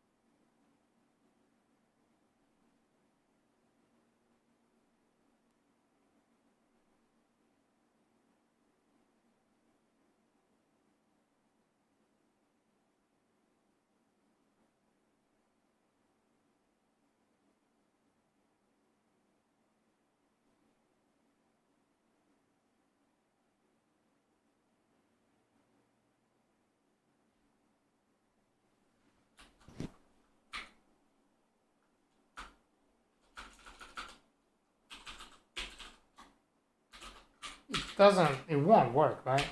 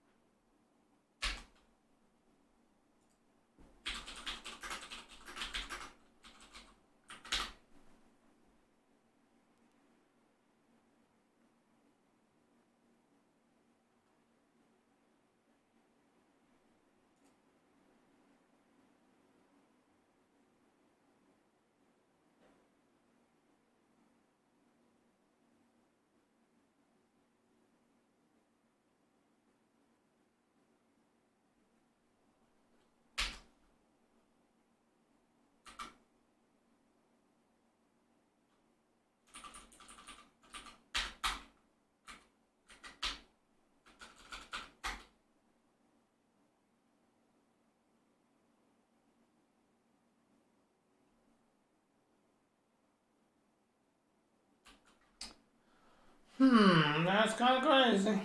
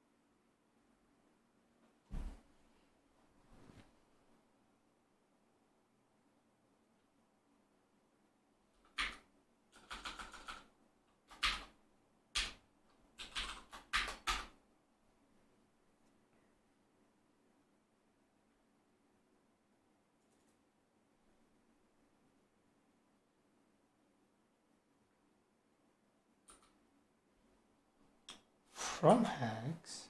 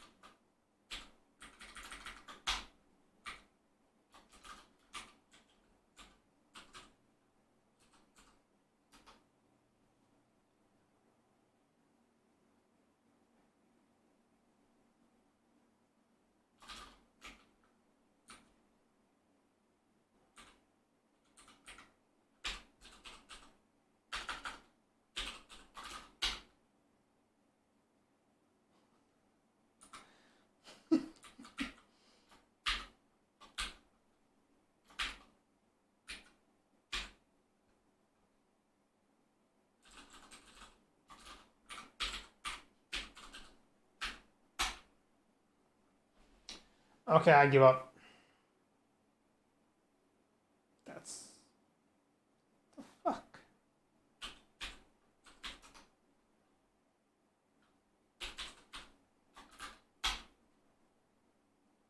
Yeah, I'm just gonna give me the ORD, right? What's the opposite of ORD? Python ORD versus CHR. Okay.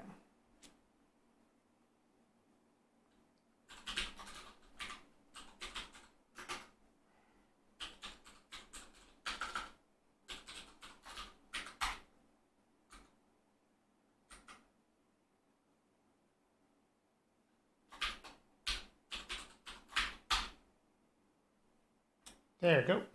God damn it.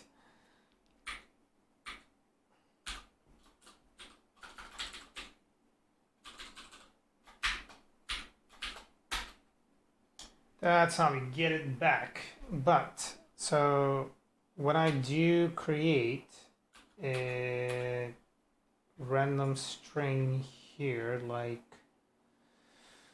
we have get attribute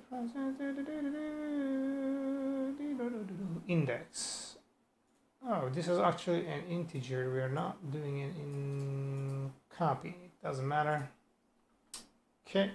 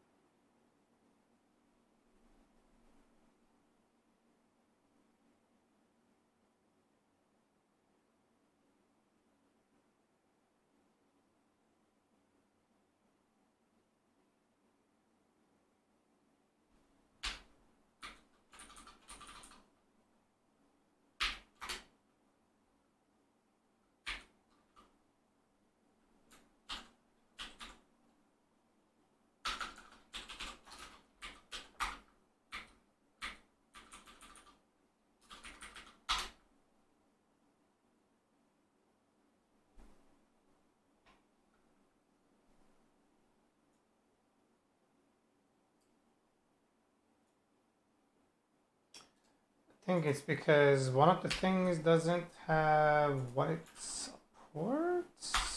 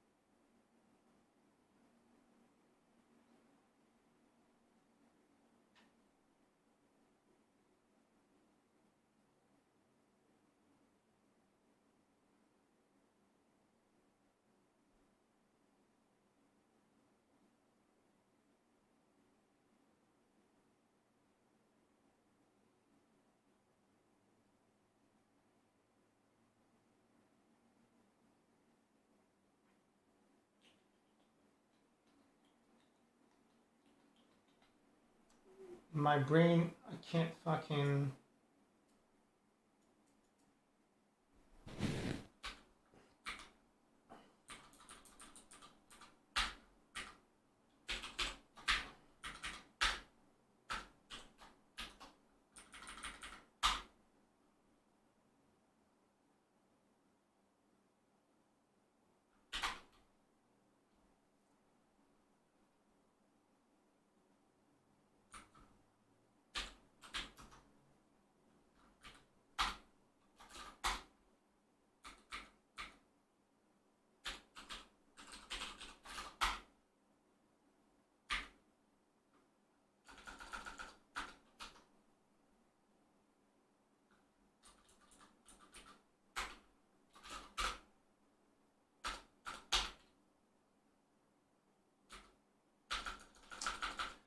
I know, I got to list.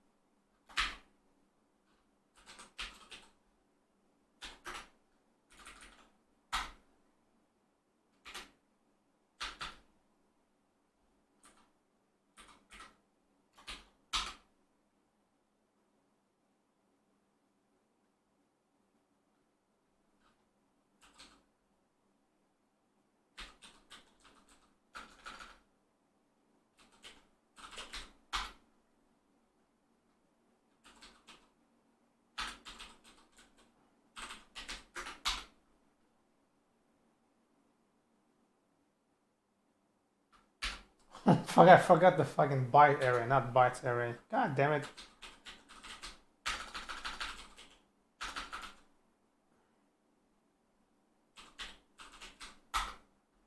Okay, byte array. Oh, okay.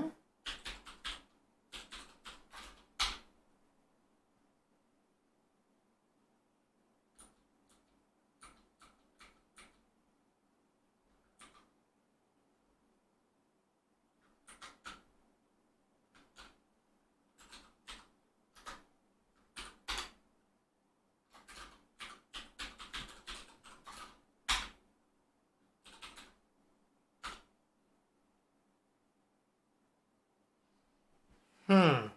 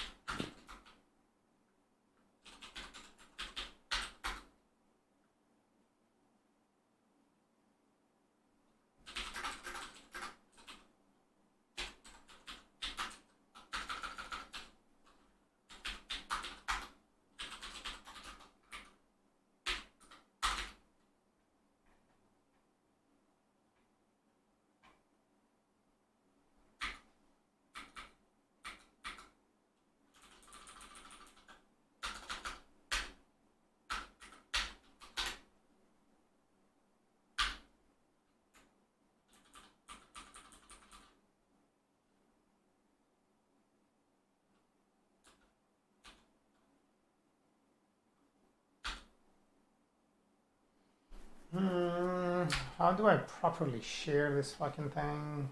Kind of creep.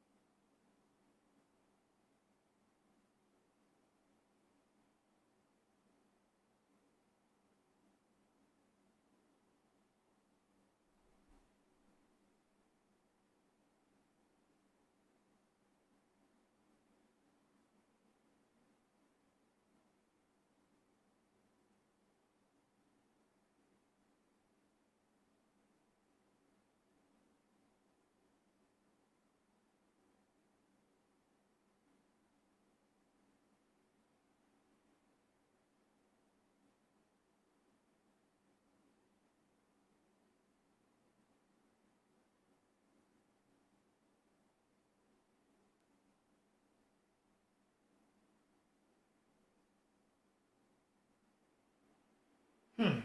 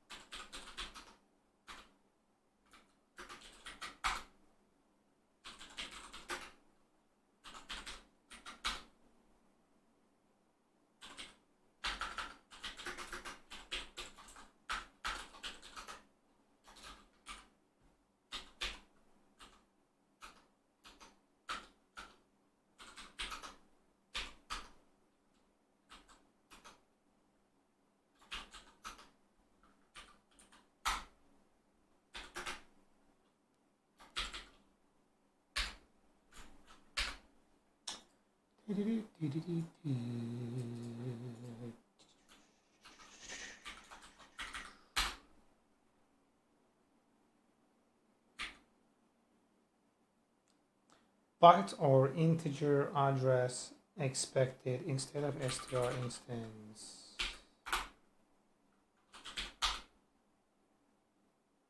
Okay.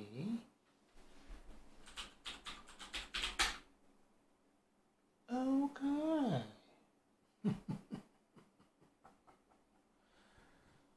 So can I do this? Send.buff. I fucking hate you, bro.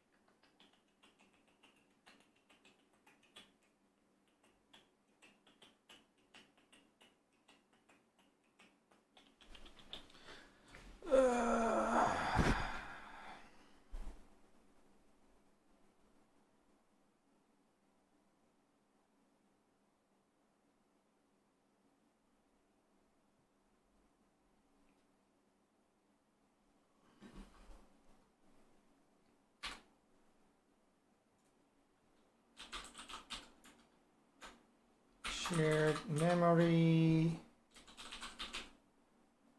Assign list of strings. Python.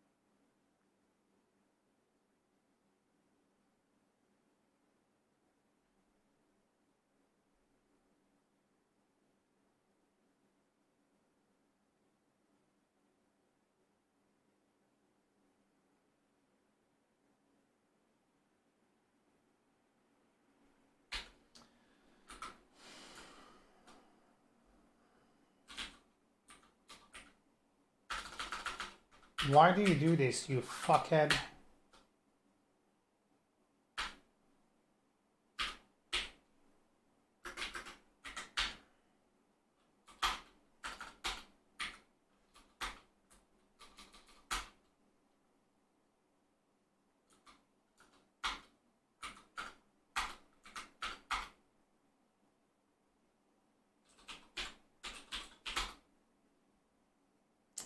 10,000.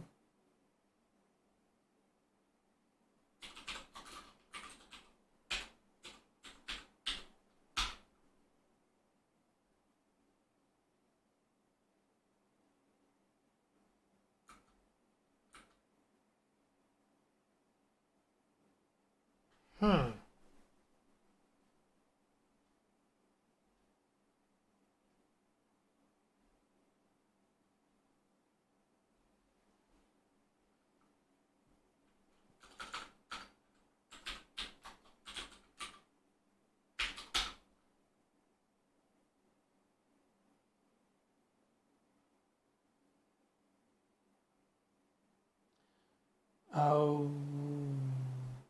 Okay.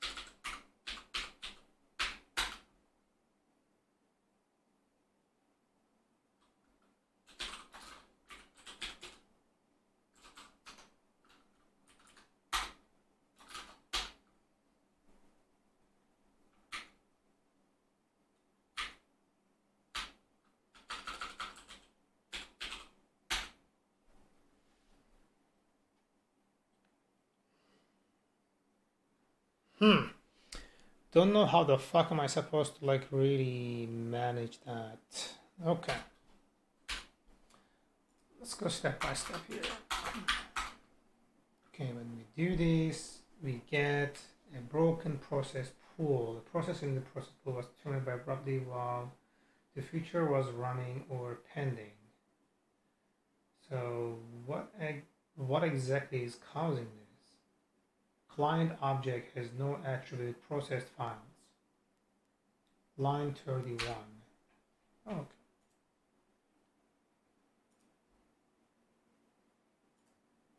This doesn't make any sense. We are trying to get if it has it or not. We don't really care.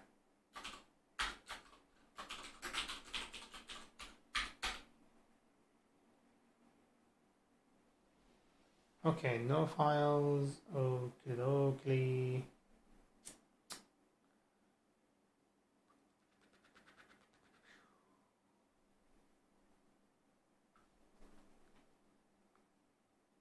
key error. Oh, scheiße. Alright guys, I'm gonna take a call. Back.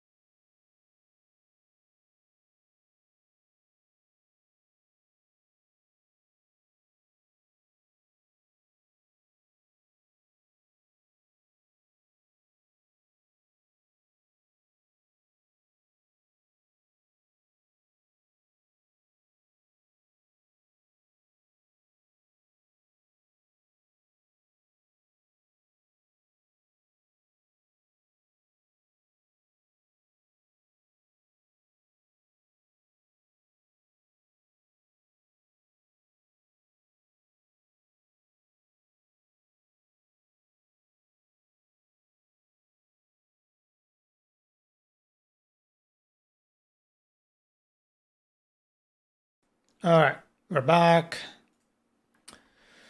Bro, what a day.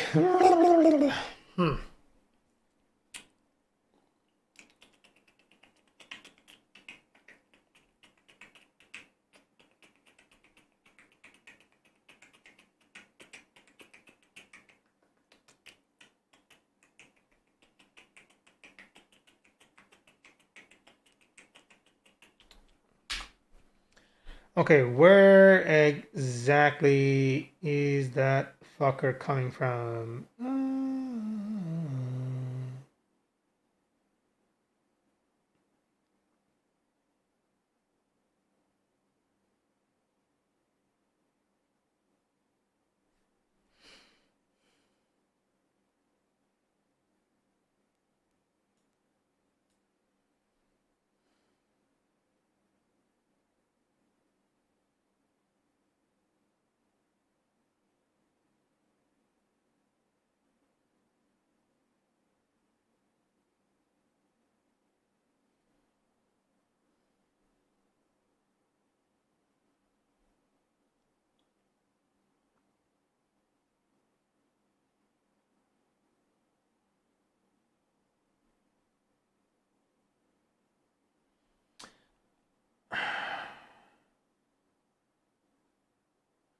Yeah, this motherfucker is calling this index again. So I need to record this somewhere, this index. Yeah, I have to do that.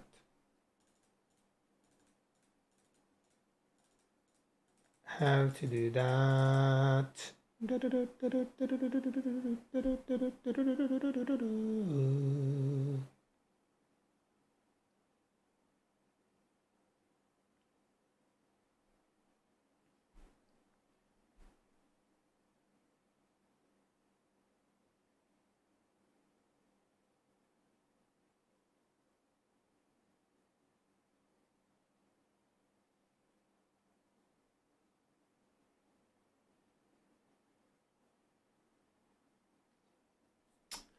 Yeah,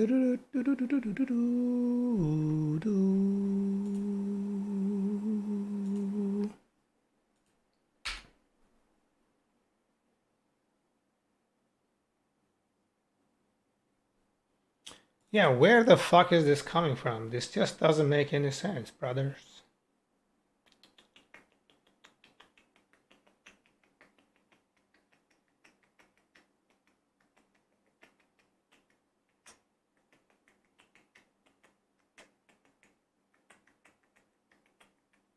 Instance index. I think that's happening inside the client.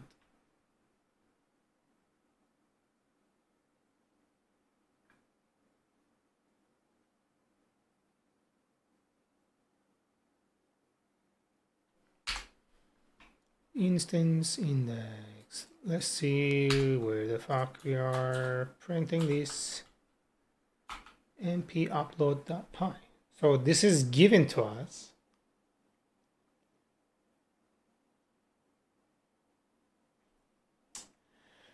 Yeah, that is the fucking thing here. So we're gonna say, hold on.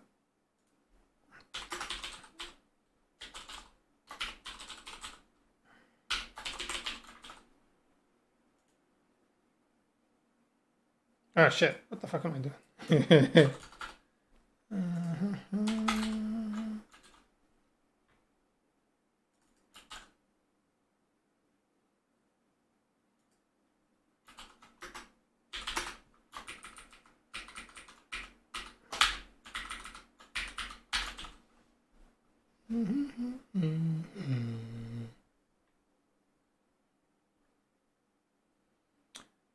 So now in my MP upload here,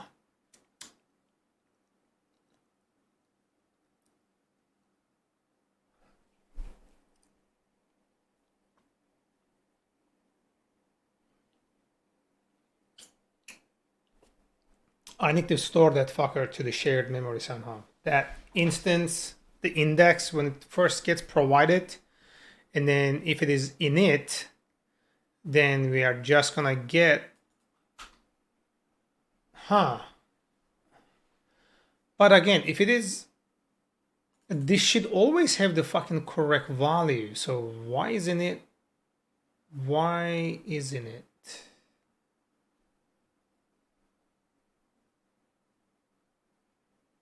What the fuck?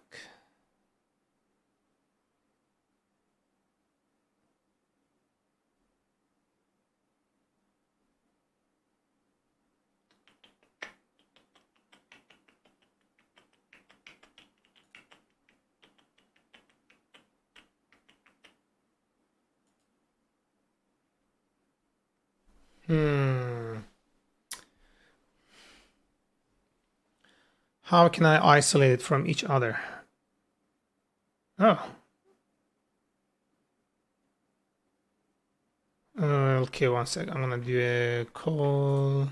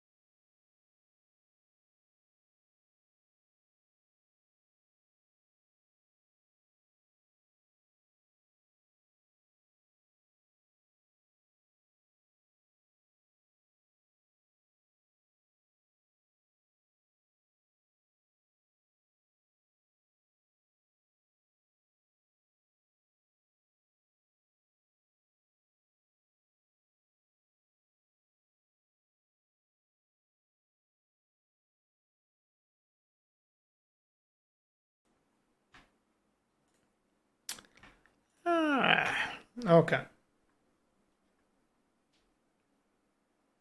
With strings.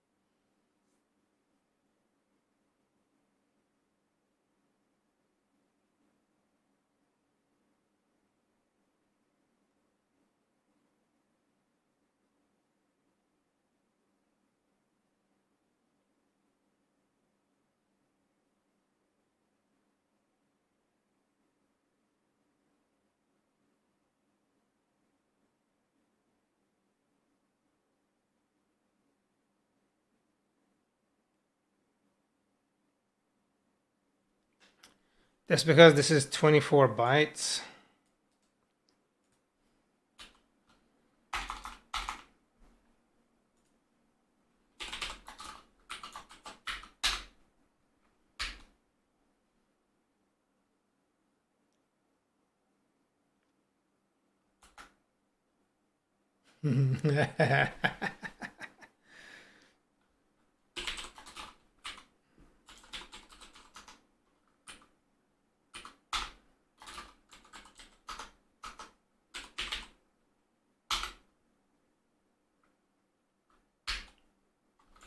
If I'm doing this, right, hold on. If I'm doing this here, with the index being generated with 10, okay? The instance index, right?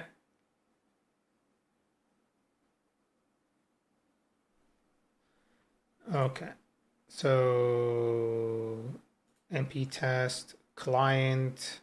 Okay, I'm gonna say here print client instance index. Okay, client dot instance index. Did I unmute? All right, we're good.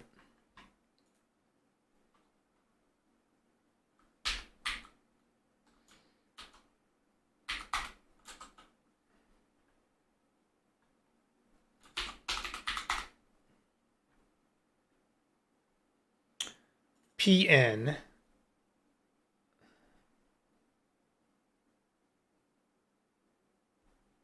Yes. And then it initializes it like several times. Uh-huh.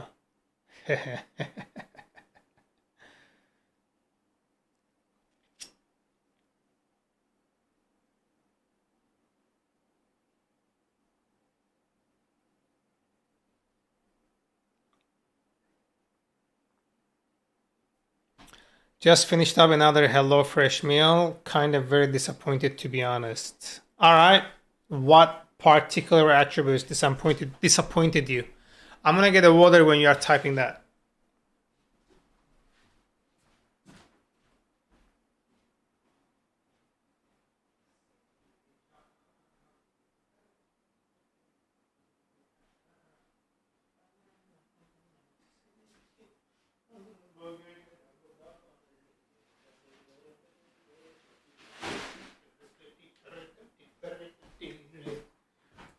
Mr. Kitty, this is my water.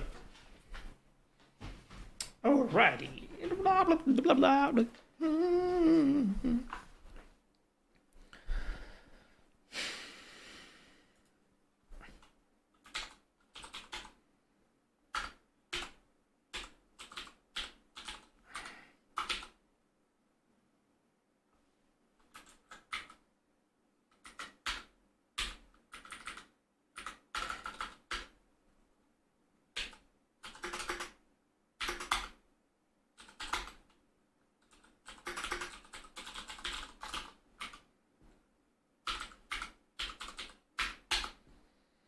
Last one I made, I got 1.8 meals worth of food. For me, if you want normal people portions, do what I say times 1.1. If you want American portions, do what I say by 2.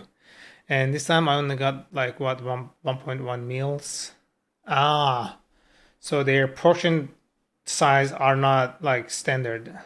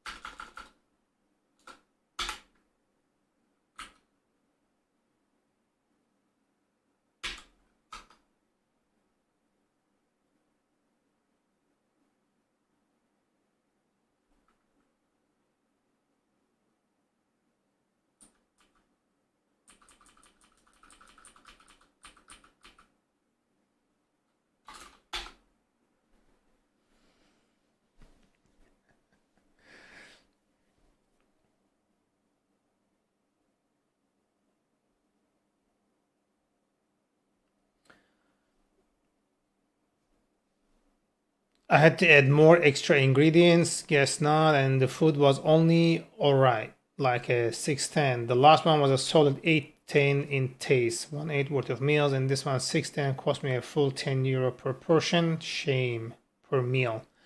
Ah, got it. I mean, you got it like half the price, and you tried it out. I think now you can make like kind of like an informed decision on like what to do with it, right?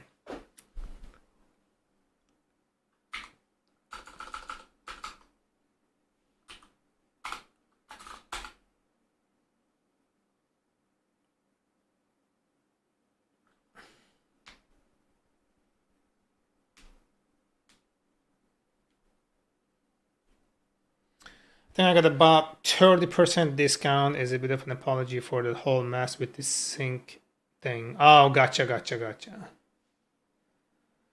So given like what your experience was in terms of the portions and what the full price is going to be, I'm gonna continue ordering.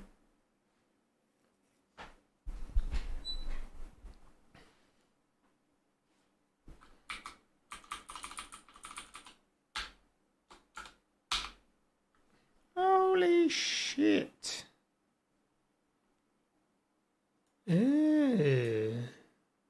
The rest is just zeros. It fills it up with zero because it's allocated.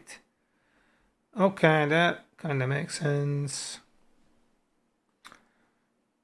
I got 5 meals and I've only eaten 2. So I suppose it depends if the meals are more like the last one or this one.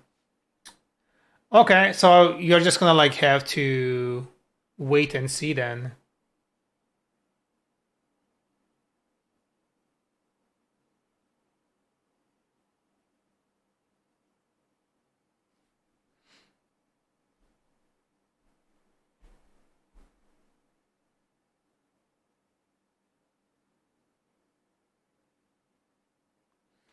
If most of them are like the first one, then yeah, I'd probably go ahead and order it as long as I can get a decent discount. Most of them are like this, and even with the discount, I would heavily consider not doing it. Okay, I hear you.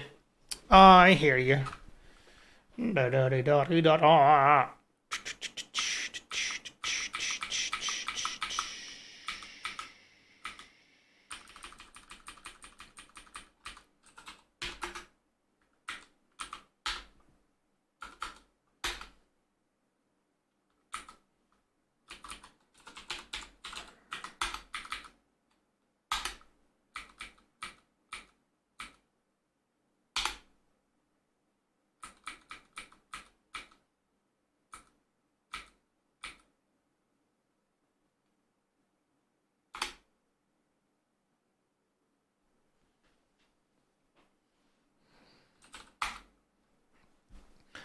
Yeah, I think like it's longer than it can hold because it's 12.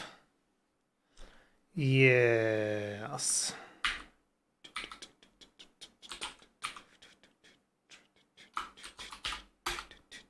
This one works because we got the first 10. The size, okay.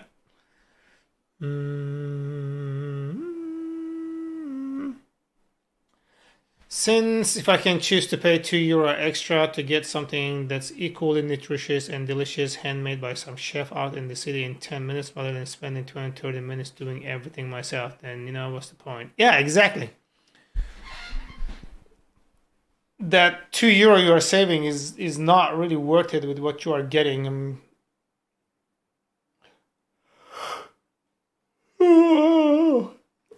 If to call the guy that's making your food boss man, he might even give you more food.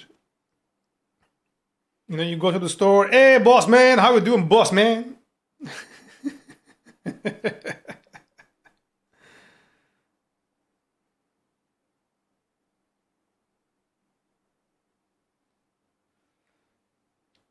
Or you call them patron, you know, el patron. We use that word in Turkey. I can quite simply calculate if it is worth simply monetarily. Yeah, that's what I'm saying.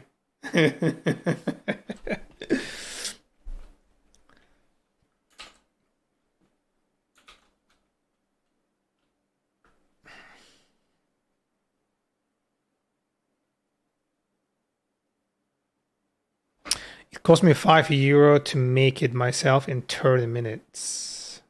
Oh. I hate Shopify so much.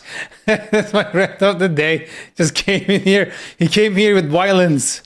I can pay €2 to have someone else to do it 10 minutes.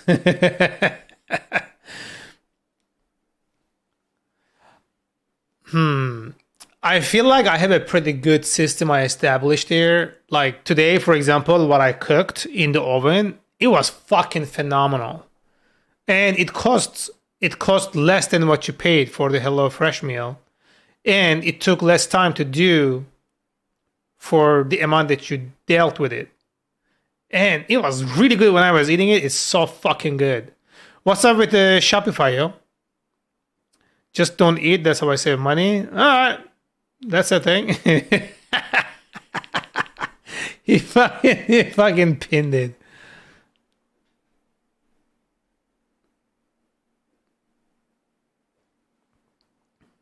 The Sigma grind. Bruh.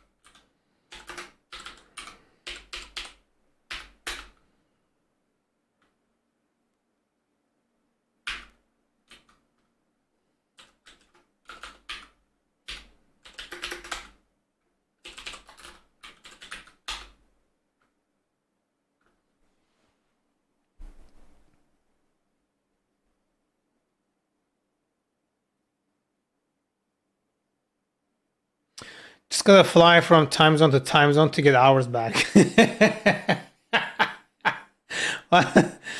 I just suppose that the primary reason I did this was an easy way to try out new recipes, and I'm definitely keeping the first one I tried in my cookbook, so to speak. Okay. Well, at least like you still gained something from it. HelloFresh helps you figure out what you enjoy, and since the ingredients are there, you can just recreate it.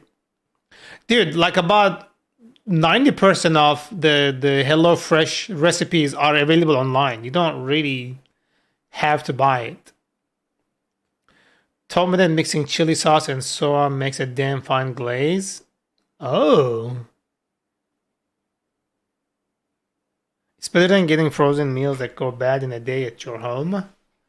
Oh, man. I mean, like, I've been eating like frozen veggies myself. Like frozen, but like fresh frozen, you know, like not processed frozen. So I've been eating those. Like, they are turning out to be like much better for me. Like I'm making, for example, like dumpling soup and, you know, like udon and like other things like that. Like they're coming out really good. Fresh frozen is such a dumb oxymoron. God damn. It's fresh or frozen, not pod. All right, I think, look, let me rephrase it. Not processed frozen, like chopped veggies, right? It's quite a difficult to know if you like something just from an image and ingredients list. I mean, you know, like you are curious, you're gonna try it out. Like that's the thing. But at least you don't have to order it from HelloFresh. Downloading HelloFresh recipes is piracy. They can suck my. They can suck my piracy. I was gonna say like doesn't make any fucking sense, but I don't fucking care, bro. I'll download whatever fucking recipe I want.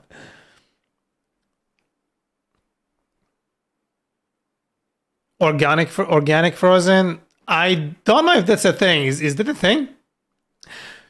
Fresh frozen vegetables actually healthier than non-frozen foods staying around. Yeah, that's one of the things. Also, like it doesn't go bad. You buy a batch of fucking, you know, like graded carrot, for example. It fucking starts turning black in like 3 days. But I get like, you know, frozen carrots from the freezer. It sits there for like 2 months. It doesn't go bad. I don't have to worry about it.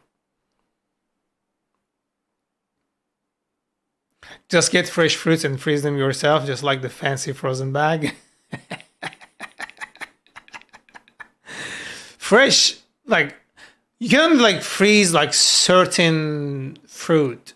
Because I have frozen fruit in my freezer right now because I make like smoothies from them. But not all of them are like really freezable, you know? You wouldn't download a car, a HelloFresh recipe. The problem is you want to preserve cheese. Cheese? Dude, cheese doesn't last long in my place. It gets destroyed in like fucking, pretty much the same day. If not like couple days, 2 to 3 days max, then it's gone. Trying to freeze cucumbers, yeah. That's gonna like this is gonna turn out disgusting. Liquid nitrogen. Okay, we're gonna try that. Like kind of like the movies. You can freeze cheese, but it isn't optimal. Why freeze it when you can just eat it?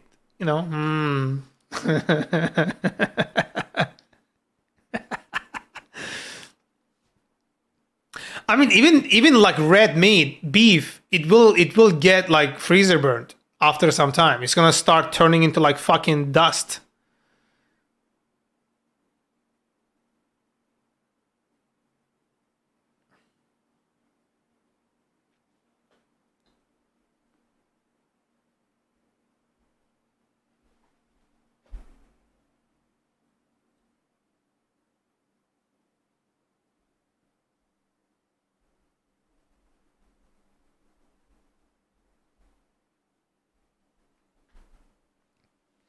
We used to freeze everything, milk especially when I was a what? Can you freeze milk and still consume it later, like without change and difference? My Egyptian friend eats a soft, rotting cheese. Pretty sure there's other cheeses you can have X amount of mold in it. I mean, what cheese doesn't have mold in it?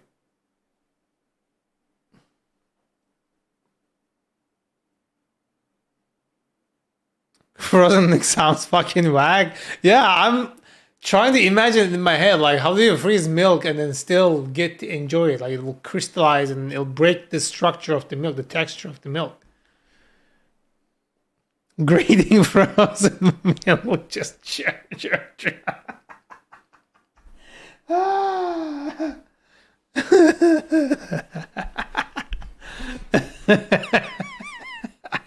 That's some next level, like, mixed snow cone. All right. I mean, I'm willing to try it. I just don't have much confidence in it. Yeah, that's what I'm saying. Like, it would like break the texture. Like, it would change its structure. Drizzle sweet condensed milk on top. Y'all are fucking whack, bro.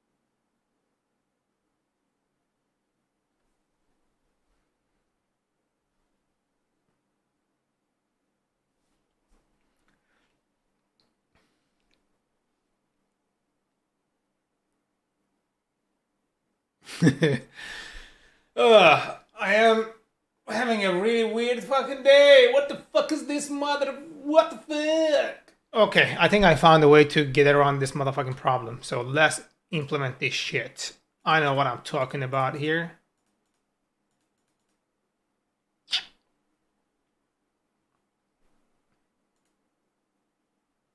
So the shared memory, okay, size 2. No, we need, okay, size equals 10. Okay, we're just gonna say here, size, okay. So we're gonna take this here,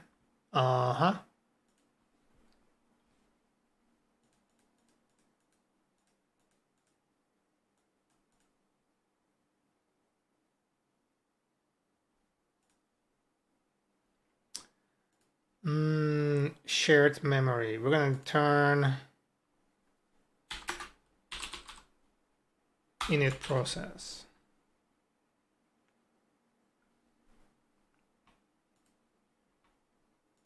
Okay, so we're gonna say here shared memory and then init process. No, we're just gonna say call this is init, right? Is init. There you go. So we don't need this now. And then we're gonna say here if not is init, okay, shared memory dot buff equals, right, we're gonna say len instance dot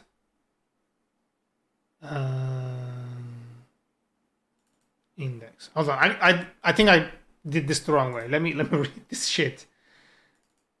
Yeah, if it is, that means that this is existing, right? Anywho, it's 3 a.m. so I'll drop a cheers and fall asleep, lads. Good night. Good night, my dude. Hope you have a great sleep and thanks for stopping by. Do appreciate you, you know. For reals.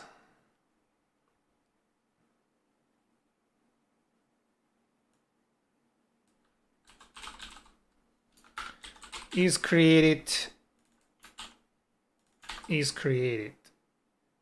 Let's call this is. I always fucking make these dumbass mistakes. Yeah, we do not need this. Okay. That's all we're gonna return. So we're gonna do here, come back here. No, in the MP upload. Okay. Is new. So it's only true if it is new. Okay, yeah, let's make this more precise. Is new. If not is new. Actually, if is new, right?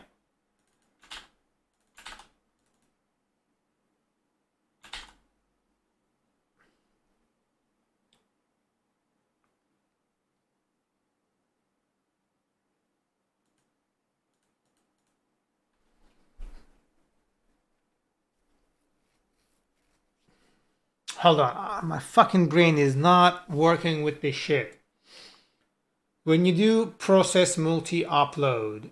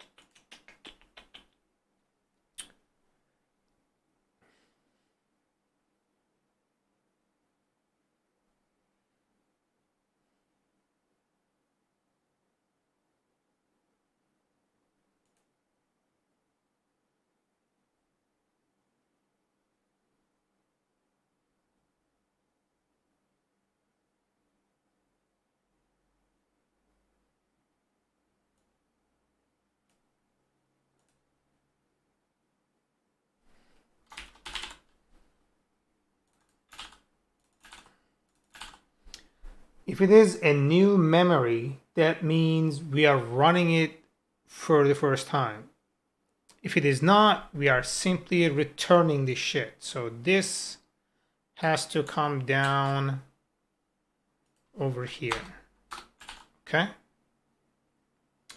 We are not gonna be overriding this. Doesn't make any sense. Okay?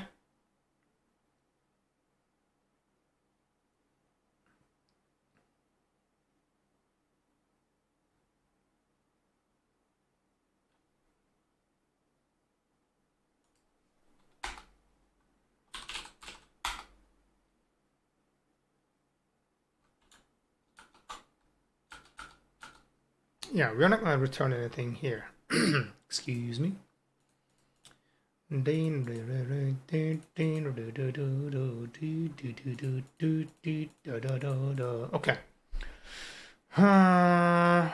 okay, is new, then shared buff is going to be len and then this. Righto.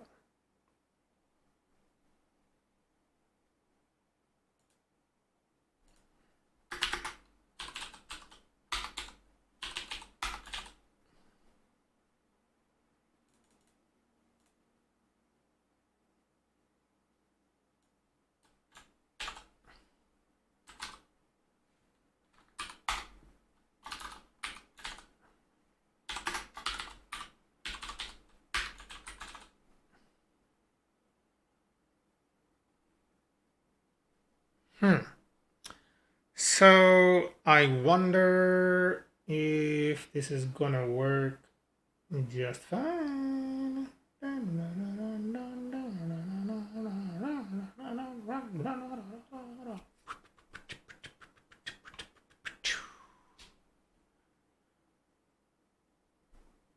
Okay, let's see what the heck is gonna happen here.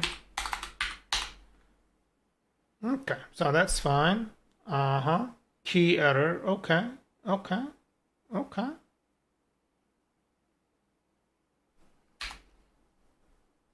So we're gonna take this here. Okay. And then we are gonna come down here, process file by index. Okay. Yeah, instance index here. We don't actually fucking care about this, do we? So this doesn't, okay, the problem here is why is it still initializing? It should not be initializing.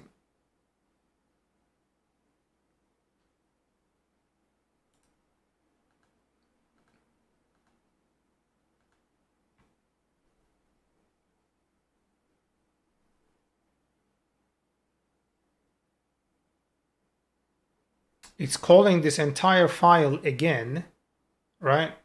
This is the entry point to that file.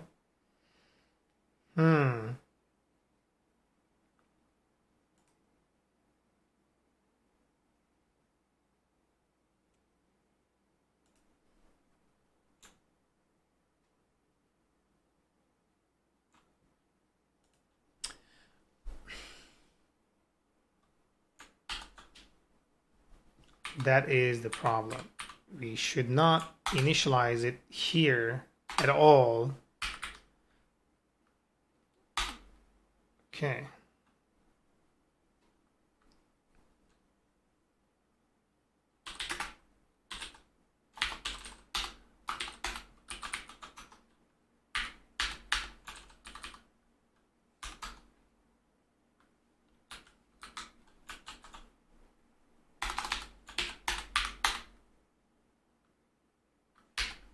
There you go. That's what I'm talking about. So this created a bit of a problem here. Okay. So a bit of a problem here. We're saying if it is new memory, only that like when you fetch this thing here the very first time, only then initialize this fucker. Right? Okay.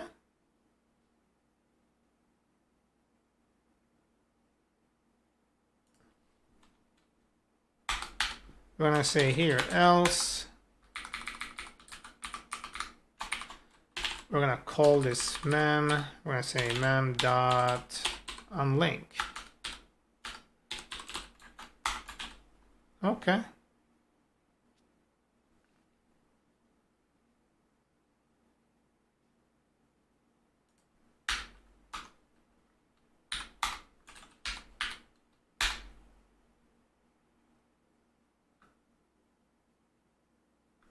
I think it's coming from here. I think it's coming from here. Sim dot unlink. Yeah, I think it's coming from here. That's why we are experiencing that. One leaked shared memory object to clean up. Oh shit. Is it because I changed the name? How do I know like what is it that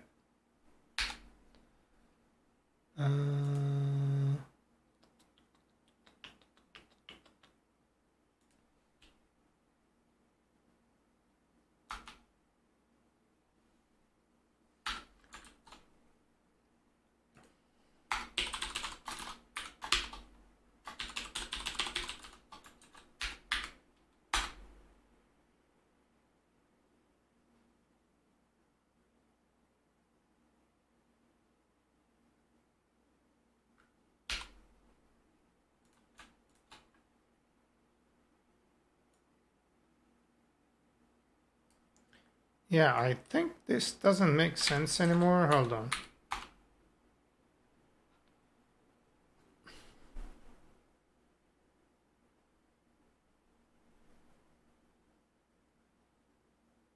Oh, we are having a fucking error. Shared memory link. Oh, yeah.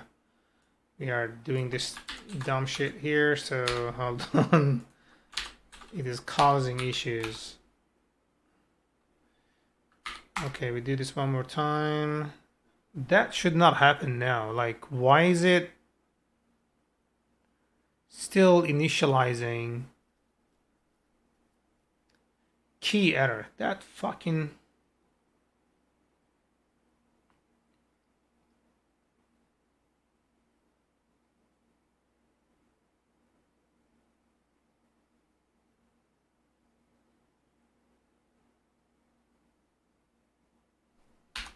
Okay, I think we're gonna do this here. One sec. We're gonna do np upload. We're gonna get this anyway. Okay, we are really not gonna like deal with this. Okay, so we are just gonna get here memory, shared memory. We don't really care this. Okay, shared memory. We are gonna set this. Okay, so let me go over here. Sem equals shared memory 10. Okay, that's fine. And then we're gonna say sem dot buff sv equals 10. Okay, sem dot buff. I get that. Dot to bytes. Okay, so we're gonna do this here. Memory buff. Okay, we're gonna say here instance index equals, okay, shared memory dot buff dot 2 bytes dot decode, okay, UTF-8. Okay, cool. So this instance index now should fucking match it.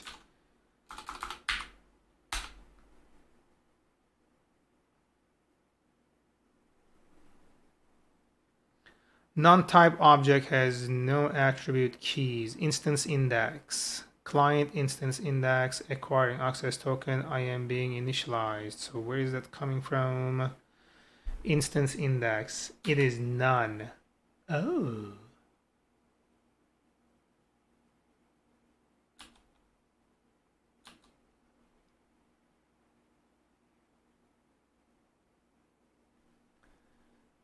Oh.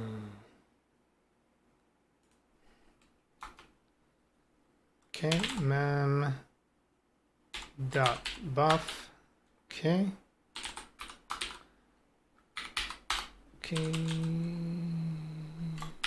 Inst index equals client dot instance index. Okay, when I say here len inst index equals byte array inst index UTF-8. Okay, I think we are, no, still, hold on.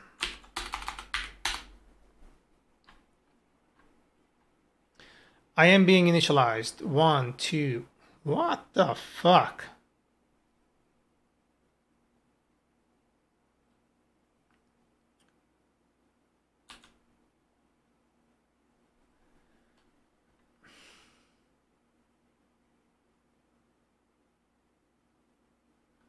Is this wrong? Is new true? Is new false?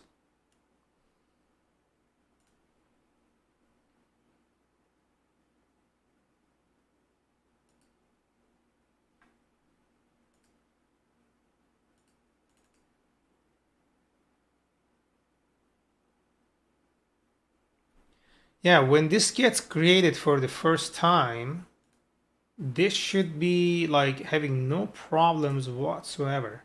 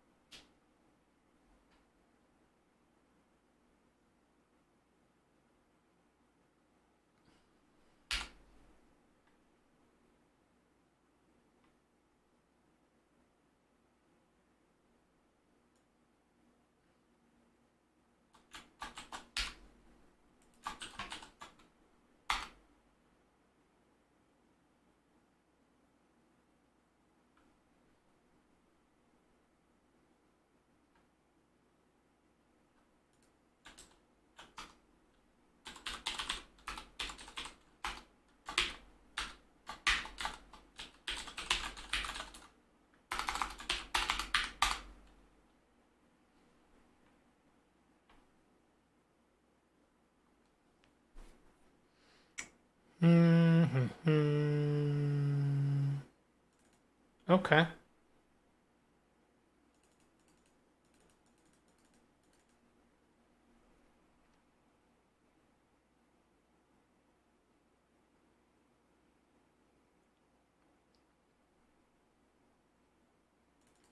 So this matches it. This matches it. Where the fuck is this coming from?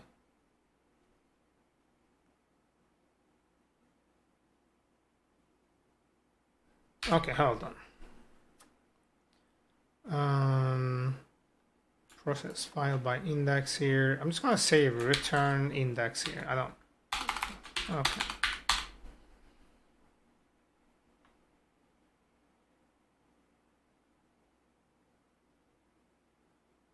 Context has already been set.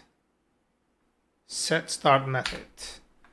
Okay, it's telling us that it's doing it twice. Okay, let's not fuck with it. So we're gonna just, you know what, I'm just gonna do this. If I had to go back, I don't want to type the entire thing.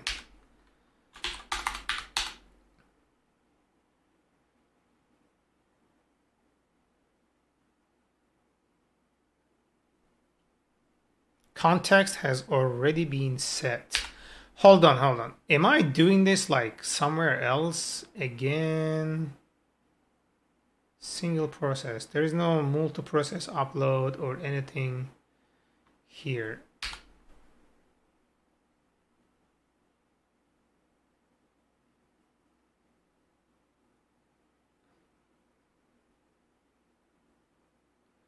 Why the fuck are we dealing with this shit? Context has already been set.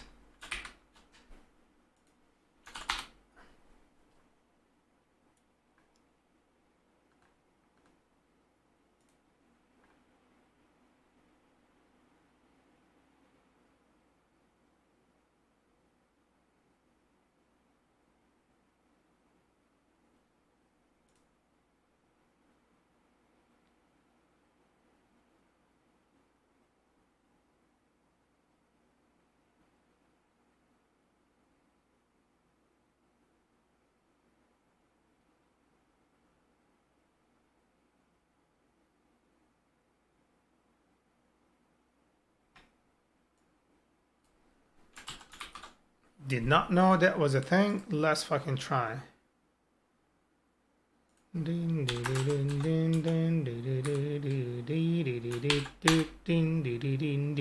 Okay, so what are we? Unexpected keyboard argument force? What the fuck?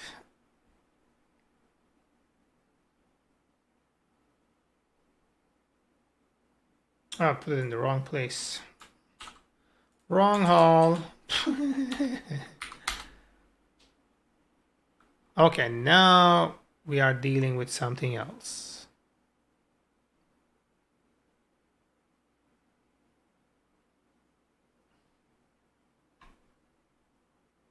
Okay, let's get this here. So when we are initializing this fucker, client instance, index, this and this, okay? I want to kind of get rid of this here.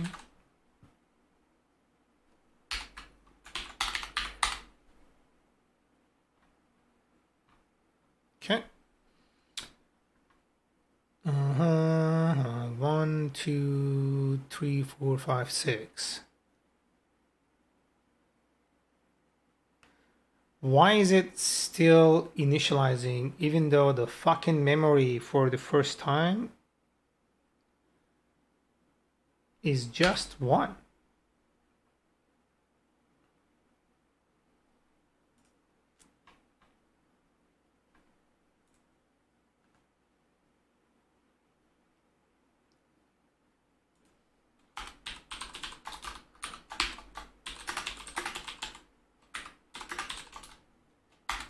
I feel like this motherfucker here is tripping with us.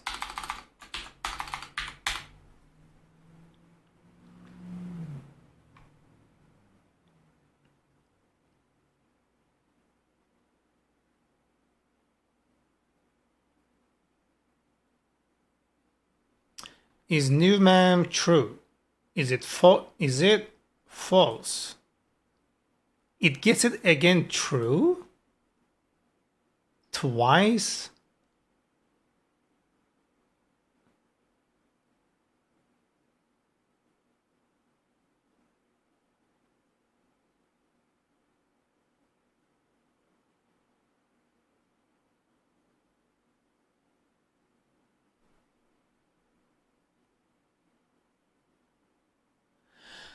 Oh, of course. Fucking dumbass.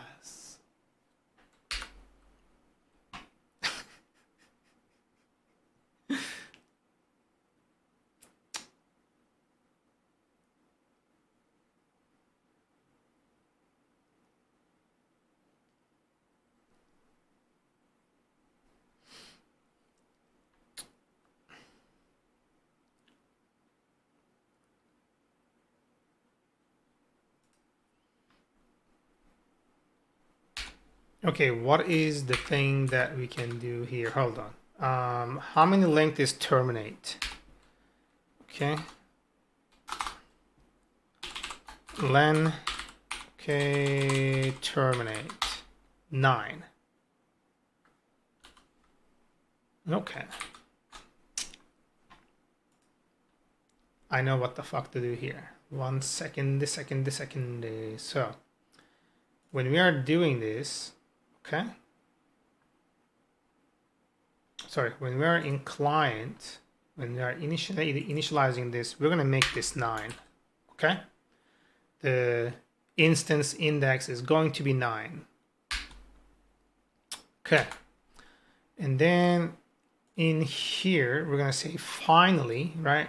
We're gonna get the memory, shared memory dot, right? Buff equals, right? I'm gonna say here, term equals terminate. Okay, len term equals byte array term UTF-8. Okay. And then here we're gonna say in the np test mem, and then we're gonna say here instance, okay, stored inst index equals mem dot buff, okay, dot 2 bytes dot decode UTF-8.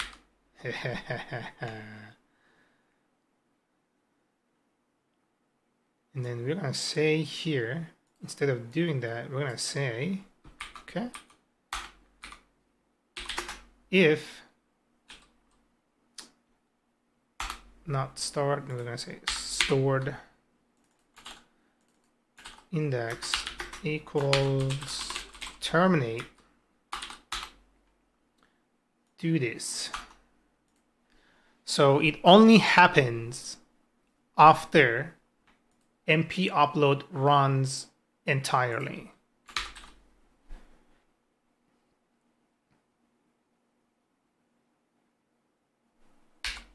That should make a difference. Hold on, what are we doing? Non-type object has no attribute keys in the instance index. Okay, hold on. We should get the instance index here. Instance index. Are we setting the instance index? Instance. Okay.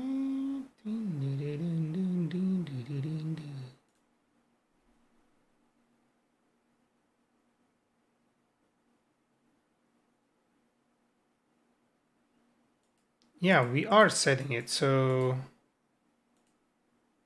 we are sending it. So what the fuck?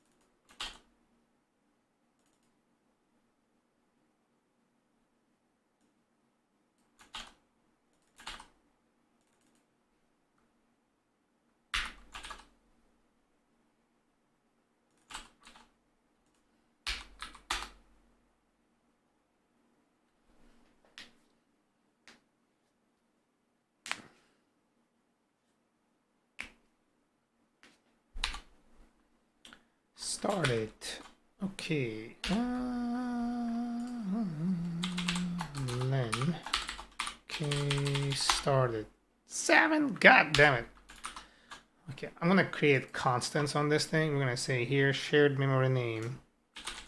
Shared memory started equals started 7, 8, 9, 10. Okay. Shared memory shared memory start, shared memory terminate. This is 1, 2, 3, 4. This is 9, right? So we're just gonna do this.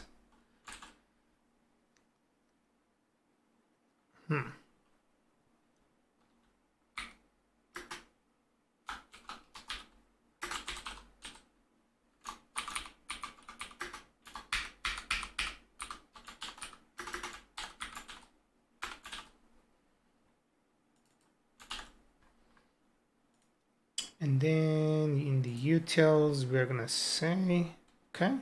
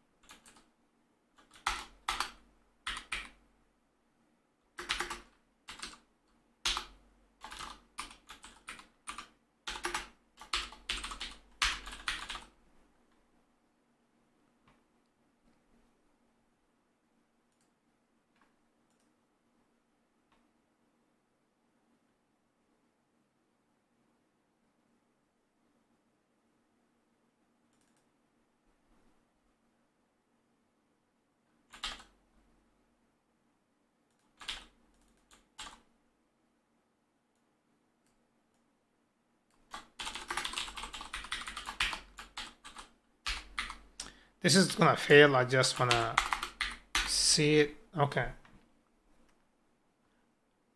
We get started 000. Perfect. Instance index is that. Okay. So we're gonna say here stored index. Okay, equals constants start.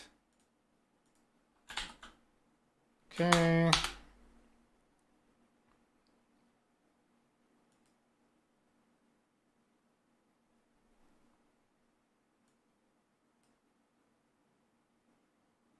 Yeah, this line becomes irrelevant.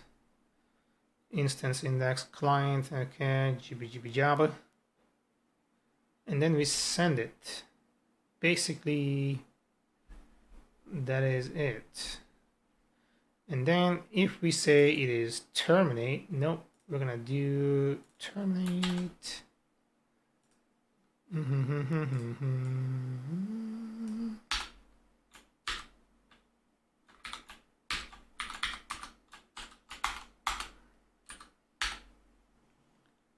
And then we're gonna do this over here, buff.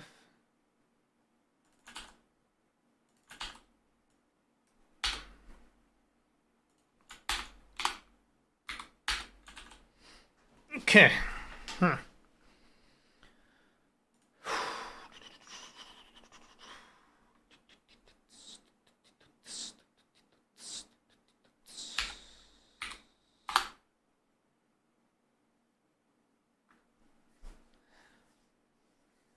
Mem index started 000.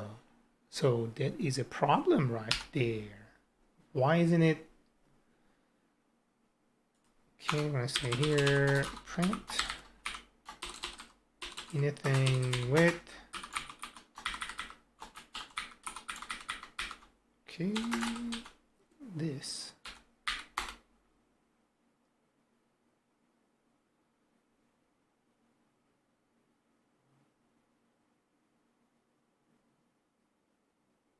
So it actually got it instance index. So storage edit files, where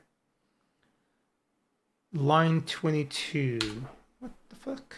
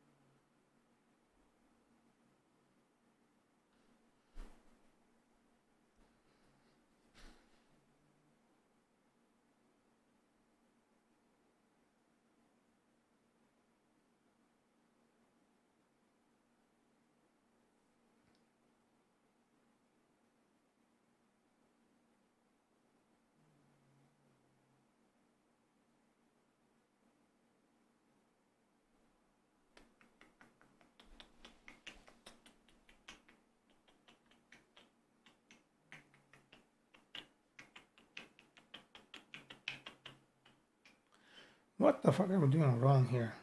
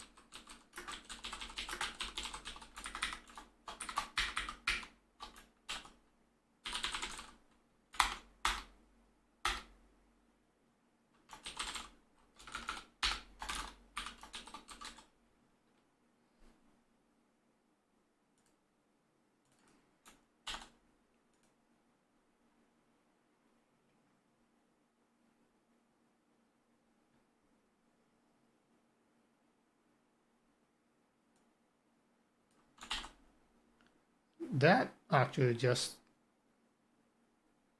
initializes it. Fuck.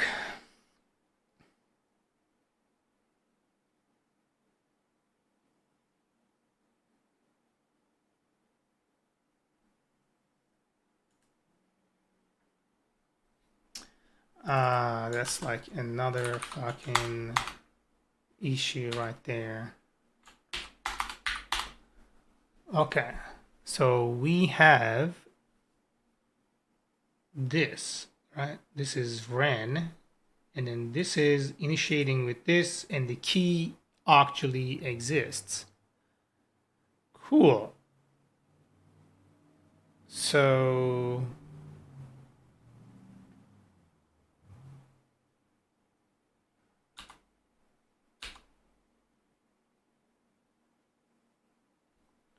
KMB yabudu yubudu. So W, KMBW. Yeah, it does exist. It's not getting this in the fucking spawn?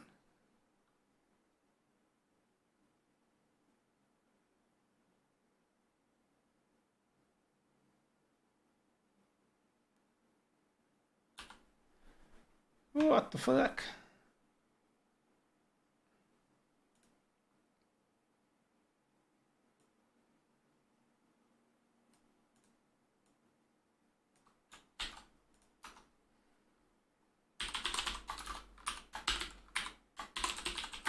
Inside multi upload edit files. The format.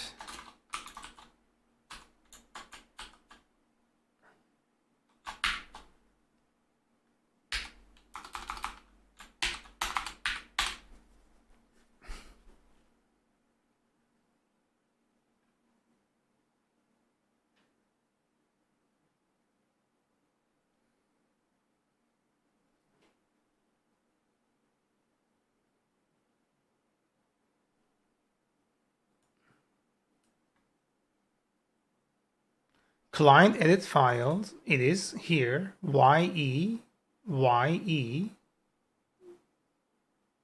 QE,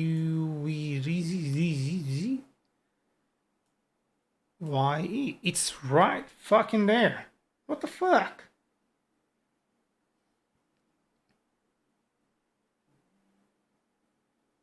How the fuck is it like non-type? It doesn't make any sense. It's there, you fuckhead. This doesn't make any sense, yeah.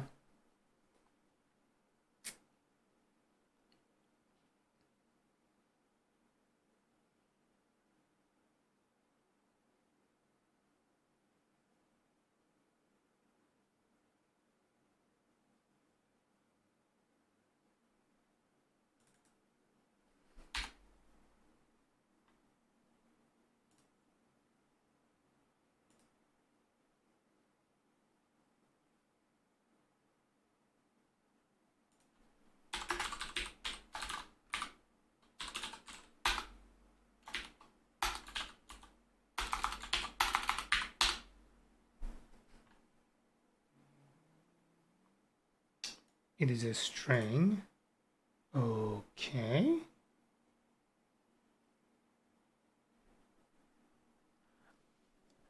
Oh, it is.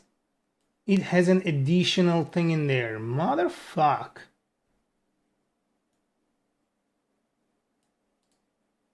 Okay, yeah, we made a miss right there. Okay. This is 10. The indexes need to be fucking 10 long. Where the fuck are we generating that? That's because of this fucking number.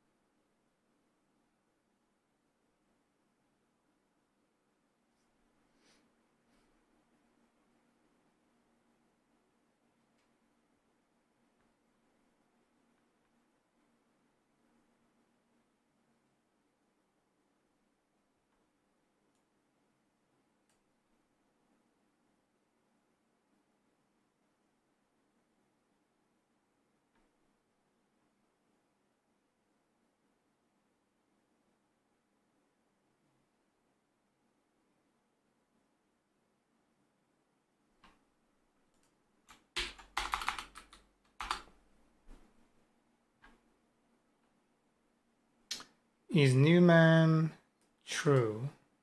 Okay. Okay. Copy, and then can I find it here?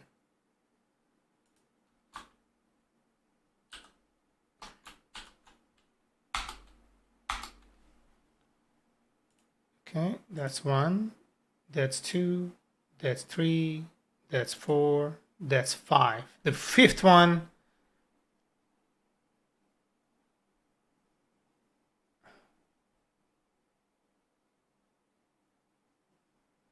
there is a 5th one, and then it's the error because it is supposed to exit, but it is creating a new one. Why the fuck is that creating a new one?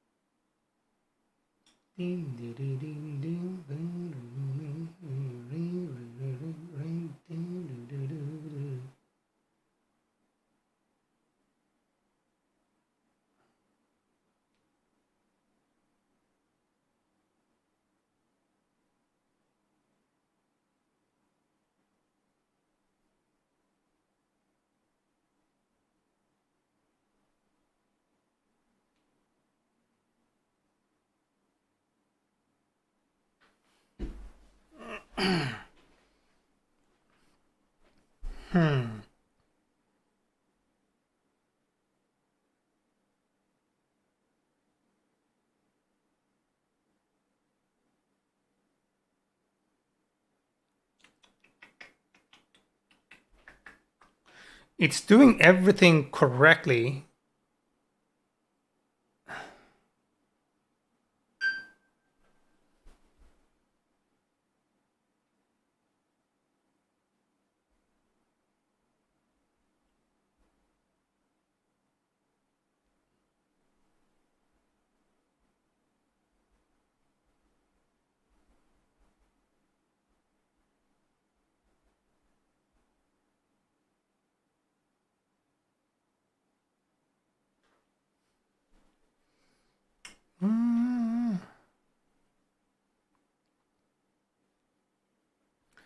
Because I see that the terminate here that shows up.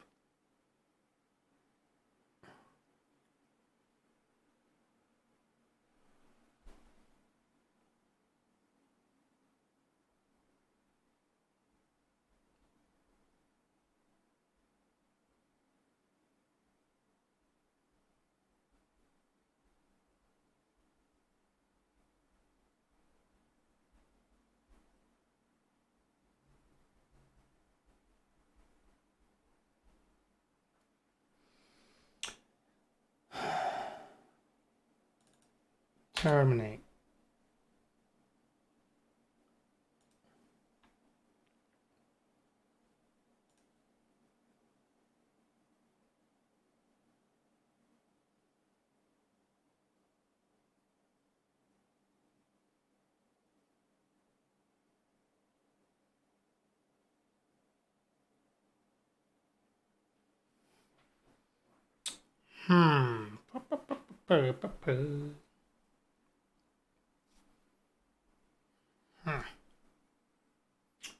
Bro.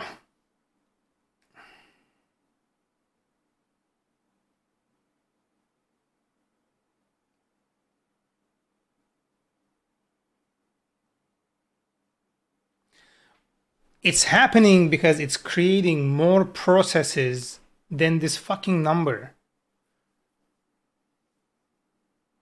That is the problem.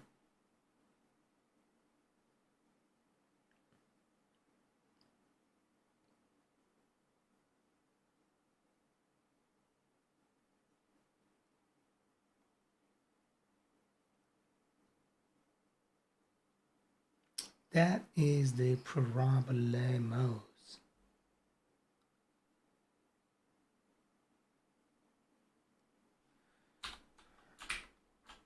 Okay. I think we know the issue.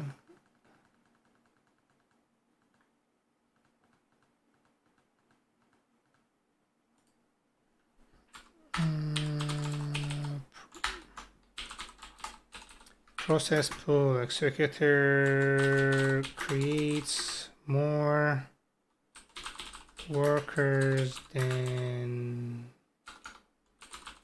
worker count. More than allowed.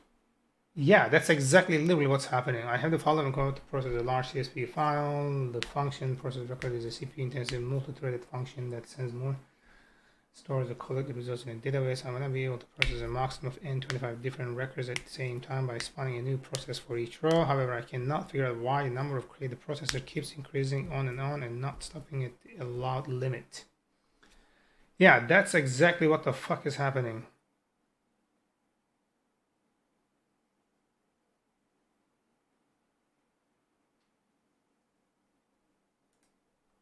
Nobody fucking answered this, bro.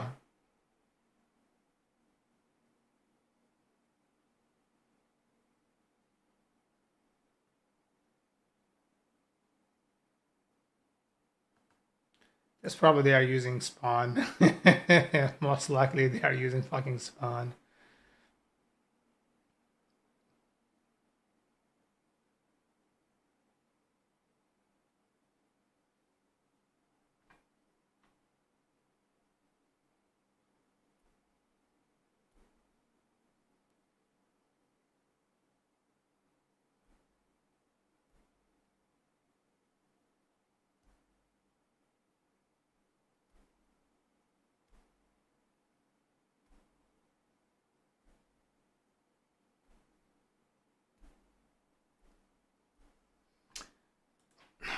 That's genuinely fucked up. Increasing number of running calls with yeah, that's like what's happening.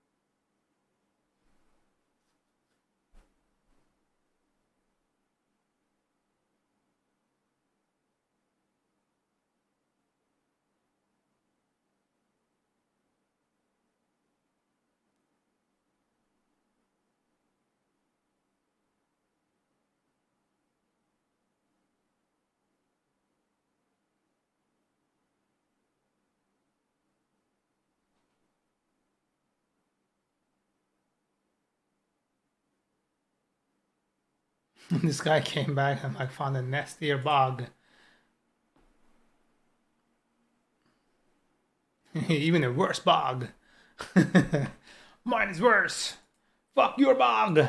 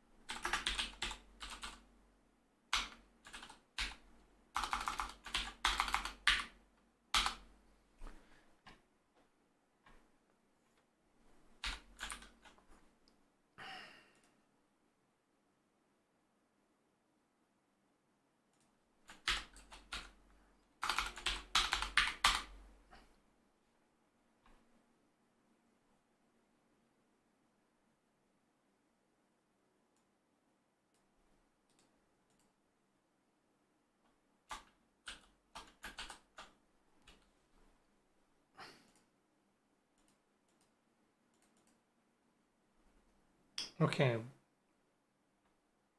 What the fuck? This wasn't supposed to... Why is it printing this shit?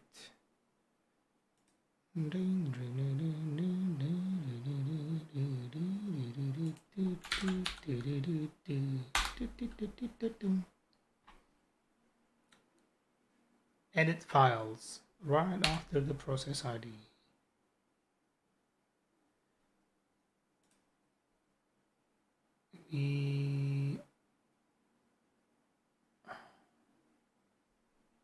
Are you fucking with me?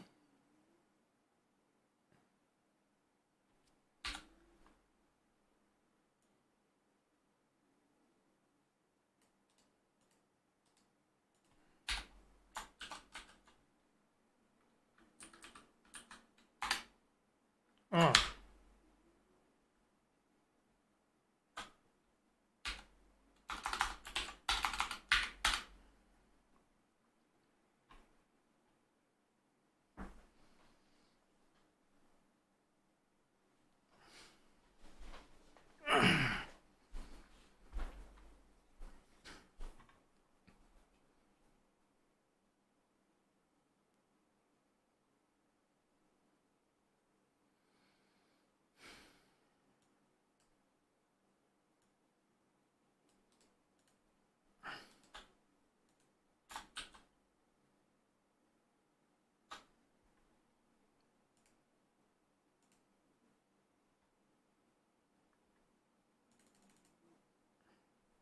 Okay, that's 1, 2, 3, 4, 5.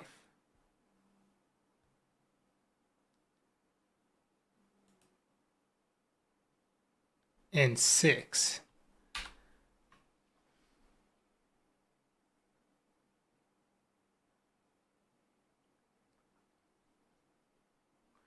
Why 6? We are doing 4. And the workers we are saying is also 4. Why is it like 5? It just doesn't make any sense.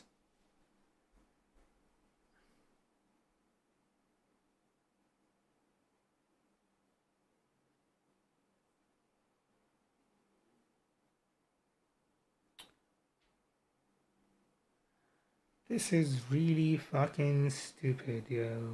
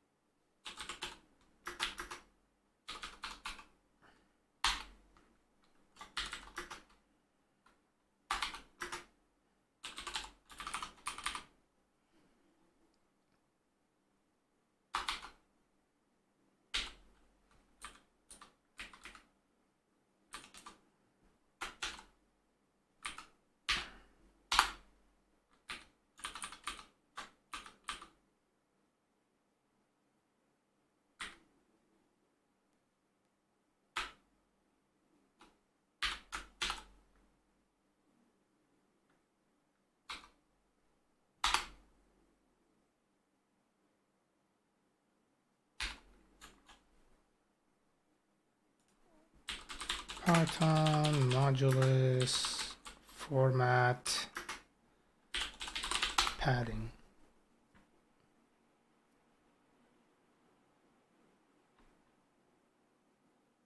I think fuck it. It doesn't really.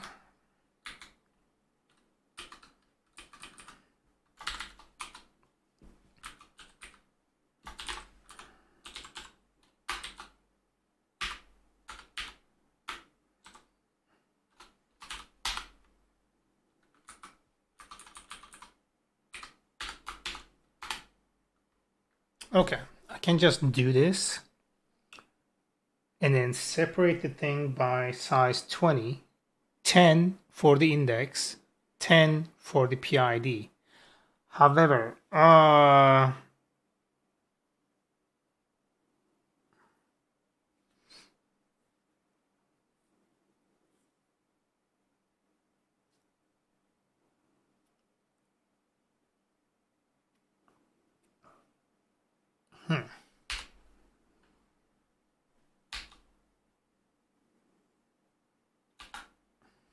yeah, let's try that just out of curiosity.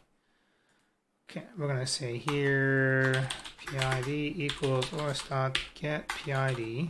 Okay,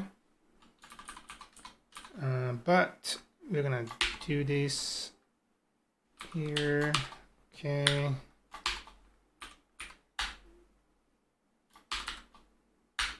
Okay.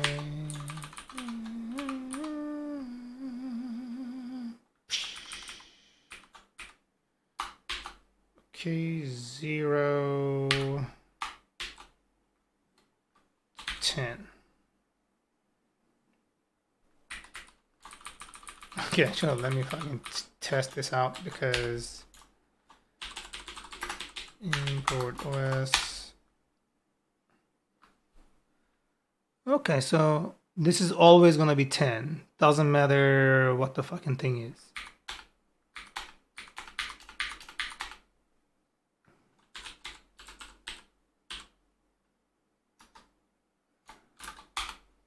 Yeah. Ah, okay.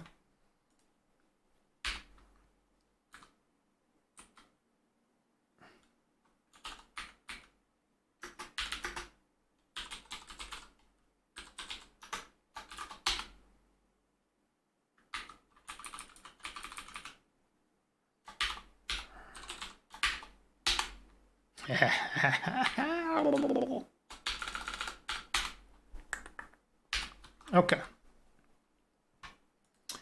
PID, and then we're gonna see.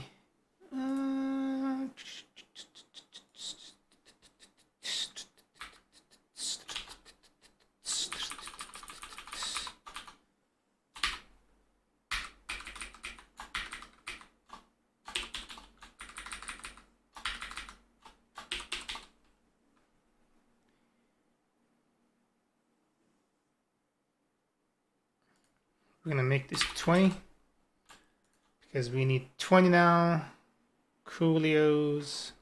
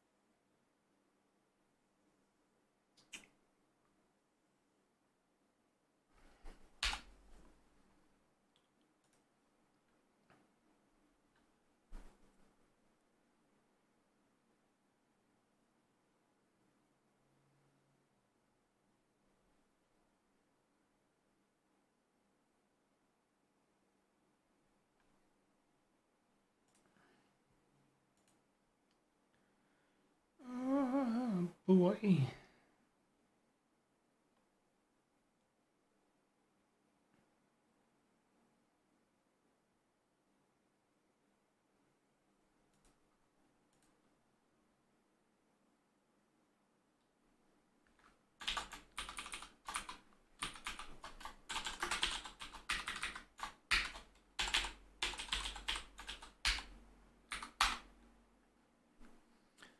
It is 20. Okay. Started is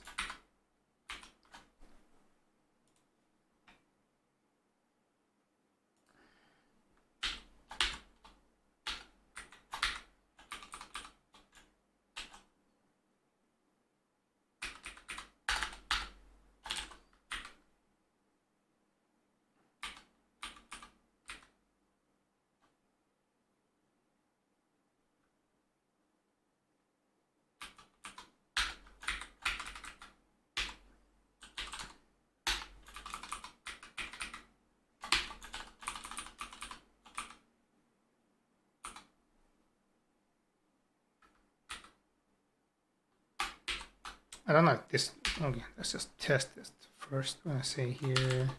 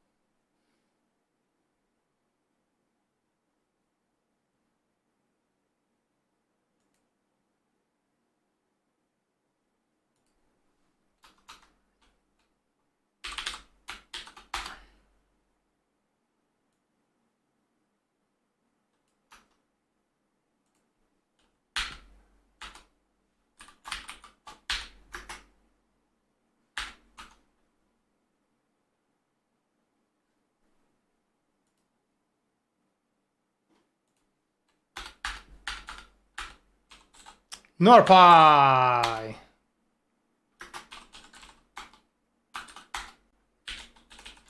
How you doing?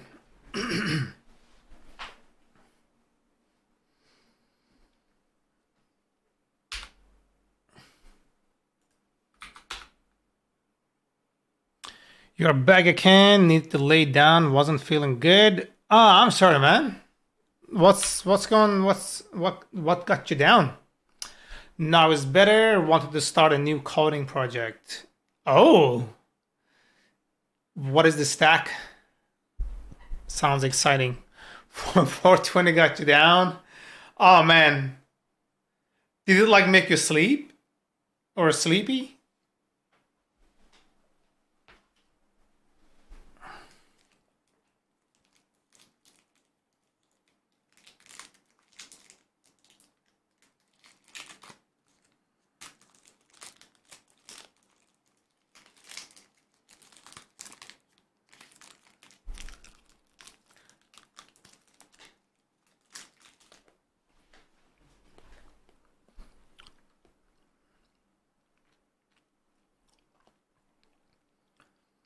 I heard like it makes some people pass out depending on, I think, the strain. You just like go to sleep. Bye bye.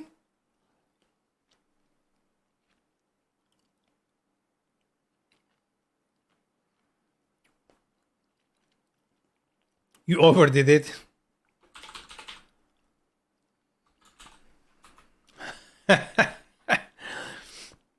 I feel you on that.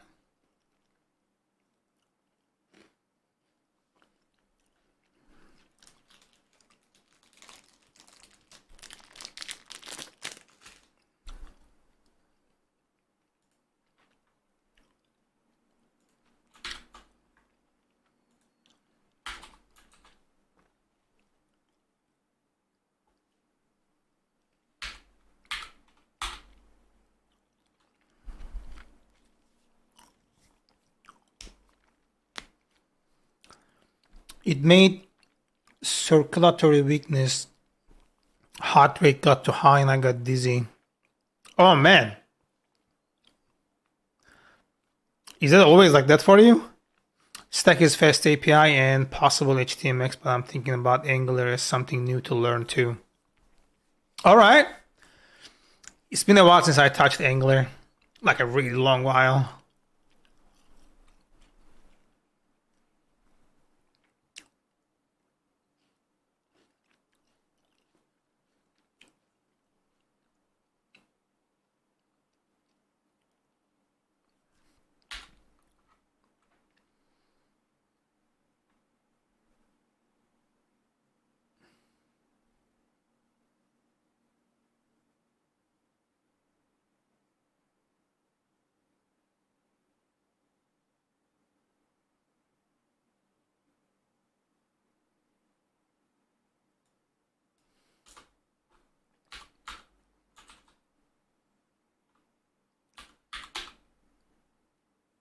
Line 35, get shared memory.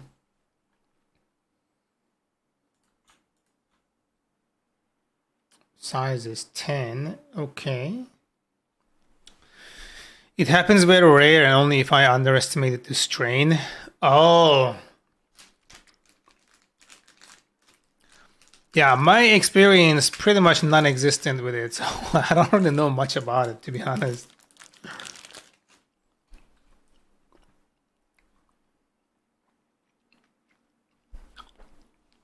Without legalization, you can't get the same quality all the time, so it's always a bit like roulette. I hear you. That actually makes sense. I was in California and it was like legal at the time, and then people were just going in the store, buying, and then just leaving and just enjoying themselves, you know? It wasn't a problem there at all.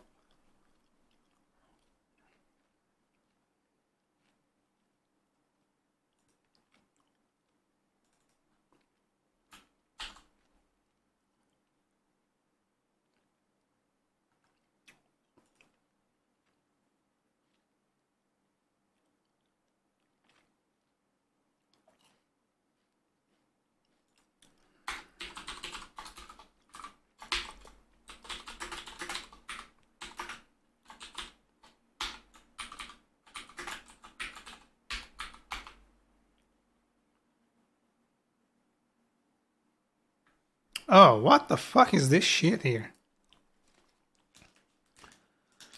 That's the whole point why I support legalization, because it's just to have a nice time. Where are you that it's not legal?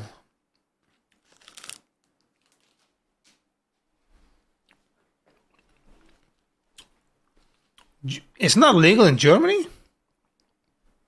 I thought it was legal in Germany.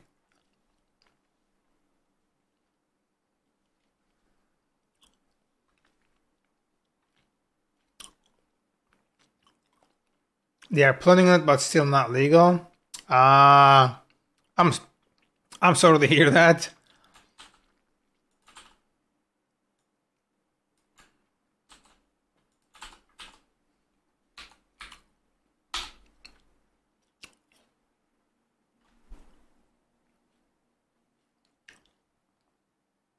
Hold on. No error. What the fuck?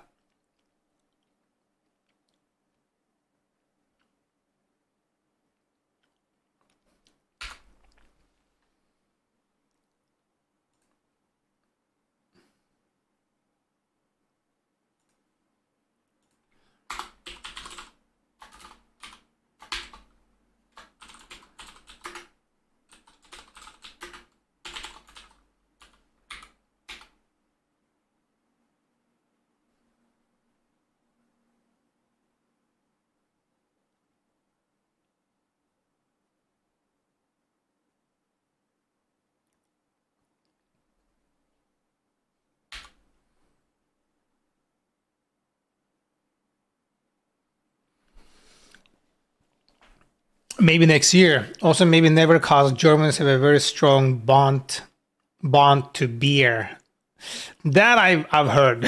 Our conservatives are actually arguing that beer isn't a drug, and because of that, it's not comparable to 420.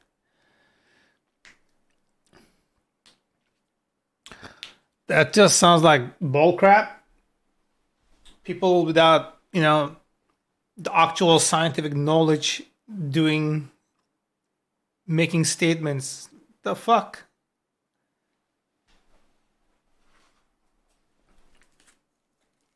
Beer is definitely a drug and a much worse in comparison.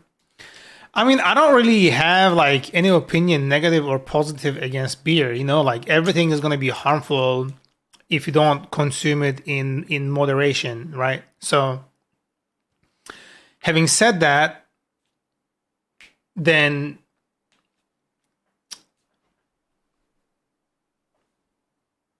you gotta make sure to,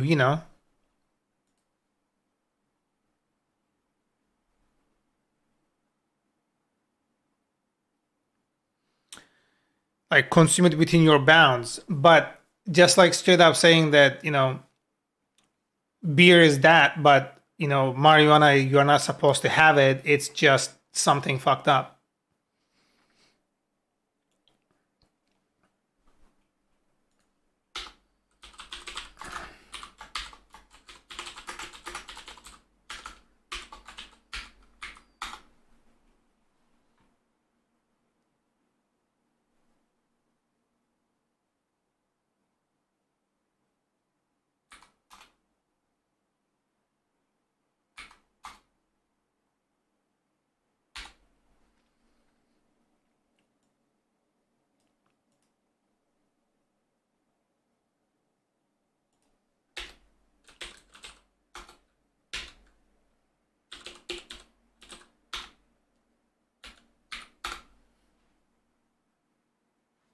Yo.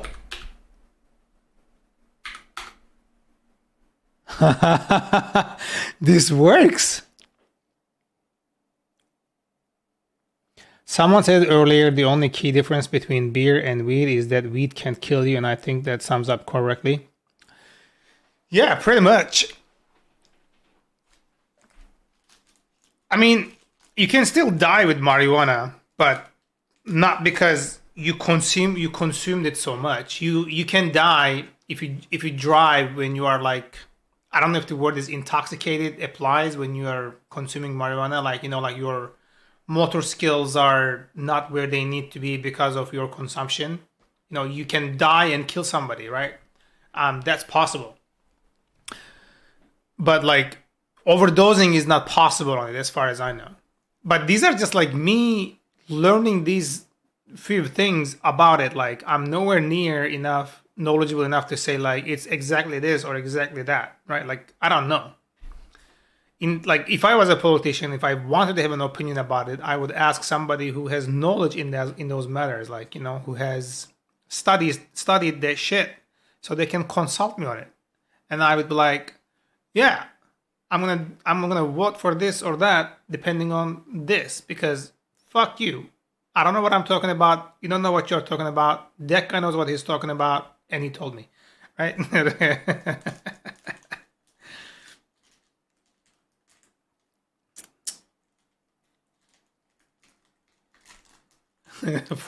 It would be like no different than like, you have like a fucking broken tooth. Instead of going to the doctor, be like, fuck that. And then, like you cut a garlic in half and then put it on your broken tooth or some shit like this. Like, dude, you're not gonna get it. You're not gonna be able to figure it out. Like, go to the person who has experience. It can both fuck up your psych and it also can fuck up your reaction time, which can kill you. Both aren't unharmful, but you can't forbid one and allow the other one. Yeah, I mean, like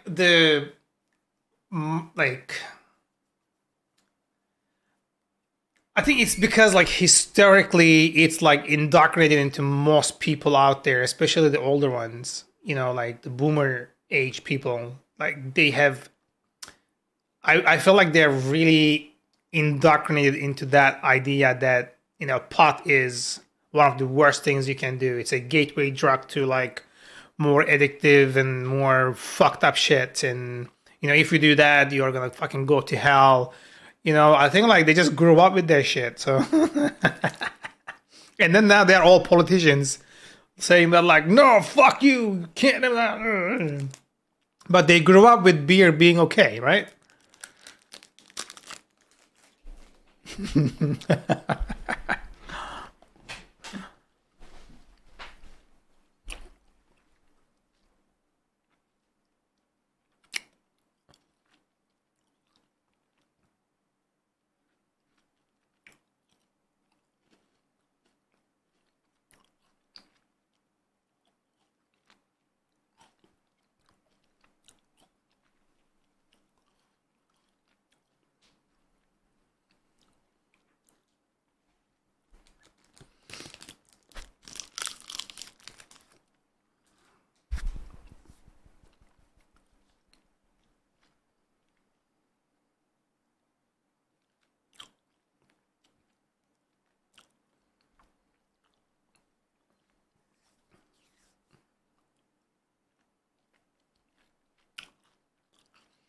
The gateway argument hold tight as the lie about Trump.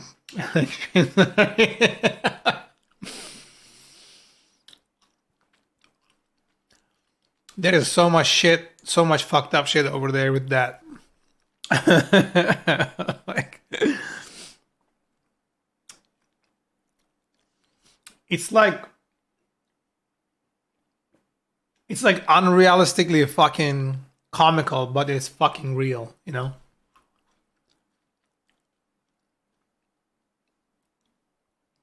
It's the same as every drug, dangerous if you are easily addictable. Honestly, that's like one thing I genuinely avoid like the fucking plague, because the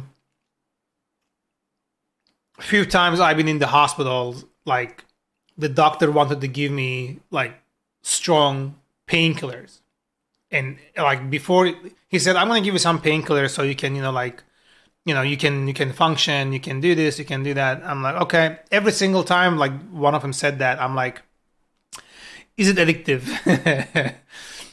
Is it addictive in any capacity at all? And if they said yes, I'm like, I don't want to take it. I don't want to fucking take it, because I got like strep throats and whatnot. I broke my arm and all that shit, but still, whenever they try to give me anything addictive in terms of like painkillers, I'm like, yeah, don't give me that. Because I never drank in my life. I never took a sip of an alcohol, regardless what type it is. Right? I don't know how much tolerance my body has against addictive substances. So if I get a whiff of it and then my body is like, fuck yeah, we want more, I don't know how to I don't know if I have like the control to say like no to myself, right? Like, don't want to get fucked up because I got fucking sick. It's a US issue. US is like fucking, they're miles ahead with, fucked up shit. And if you pay attention, I said miles, not kilometers, right?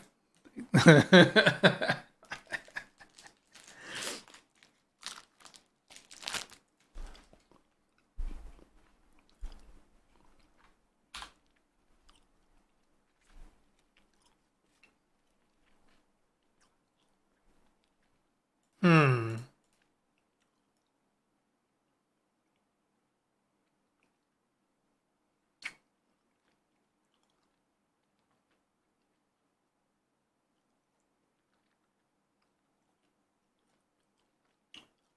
Hmm.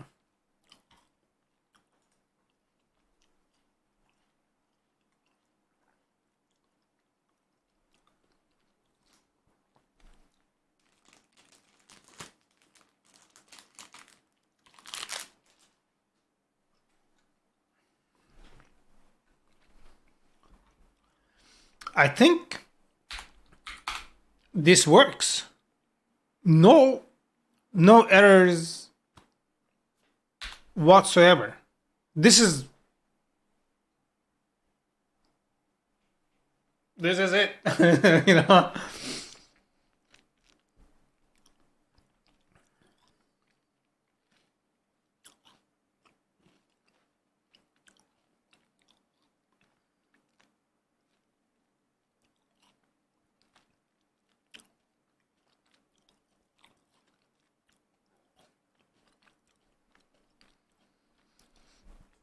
This is one of the perfect examples where government run health insurance and one option to choose is a good thing. They bargain the price per drug with the manufacturer and pharmacist gets his piece of the cake while private sometimes go and pay the full manufacturer price. 100% agree. I don't think it's going to happen in the US in my lifetime, although I don't live in the US anymore. I definitely felt the sting from that. Have you got the solution to your multiprocessing problem? I think so. This is what I am testing right now, and it seemed to be working. You know what I'm saying?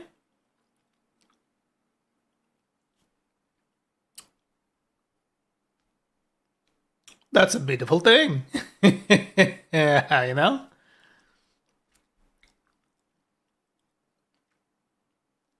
So this is not a hacky fix either. So the problem was with multiprocessing. Let me just give some context. The multiprocessing initially worked perfectly fine on my machine in the previous setup.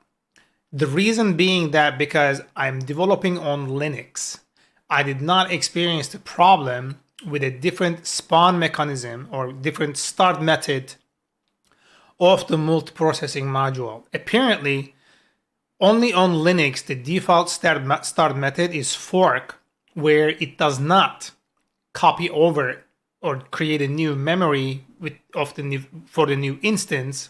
Instead, it just creates a new instance and allows a new instance to inherit the existing memory. But that's for fork.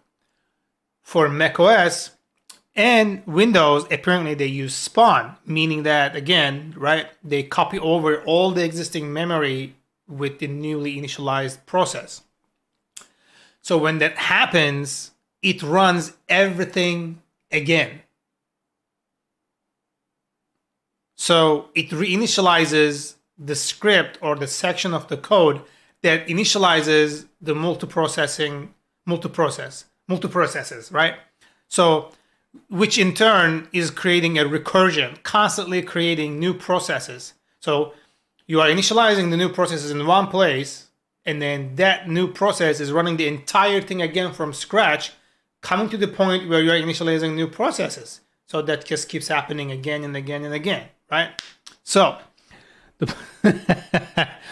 I needed a way to find out or to reference a point of entry and a value that's carried over between the processes that's telling me whether or not if I'm in a child process or a parent process.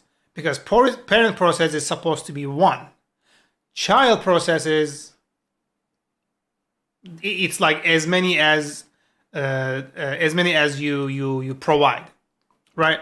So having said that, I decided to use the shared memory object that creates a memory on, an allocated memory by the given size, and then it shares that memory between all the processes, so you can check whether or not if that memory contains certain type of information, which I'm keeping tabs on.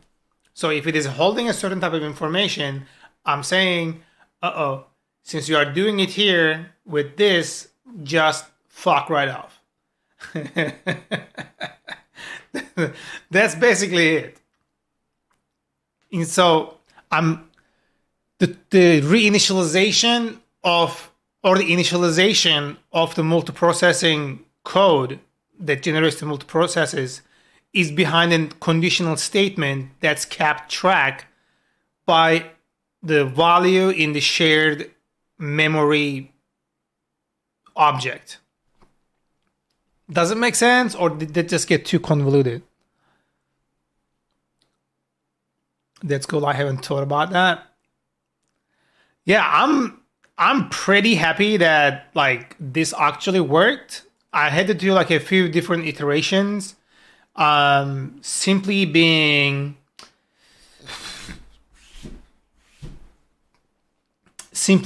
that like I had to optimize everything, like, and then I had one of the best things like that actually helped me to kind of like get around this is this finally block. I fucking love finally. That is so cool. Because this runs whether this fails or not. It doesn't matter. This will run all the time. So I can start with my memory, and then I can say, then I can say, yo, just get this, move on with your life, and then fuck right off.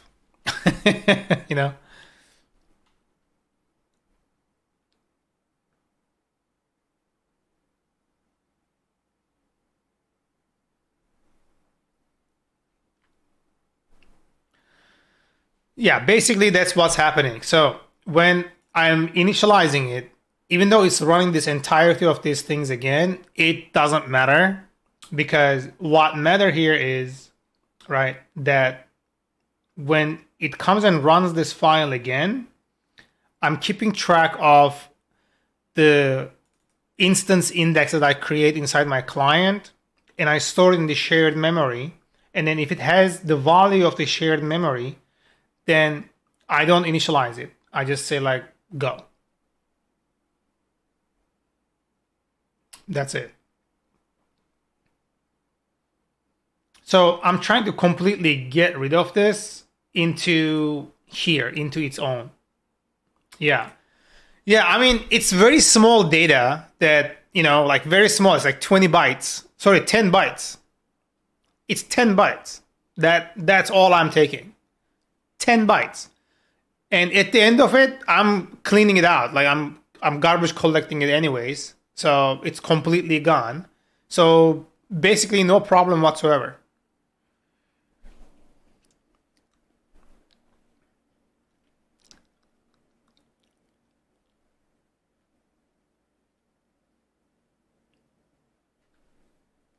And then it was a very small function I created here, get shared memory, right? Shared memory is new. If it is created, right, then I just say it's new. If it is not created, I say, yeah, continue on with your thing. You know, that's it.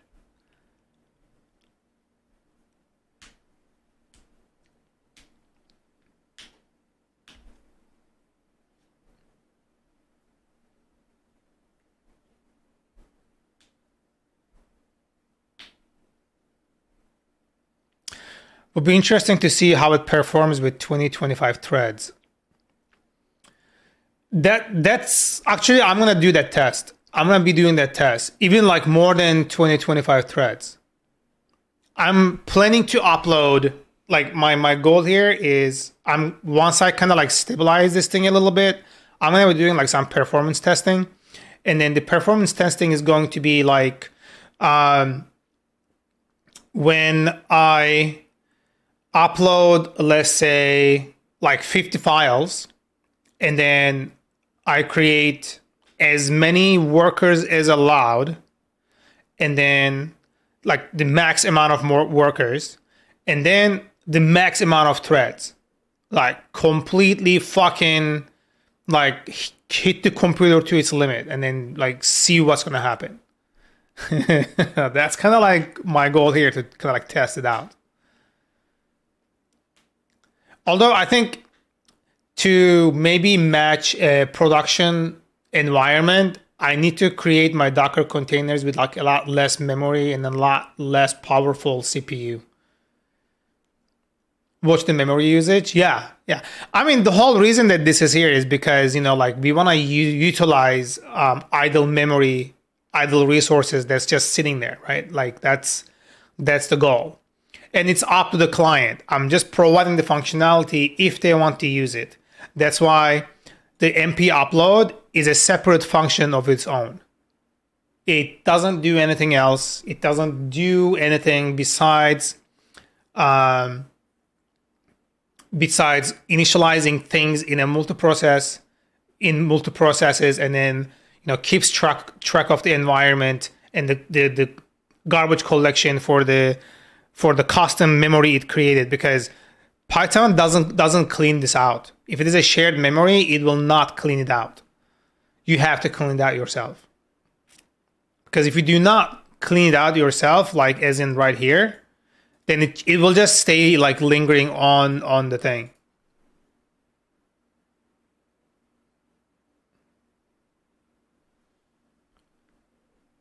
I think it's called heap. Like it's gonna be resident in the heap. I'm guessing it's creating it on the heap, right? Like most likely it's creating it on the heap. I don't think it's the stack. Because if it was stack, not sure. Most likely it's the heap, but who knows? I don't.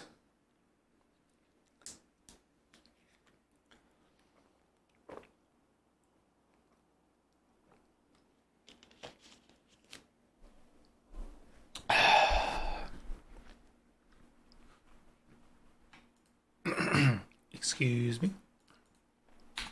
Yeah, when I run this right now, like it doesn't give me any warning whatsoever. It just like processes everything just perfectly fine.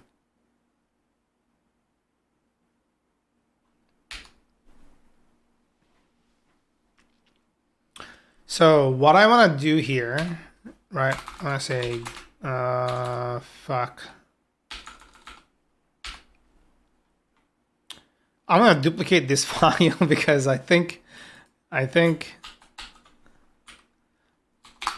don't want to like lose what I've done, because once I move the test here, right, I want to take it over there.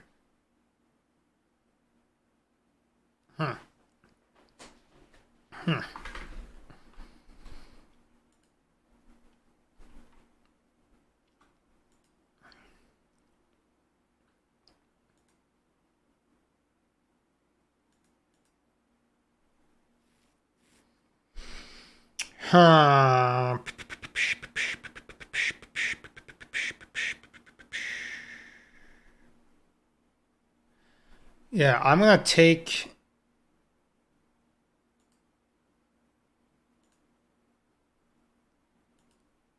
it shouldn't pass this around, right? It shouldn't pass this around. So the MP upload here now. Okay, I'm gonna close this for later reference.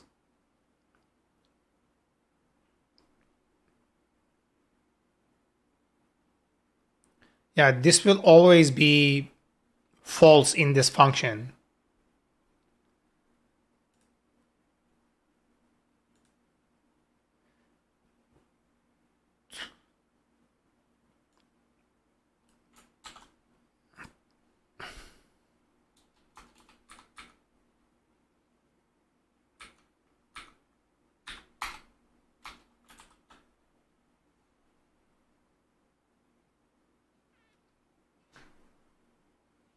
Mr. Kitty, you okay, baby? Huh? This is my boy. You okay, big boy? Huh? Look at this kitty. It's a good kitty. Oh, he's a good boy. Yeah, I want to be able to use it just like this here.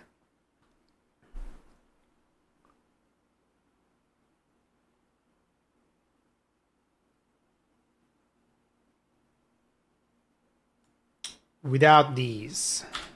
Oh shit, no. Without these. And you know what? I'm gonna say fuck it to everything else. Yeah, just send it, send it. Everything should be taken care of in here. So we're gonna say here is new is new mem, right? We're gonna do that here. We're gonna say if is new mem. Where the fuck are we storing the index? Oh, there you go. We were apparently doing it over here.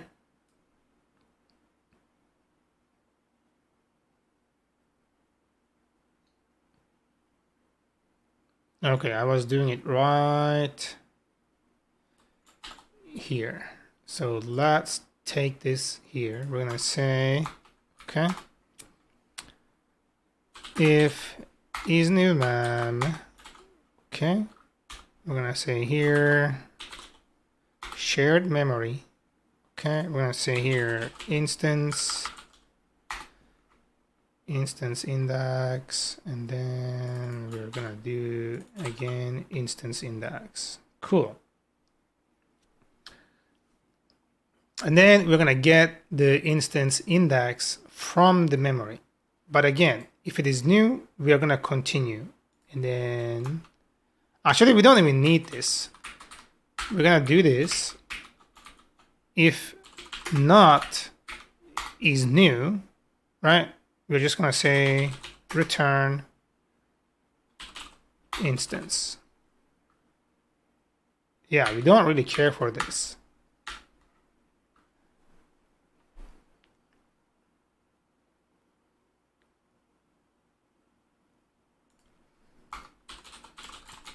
Instance.processed files equals static storage this. That's basically what we are going to be doing. Coolios.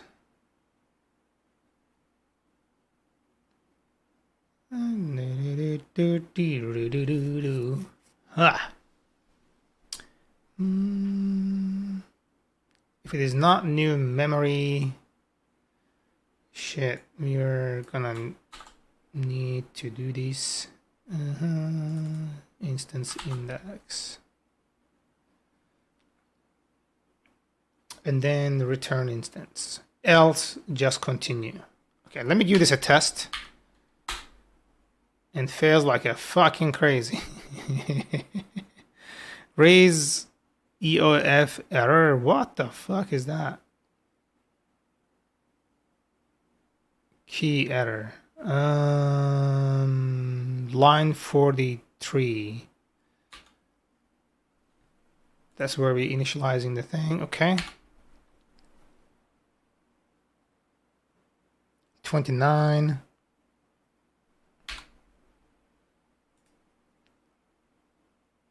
Right here? What the fuck?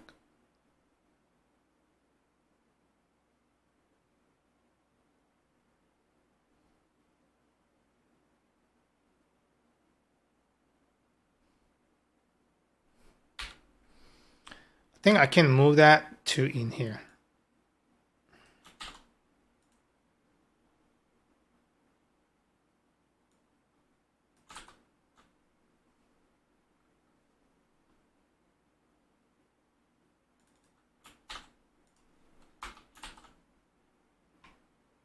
I'm trying to call the stored index.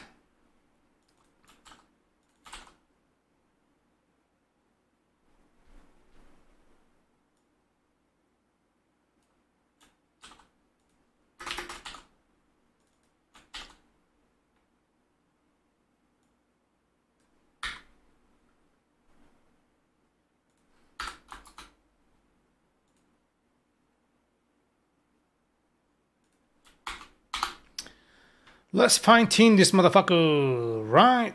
And then we're just gonna call this stored index. Okay, we're gonna call this print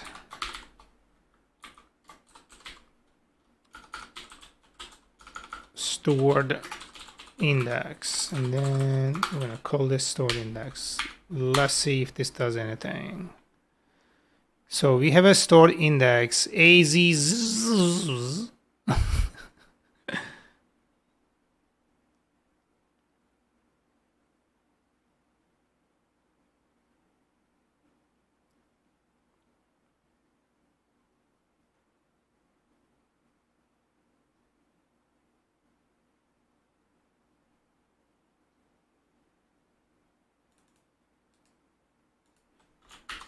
What the fuck is this error?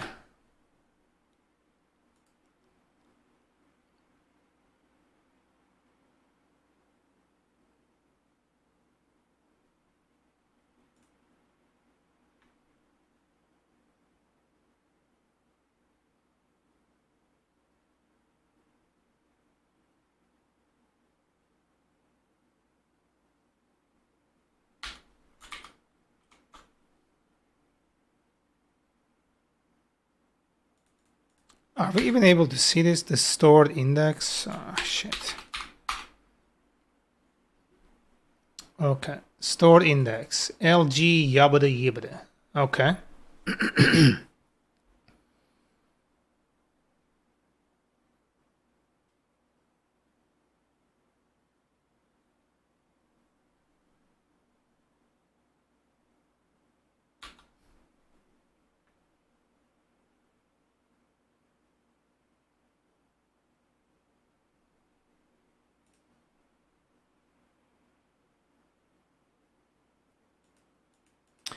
We are doing exactly that, motherfucker. So what is your deal? Ah.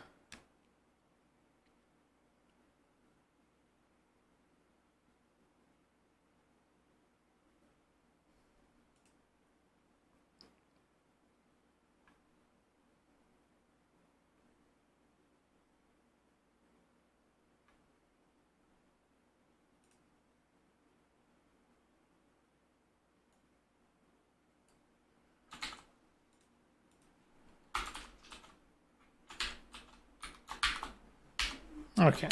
Let's get a little bit of its stuff here. Okay. Okay. So client instance index. Call px pe woo woo woo woo woo. Okay.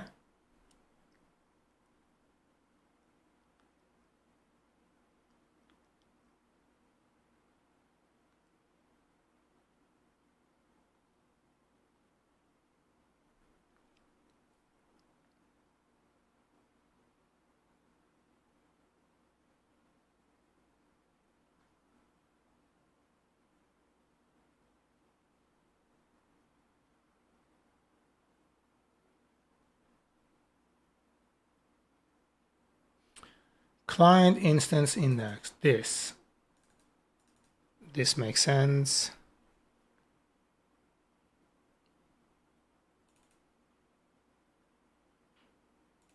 Started. instance index. Okay, we got the correct one. Client instance index UN. And then we are getting that. Okay, that's happening twice. Yeah.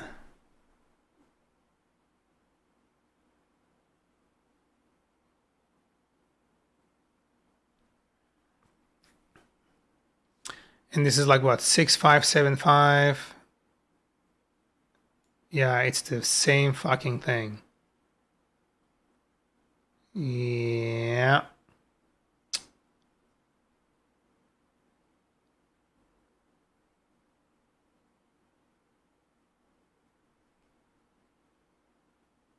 Yeah, it's calling an entire file again and then initializing it again.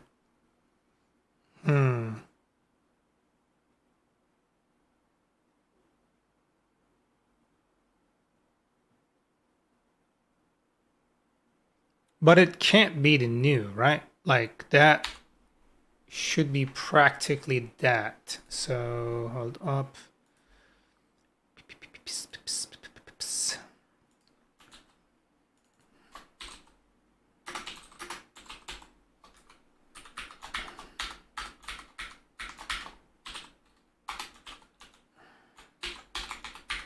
That's a good boy.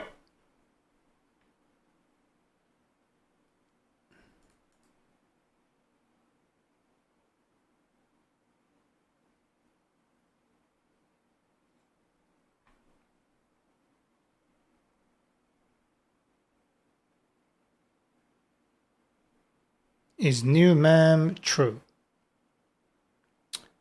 Is new mem false? So if it is not,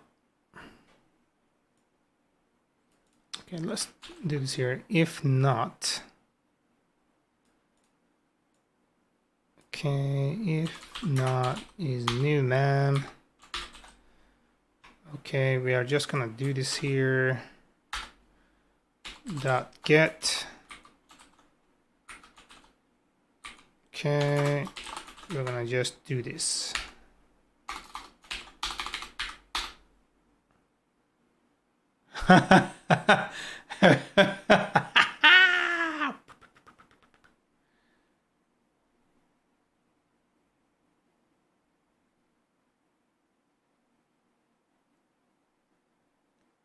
Did you see this? We got this. Ty was reefy. We started with that. And then Ty was reefy gets passed down. And then it created a new class index because that motherfucker got ran. And it edited the files again, which is the fucking problem.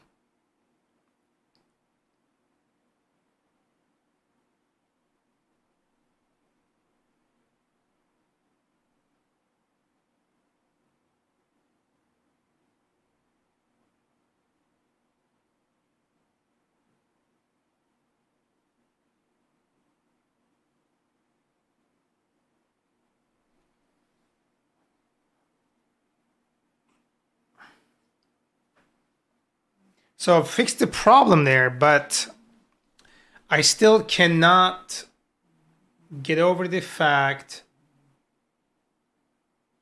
that this will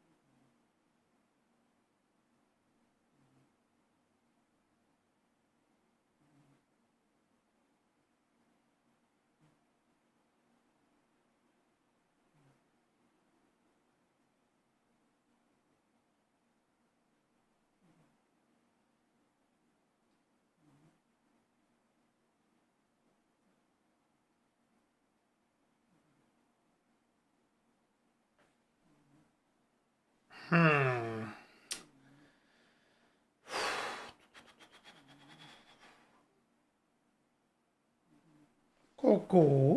how we doing, big boy? It's my kitty. Look at this boy. Coco, we did a good job today. We figured it out. We figured it out, right? It's my boy. All right, guys. So this works. I think I'm just gonna I'm just gonna get this fine-tuned tomorrow. This works. I think this is like perfectly fine, and yeah, this should be pretty neat. Right, Mr. Katie? It's my Mr. Katie. Such a good Mr. Katie.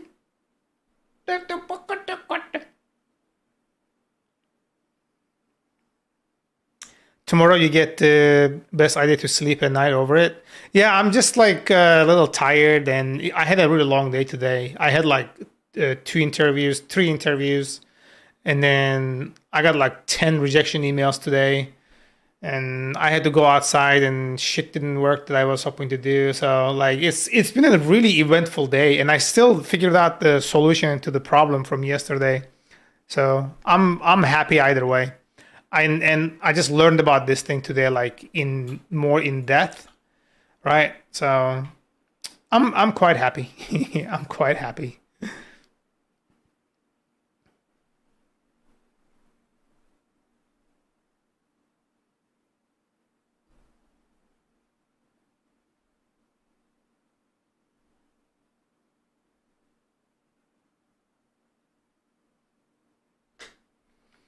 So I might even like create a secondary memory check on this, and then, you know, just kind of like clean it out, and create a context manager, and then create adding the files within the context manager. So that way the context manager handles the multi-process management inside the context, and then it cleans up when it exits.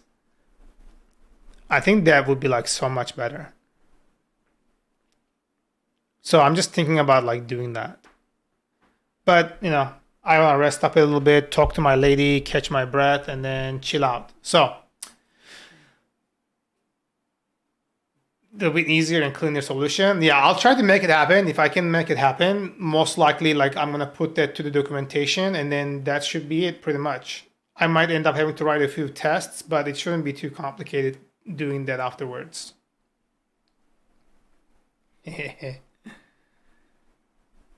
Oh, look at this boy. Look at my boy. Come here, baby. It's my boy. Mwah.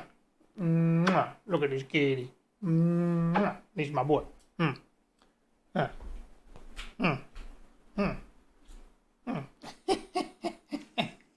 Coco, don't sit on the keyboard, baby. You are like typing with your ass. There you go. All right, guys. Have a good night. I'm gonna see you all tomorrow. I'm gonna feed this boy a little kibbles and treats, and then I'll see you guys all tomorrow. Have a good night. Right, baboon? Oh, you're cool. Okay. All right. Bye-bye.